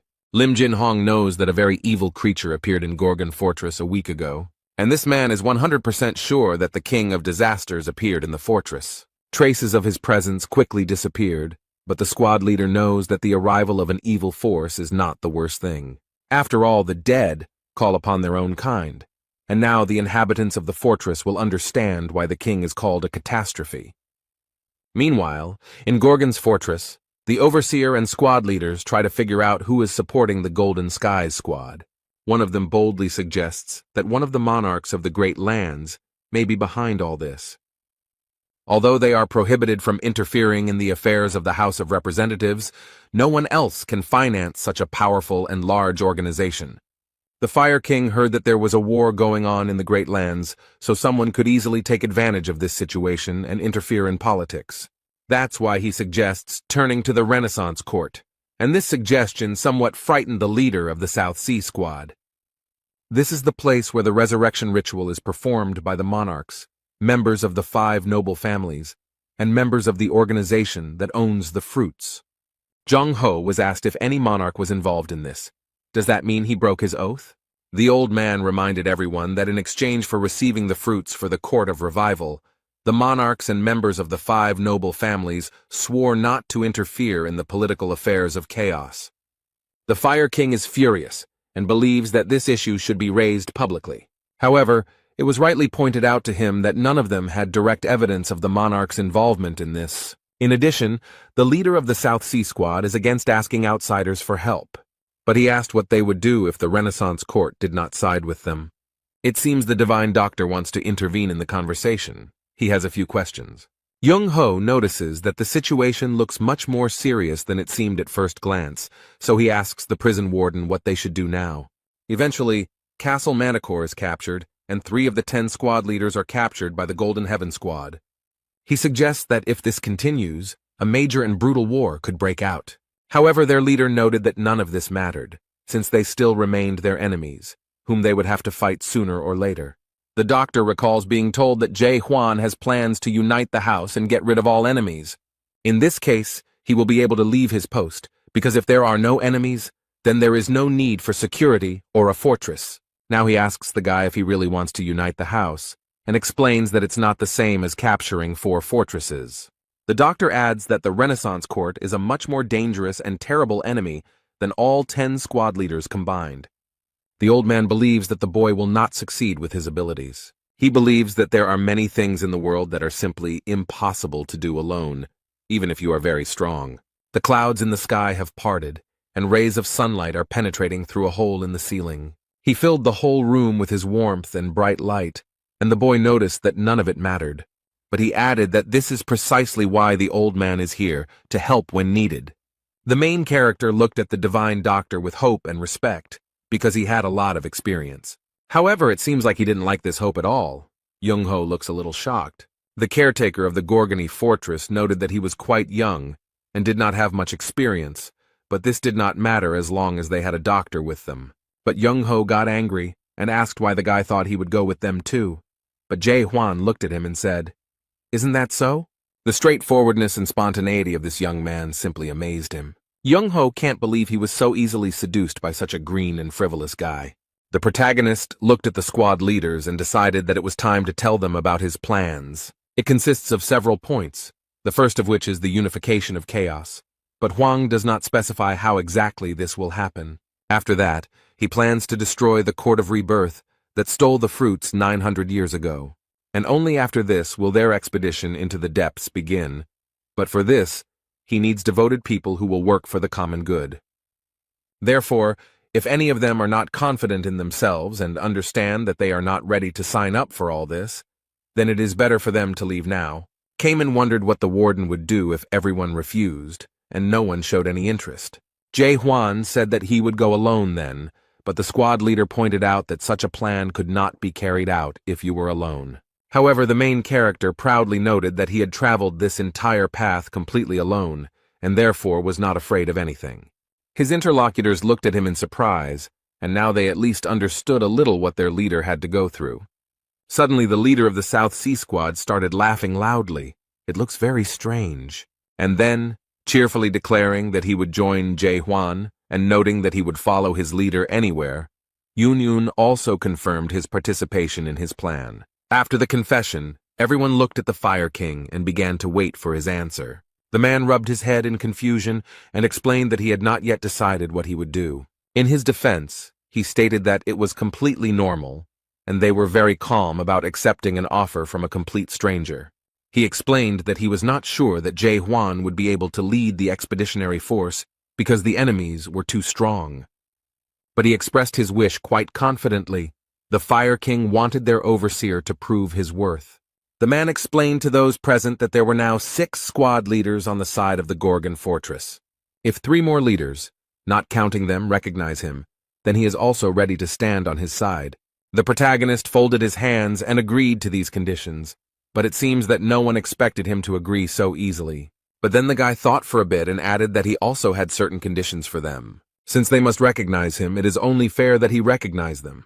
The leaders ask curiously what conditions he came up with, and Huan replies that they will have a competition. He is organizing a competition among the best, and you need to get into the top 8. This will be enough for him to be able to accept them, and after that the overseer is ready to carry out any task. This angered the Fire King, but Kaiman noted that it made sense, since being the leader of the squad did not yet guarantee them unconditional power in the world of chaos, and asked when the competition would begin.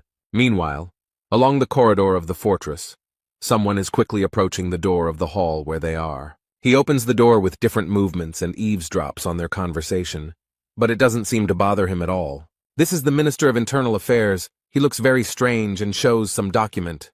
The guy looked at the man and realized that something was wrong with him, so he said that he thought the competition would start right now. And the man shows an announcement that anyone who wants to become a leader can come today and take part in the first stage of the competition. Not long before this, a management meeting was taking place in one of the fortress's offices. The Interior Minister appears extremely upset by the whole situation.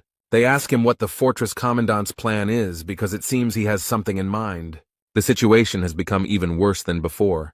The outer borders of the fortress are overcrowded, and the guards are having problems checking people. Carlton noted that the minister did not seem to like what the warden had proposed. He noted that it was a matter of principle, but Carlton did not understand why formalities could not be avoided in such an extreme case, especially if the majority supported it.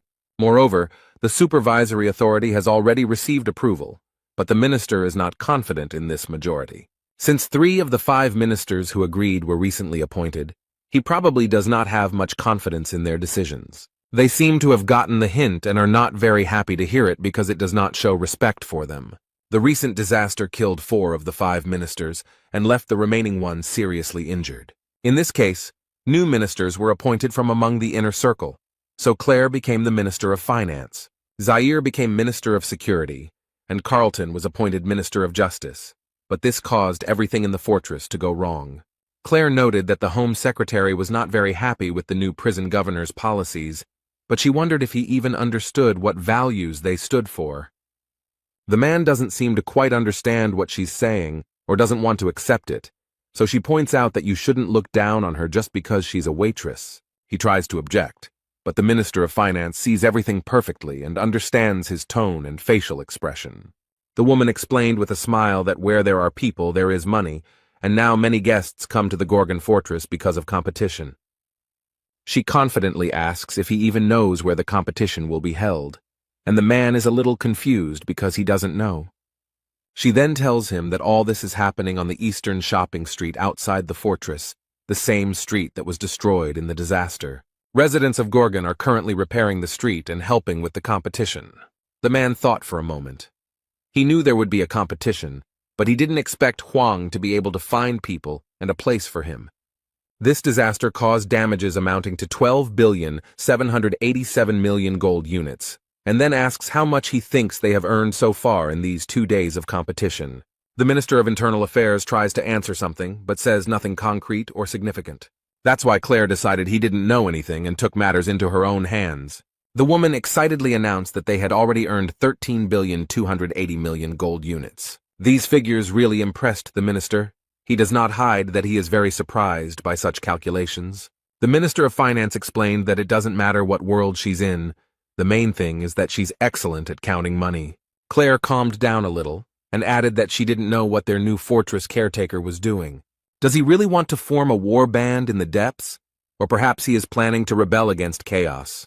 The only thing she knows for sure is that it is time for change in chaos, and for some, it may be painful. Whether these changes will be positive or negative will become clear later. Somewhere far away, in the southern part of chaos, everything is very quiet and calm. Peace and harmony reign here. In this part there are endless sea spaces, beckoning with their purity and idol. The highest and most ancient place in these magical lands, that is the Acropolis, is Dryad. There rises a heavenly fortress of mighty stems, growing thanks to the monster guardian plant Dryad. At the very top of this tower, a woman plays with a shoot of this plant and talks to it. This is the caretaker of Dryad Keep, Asa Lincroft, and she senses trouble approaching. She was completely focused on using her unique skill. The observer uses an advanced clairvoyance skill and attempts to see what is hidden from the normal eye. This skill allows the Dryad Fortress Overseer to see at very long distances. She saw a terrible picture of a huge number of dead people approaching the Gorgon's fortress. But what's even more frightening is that among them is a walking Magritte, a very dangerous and powerful creature. This monster somehow realized that someone was watching it and was able to deal damage at such a distance. The woman gritted her teeth in pain and stopped using her skill. She had seen enough. It took Asa Lincroft a few minutes to recover from the contact, and now she is ready to do anything to warn the Gorgon fortress about the approaching danger. In one movement, the guard turned into a bird and headed towards the fortress before it was too late. Meanwhile, in the territory of the Gorgons, at the eastern gate, extremely interesting events are taking place. A crowd of people gathered to watch the competition between the strongest people they knew. Everyone is incredibly excited because there will be 16 fights in just 4 days. The leader of the Infinity Squad, Shin Moo-hyuk, watches everyone closely and thinks that they are too demanding. Someone from the outside noticed that this was all because of Kang Huan, because he lost control, and declared that he would kill everyone. Young-ho spoke to him, and they greeted each other as if they had known each other for a long time and were old friends. But it looks like this man decided to surprise his old friend and show off his strength. The leader of the Infinity Squad shines like gold with his power, and the old man seems to appreciate it. But he noticed that he looked very good, and it seemed like he had not been sitting still but had been working hard. The man looked closely at the divine doctor and noticed that he was also in good shape. They watch the fight and have a nice chat in the stands, which Young-ho finds quite impressive.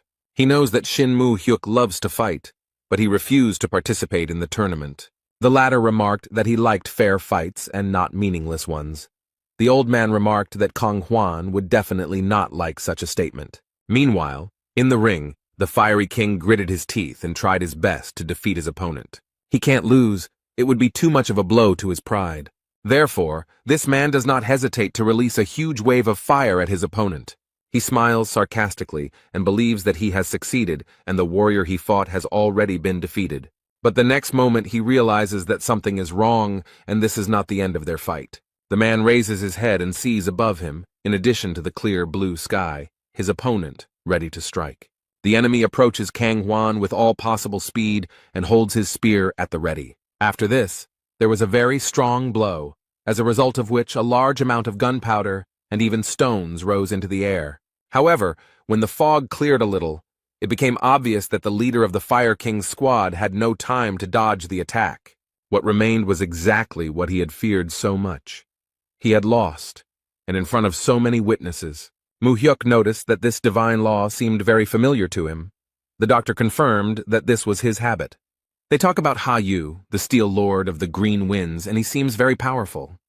The men looked at him in surprise and did not understand what he was doing there and why he needed all this. But Jong-ho can say with certainty that many lords are interested in this tournament. The 16th round is now complete, and the long-awaited battle between the top 8 will now begin. Shin Moo-hyuk noticed that everything was happening very quickly, and the doctor explained that their new leader did not like delays. Someone confidently enters the arena, and the crowd is already going crazy with impatience. Finally, it's the turn of the leaders of the followers, and the people in the stands are happy that they've finally waited for the most interesting part. Yagello Man entered the arena. He is the leader of the followers, and is considered the best fighter in all of Chaos. Young-ho watches this man with interest and finds him very strange. Yagello looked at the doctor with such contempt and arrogance that no one would have liked it. He was seething with anger, but he noticed that this guy was very arrogant and needed a good spanking to bring him down to earth a little. His interlocutor asks him to calm down a little, because he is only 400 years old, and in the meantime his opponent enters the arena. Young-ho is looking forward to the events and smiles sarcastically because he knows what awaits this idiot. He noticed that the young man was now teaching the leader of the followers a lesson in a way that made him feel almost uneasy. The protagonist stands proudly before his opponent without a drop of fear or hesitation. The man smiled slyly and said that he had heard of his plan and considered it useless. Shinmu Hyuk leaned forward to get a better look at the new caretaker of Gorgon Fortress. He seems a little surprised to see such a young and seemingly inexperienced guy. In the arena, fighters prepare for battle and will show their true strength and courage. However, Mu Hyuk is not confident that Huan will be able to defeat Jaegyulmang, as he is a very strong opponent. The man looked closely and thought that this guy reminded him of someone and asked if he was Young-ho's student. But the old man just smiled and decided not to explain anything for now, but to enjoy the battle. The main character takes out his weapon, which means that he is ready to start, because he does not like to delay this for too long. And the next moment, the people in the stands open their mouths in amazement and surprise. But this doesn't only apply to ordinary people. Even experienced fighters who know well how much strength is needed for this are surprised. The ministers of Gorgon Fortress are also seriously stunned. They probably didn't think that things would turn out this way. It only took Huan a few minutes to defeat one of Chaos's strongest fighters. Everyone was surprised at how easily and naturally he did it. It seems that now everyone will at least approximately understand how strong their leader is. Huan didn't get a single scratch and didn't even seem to be very tired in this fight. Jong-ho looked at the boy with pride and asked his friend if such a person could become his disciple. After all, he is not an ordinary person at all. Inside him there is a real monster that no one can defeat. This time Jurgen will give a mini lecture on what the 4 fortresses of chaos are. On each of the 4 sides of chaos there is a fortress. Gorgon in the east, Dryad in the west, Garuda in the south, and Manticore in the north. Fortresses were built to protect souls from the dead and prevent them from entering the castle. That is why the fortress's first priority is to get rid of all the dead that have appeared in the fortress. Zaire tried to destroy Carlton, who almost turned into a monster, because it was his job. Each fortress has its own overseer, and each of the 4 overseers has its own special sign, also called a talisman. Yagelman fell heavily to the ground and remembered that his opponent was not on the list of semi-finalists. This man has had a hard time with Huan. He is all beaten up and his body barely obeys him. When he learned that his opponent would be the warden, he was very happy about the news. In the end, he decided to take part in this stupid competition only to appease the fortress commander. This has happened before. People gained hope and began to make plans for a long-lost life, but unfulfilled hopes led to great disappointment. He came here precisely to destroy this hope and prevent it from turning into disappointment, and he has been doing this for 400 years. That's why he can't lose, and this man is not going to admit defeat. If he loses anyway, it will mean that everything he has done for 400 years will lose all meaning. The man noted that Huang said that the fight would be one-on-one, but did not specify what kind of fight it would be. The protagonist remembers that everything was exactly as it was, and does not understand what his enemy is leading him to. He smiles slyly and says that he wants to have a battle of terms. It seems that in this case he will feel a little more confident. The people in the stands are outraged by his choice because they think he is pathetic and too weak to admit defeat. Young-ho frowned and guessed that this man wouldn't be able to come to terms with something he lost so easily. His interlocutor could not remember anyone who could win in a battle of conditions, and the doctor suggested that the guy wanted to take advantage of the military advisor's trick. Then he calmly watches what happens next and how the leader reacts. The guy asked what kind of battle of conditions this was, and this cunning man does not miss the opportunity and remarks that he will assume that the guy agreed. The next moment everything around changed. The main character did not expect this. He did not understand at all what his opponent was talking about. Somehow, an unfamiliar landscape had opened up before him, and now he had to figure it out. He stood on the green grass and looked around so as not to lose his advantage due to his confusion. It looks like some kind of simulated small world in which the main character is like a giant. The system informed him that this was a world of military strategy building, and since the guy was a newbie, it suggested that he familiarize himself with the rules of the game. Yagelman explained that the construction world is just a beautiful name. According to them, one of the 13 masters the horror Maris, was inspired by military strategies when creating this game. The manager carefully studies what the system offers him. He must understand how everything works here if he wants to win. And his opponent noticed that all the strategists of the great lands love to play this game, and mentally added that he was one of the best players. He asked if his opponent needed time to understand the rules, but Huang said the game was actually easier than he thought. It seems that the main character has figured out how it works, and now he is not as confused as he was at the beginning. This game is built on the confrontation of three races that need to accumulate resources and train their troops. The main goal of the game is to destroy the enemy's defensive fortresses and capture it. Huan knows such games. On Earth, he actively played a similar game and knew absolutely everything about it. He was such an avid gambler that he played over 10,000 games. Now he wonders who these horrors are and if they just stole someone's idea, while his rival asks if this is the right place for him. The system reported that Yahello had chosen the Lost Garden as his battlefield, and it was perfect for him. Huan chose the human race to fight as in the game and seems to be very confident in his choice. Instead, his opponent has chosen the race of the dead and smiles slyly, believing that victory is already in his pocket. He finds it very strange that this guy chose the human race out of all three, and remarks that he acts arrogant when in fact he is just a newbie. The undead race becomes stronger in the second stage of the game, but can sometimes win during the game. He makes plans and wants to first train warriors, build fortifications and a base, and then go on the offensive with dozens of warriors. But while he was thinking about all this, his rival had already gone on the offensive and was destroying his race of the dead. The main character already has his own army and weapons. They use swords and arrows, and they easily destroy their enemies until they gain strength and become stronger than them. Yahello was definitely not prepared for this turn of events. It seems he underestimated his opponent. He didn't think that Huang would attack so quickly and use the farmers as warriors. But while he was angry and waving his arms, something else happened that surprised him very much. The enemy starts building his towers on his territory and doesn't even notice when it happens. Huan's characters use bows as weapons against their opponents, and they do so quite successfully.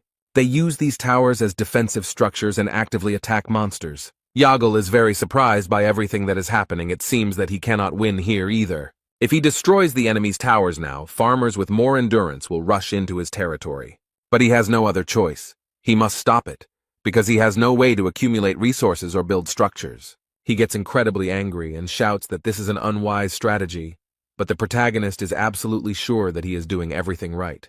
This strategy is very popular in Korea and is extremely destructive to the enemy, so it is usually frowned upon by society. However, now the spectators in the stands are pleasantly surprised by the success of the caretaker of the Gorgon fortress. The doctor and his friend watch the battle closely and worry about Huan.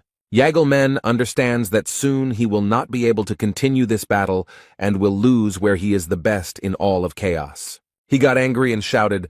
The man asked if it wasn't customary not to attack for the first 10 minutes of the game.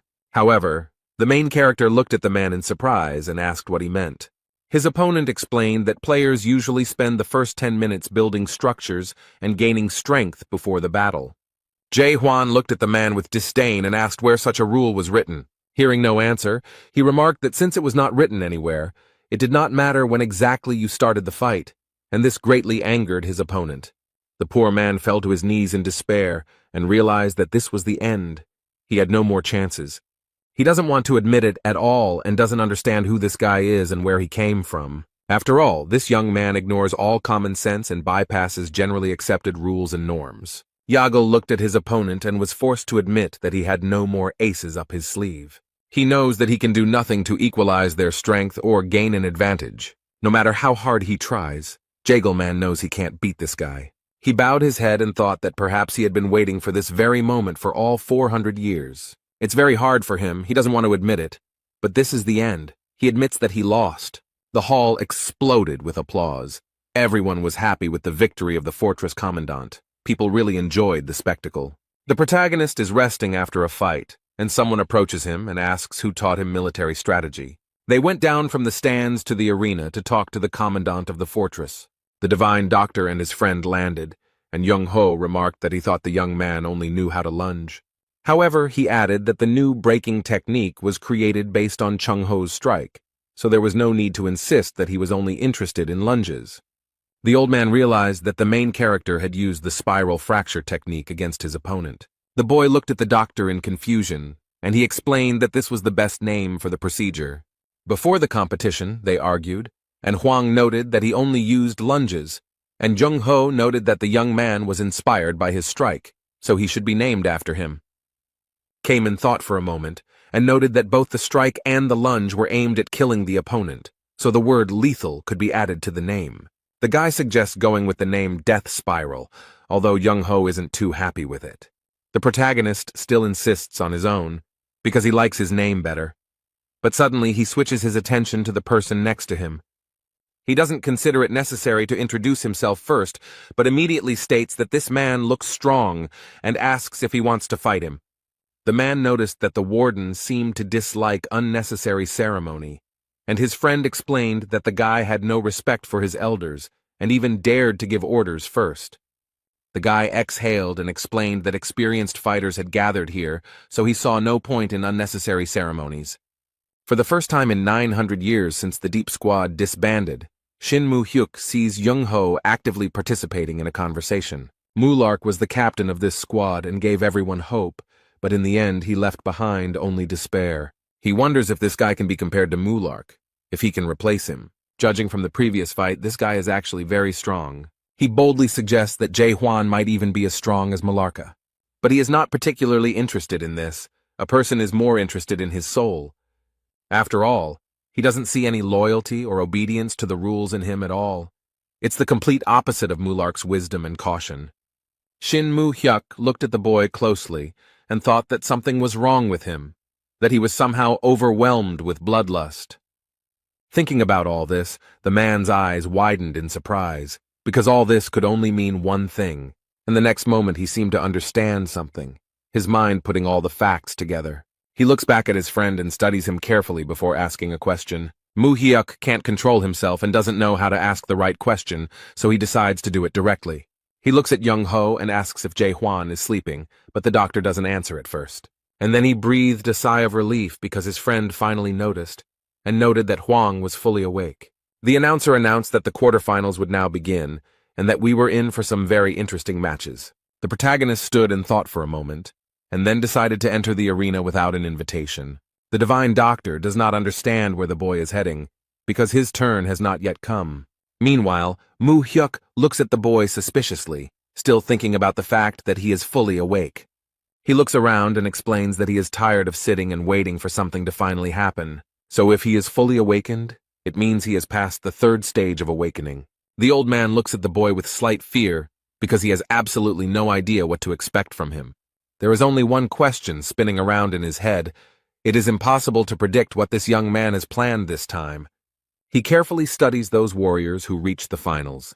These are the strongest people of those who participated in the duel. It seems he uses his doubt skill to figure out who is who. He sees that everyone except Kaiman and Yunen look like pretty strong opponents, especially the woman with the sickle, and even his skill cannot help him understand her essence. He cannot understand who she is. Zaire was surprised and asked the warden why he was here now, since his turn had not yet come. People are going crazy. They saw that the warden came into the arena and are waiting for some words from him. Journalists got ready, turned on their cameras and microphones so as not to miss anything important. Meanwhile, the main character has taken the microphone from the presenter, and it seems that he really does have some kind of announcement. First, he raised the microphone to his mouth and greeted the spectators in the stands, asking for a moment of attention. The guard of the Gorgon fortress reported that he had already managed to assess the strength of the participants and made a conclusion about each of them. The guy noted that he was bored watching this gray mass. Such statements surprised the leaders. That's why he's trying to completely change the course of this competition, and everyone is listening to him attentively. The leader of the priest clan, Ja Hekran, stopped him and asked what he meant, but she asked who gave him the right to change everything so abruptly at the last minute, and why he makes such decisions himself. Huan stated that he wanted to abolish one-on-one fights, and Ja Gukryong asked if he suggested holding fights in squads. However, she noted that this would not work as the distribution of participants would cause many problems, and it would also be difficult to determine the winner. The main character noticed that he was not quite understood, and now he would explain how everything would look. He does not plan to separate them. There will be only one squad consisting of 6 people. This rule update really surprised all the participants. They didn't expect it. The fortress overseer declared that he alone would repel the attacks of all 6 members of the squad. But he promises to hand over the post of overseer to the first one who defeats him. Such bold statements surprise Chung-ho and his friend. The guy never ceases to amaze him. The audience will not be able to contain their emotions. They will have a real chance to see how strong the warden is. One of the soldiers laughed merrily and remarked that it would be very interesting to hear what he would come up with. The guy looked at the person who said this, and it turned out to be the same mysterious woman with a sickle. She added that she had a feeling that something very interesting and unexpected would happen soon. The main character, having finished his speech that stunned everyone, returned the microphone. He carefully monitors the audience's reaction and whether they like his statement. He has a plan, and in order to carry it out, the boy needs the trust of his people. Huang remembered the comrades he cleaned the tower with. He knows that trust grows through closeness. But it takes a long time to build close relationships with people. It doesn't happen overnight. Now the main character has very little time to prepare to achieve his goal. The only way to gain trust in such a short time is to show how strong and invincible he is. The guy didn't even notice how, while he was thinking, a beautiful girl entered the arena. She stood too close to the fortress overseer to look decent. The squad leaders are so surprised by this spectacle that they cannot find words. It seems that not only the squad leaders were surprised, but also the ministers, and all the spectators in general. The girl came closer to Huan and noticed that she liked him. And she added that she would be very sorry if he died in this fight, but the guy did not react to her in any way. She did not continue the conversation, explaining that this was the end of her acquaintance with him. The girl turned on her high heels and walked away, waving her short skirt. Then she paused for a moment and added that this stupid competition would end very soon. And he appears. The warden listens and does not understand who she is talking about. The leader of the Lightning King clan happily raised his hand and announced that he was surrendering, as he didn't think he could defeat the fortress's overseer with his abilities. Huang considers him a lying idiot who is willing to join the expeditionary force to maintain his dignity. The leader of the South Sea clan announces that as a loyal servant of the overseer, he also withdraws from the competition. He admits that he won't be able to even touch the warden's hair, adding that it's unfair to turn everyone against one person. In response, Huan gets angry at this behavior because with this decision they are ruining his plans. And now, even if everyone else fights him, his plan still won't work. The girl smiled sarcastically and noted that it seemed like things weren't going as he planned, so Huang suggested that at least the 2 of them attack him. Instead, she responded that his arrogance knew no bounds and that everyone was just trying not to screw up. His rivals communicate secretly through the system in the hopes that Huang won't hear, and one of them offers to show him what they can do. However, she noted that his strength didn't matter, as he wouldn't be able to repel multiple simultaneous attacks anyway. And she added that they did not come here at all to defeat the warden. However, the protagonist used his doubt skill and understood everything they secretly communicated about. And he was very surprised by the fact that they did not come here to fight him. Using this system, one of Yan's subordinates asked her what she was going to do next. One of them believes that it is necessary to observe how events will develop further, and wonders who will cover the Forbidden Paradise squad and force the Steel Overlord to make a move. Their captain noted that he could not tell everything, but they would do what they came for. Yan doesn't seem to like this very much, but she asks what she should do now. They explained to her that they first needed to understand who the warden was and what he did. The girl realized that they wanted to find out what kind of pawn he was and how he could be influenced. So she turns to the boy and remarks that they are not going to compete with the chief of the Gorgon fortress. The protagonist frowns and wonders if this means he's just giving up. However, the girl notes that this is not an entirely correct interpretation, since the unwillingness to argue and raising the white flag are slightly different things. Huang then, to make sure he understood correctly, asks again if this means they won't fight. And then they announce to him that they wanted to voluntarily join his detachment for an expedition into the depths. Young-ho looks a little surprised and even angry. It seems like he doesn't like these guests. The squad leaders who had already sided with their boss were also surprised by his words. Quite logically and rationally, the protagonist asked what their motivation was. The girl sighed heavily and wondered what he meant by asking this strange question. But she added that they cannot have any selfish motives, but only a desire to help people who are stuck in chaos and want to return to their previous lives. Although the people in the stands were not very happy that instead of fighting, they decided to just talk. Huan suggests speaking honestly, and points out that this competition was not a game for the position of warden from the very beginning. She suggests that it was such a tempting and very cunning move for the sake of something completely different. From the very beginning, the talk was not about the position of overseer, but about recruiting people for the expedition to Gribin. The public is surprised by this turn of events, and the girl continues to note that the warden's methods impressed her a little. Since the failed attempt 900 years ago, no one has tried to do something on such a scale again. So this girl feels proud to be here and notices that everyone here should feel the same way. But he invites those present to boldly admit that they have not come for the job of overseer. It seems like this girl is up to something because she takes off the mask she's been wearing all this time. But suddenly her eyes lit up with a bright green light, as if she was using some kind of skill. She rises into the air and hovers above the arena, spreading her power around. This skill spread throughout the arena and stands, and it calls into question their true motivation for why they are all here. Thanks to this skill, the girl gets the opportunity to see the whole truth with her green eyes. Huan seemed to have cast a spell on everyone in the stands and could reach into the most distant corners of their minds. The girl seems to charm everyone and asks what really brought all these residents to the house. Is the battle the main reason, or perhaps they are concerned about the future of Gorgon's fortress? The girl used her justice skill and approached people to understand their thoughts. People start looking around and trying to understand why they actually came here. They discuss what they think about this and how they feel about the deep sea expedition. The main character looked around and realized that she was using a skill that enchanted everyone around her. Huan looked at the girl and even thought about ending it all with one blow. One of the older men raised his hand and declared his support for the Divine Ladies Squad. But he adds that he did not come here from the east to watch some ordinary competitions. This man turned out to be a wandering sword general, and his appearance here surprised everyone very much. This old man Han Myung-gwan is as strong as 10 troops put together. It seems like Huan was trying to achieve this because you can see the satisfaction on her face. However, the main character is not very happy with this turn of events, because he sincerely wanted a fight. Meanwhile, the main building of the Gorgon fortress is empty. It is quiet and calm here, because most people are in a completely different place. Only one person walks through the empty corridors and does not feel any danger. This man is Justice Minister Carlton, walking slowly towards his office. In complete silence, he boldly opens the door to the room. It is already late evening outside. The window in the office was open, and a bird with beautiful blue feathers flew in through it. This is Orel Visnik. No one has been in this office for a long time, so it is unclear when he arrived here.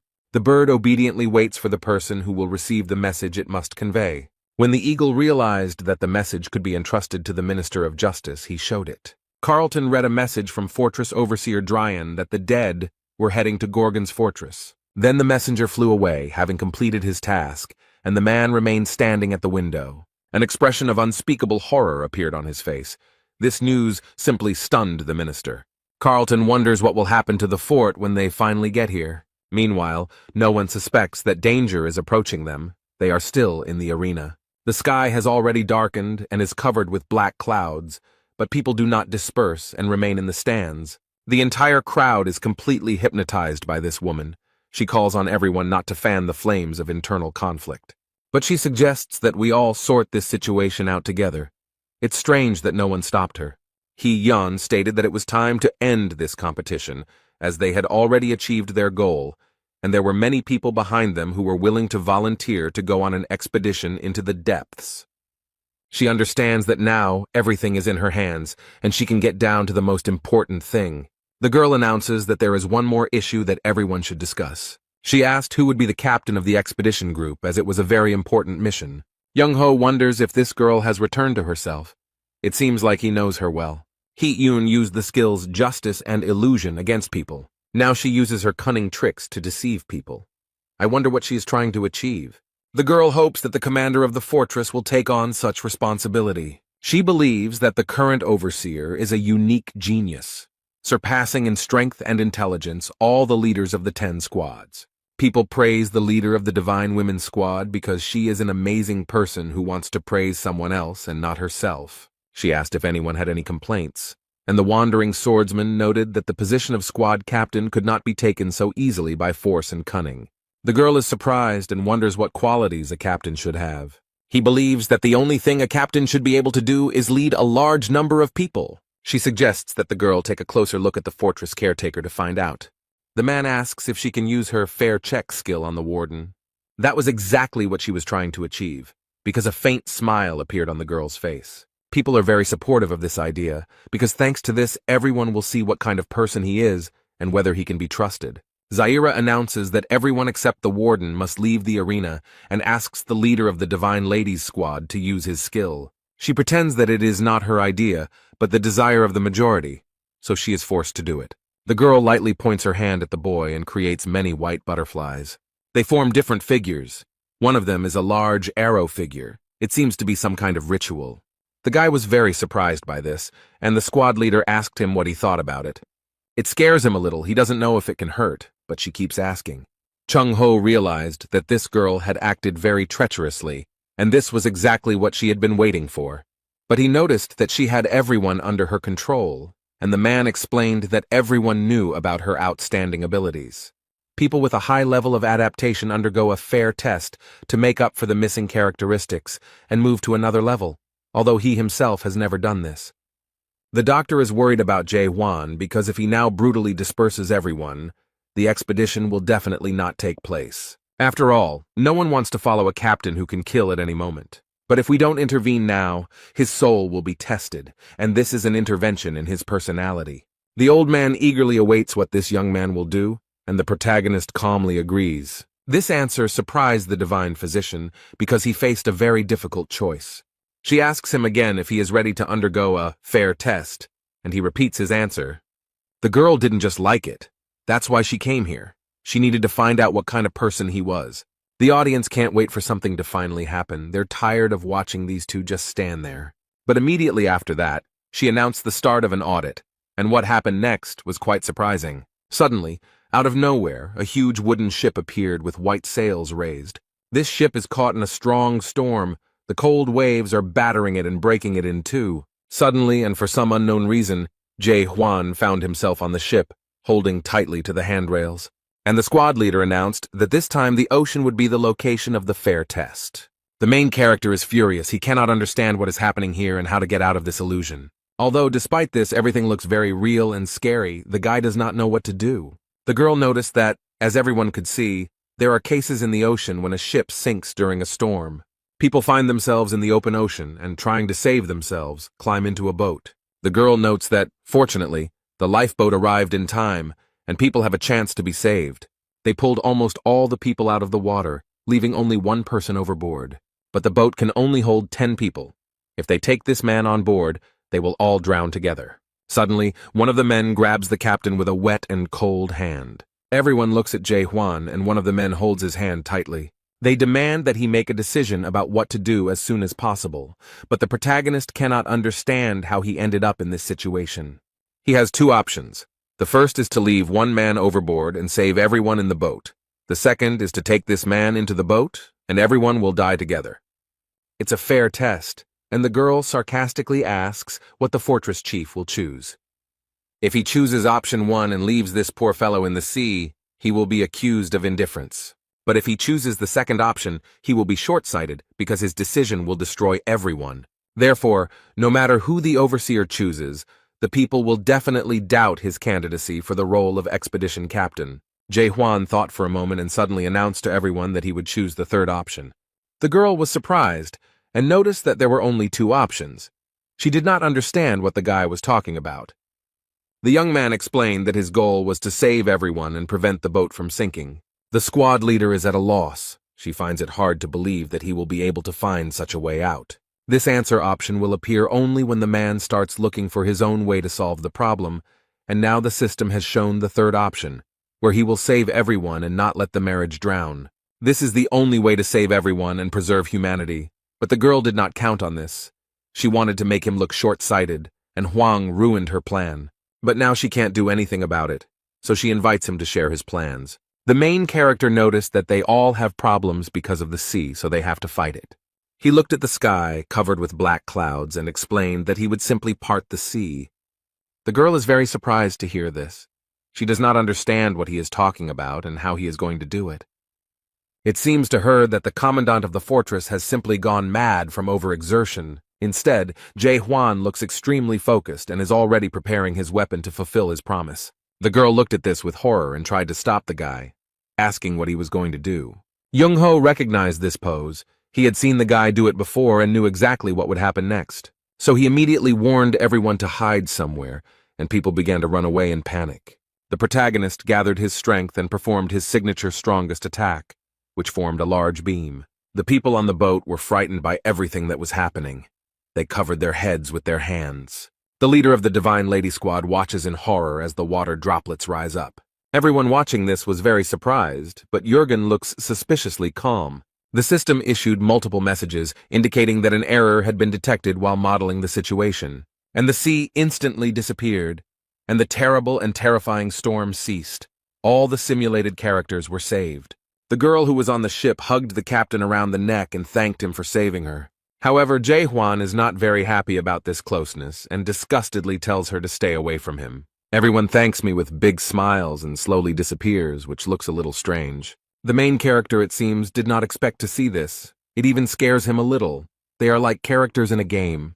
How many strange and incomprehensible things happen here for him. This world constantly surprises him, and the system noted that he passed the fair test.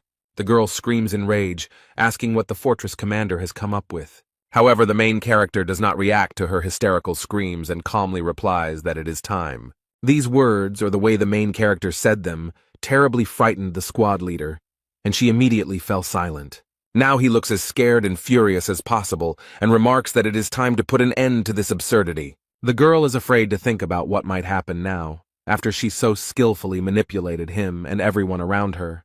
However, suddenly the system announced that the Gorgon fortress had been given the order to unite. No one can understand what is happening and why the siren went off.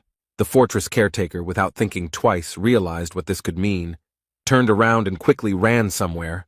They announced that from now on, all events were cancelled and asked all residents of Gorgon to come out to the eastern street.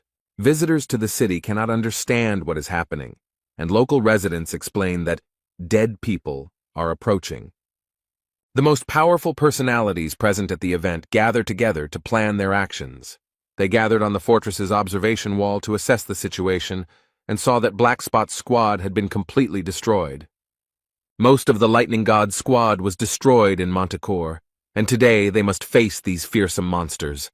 But the Fire King laughs at his fear. In turn, the Lightning God noticed that his friend's knees were shaking with fear, and he could not remain silent about it. Instead, Ho looks into the distance, remembering events from his past and assessing the situation. He can't believe that a guy who didn't even live 900 years is in charge of Gorgon Fortress. Many strong people, the captain of the Southern Sea and the god of lightning, gathered here. A scientist with whom the protagonist fought and won in military strategy. The Fire King, ready to fight side by side with other squad leaders. Infinity, the faithful and longtime friend of the divine physician and a strong man.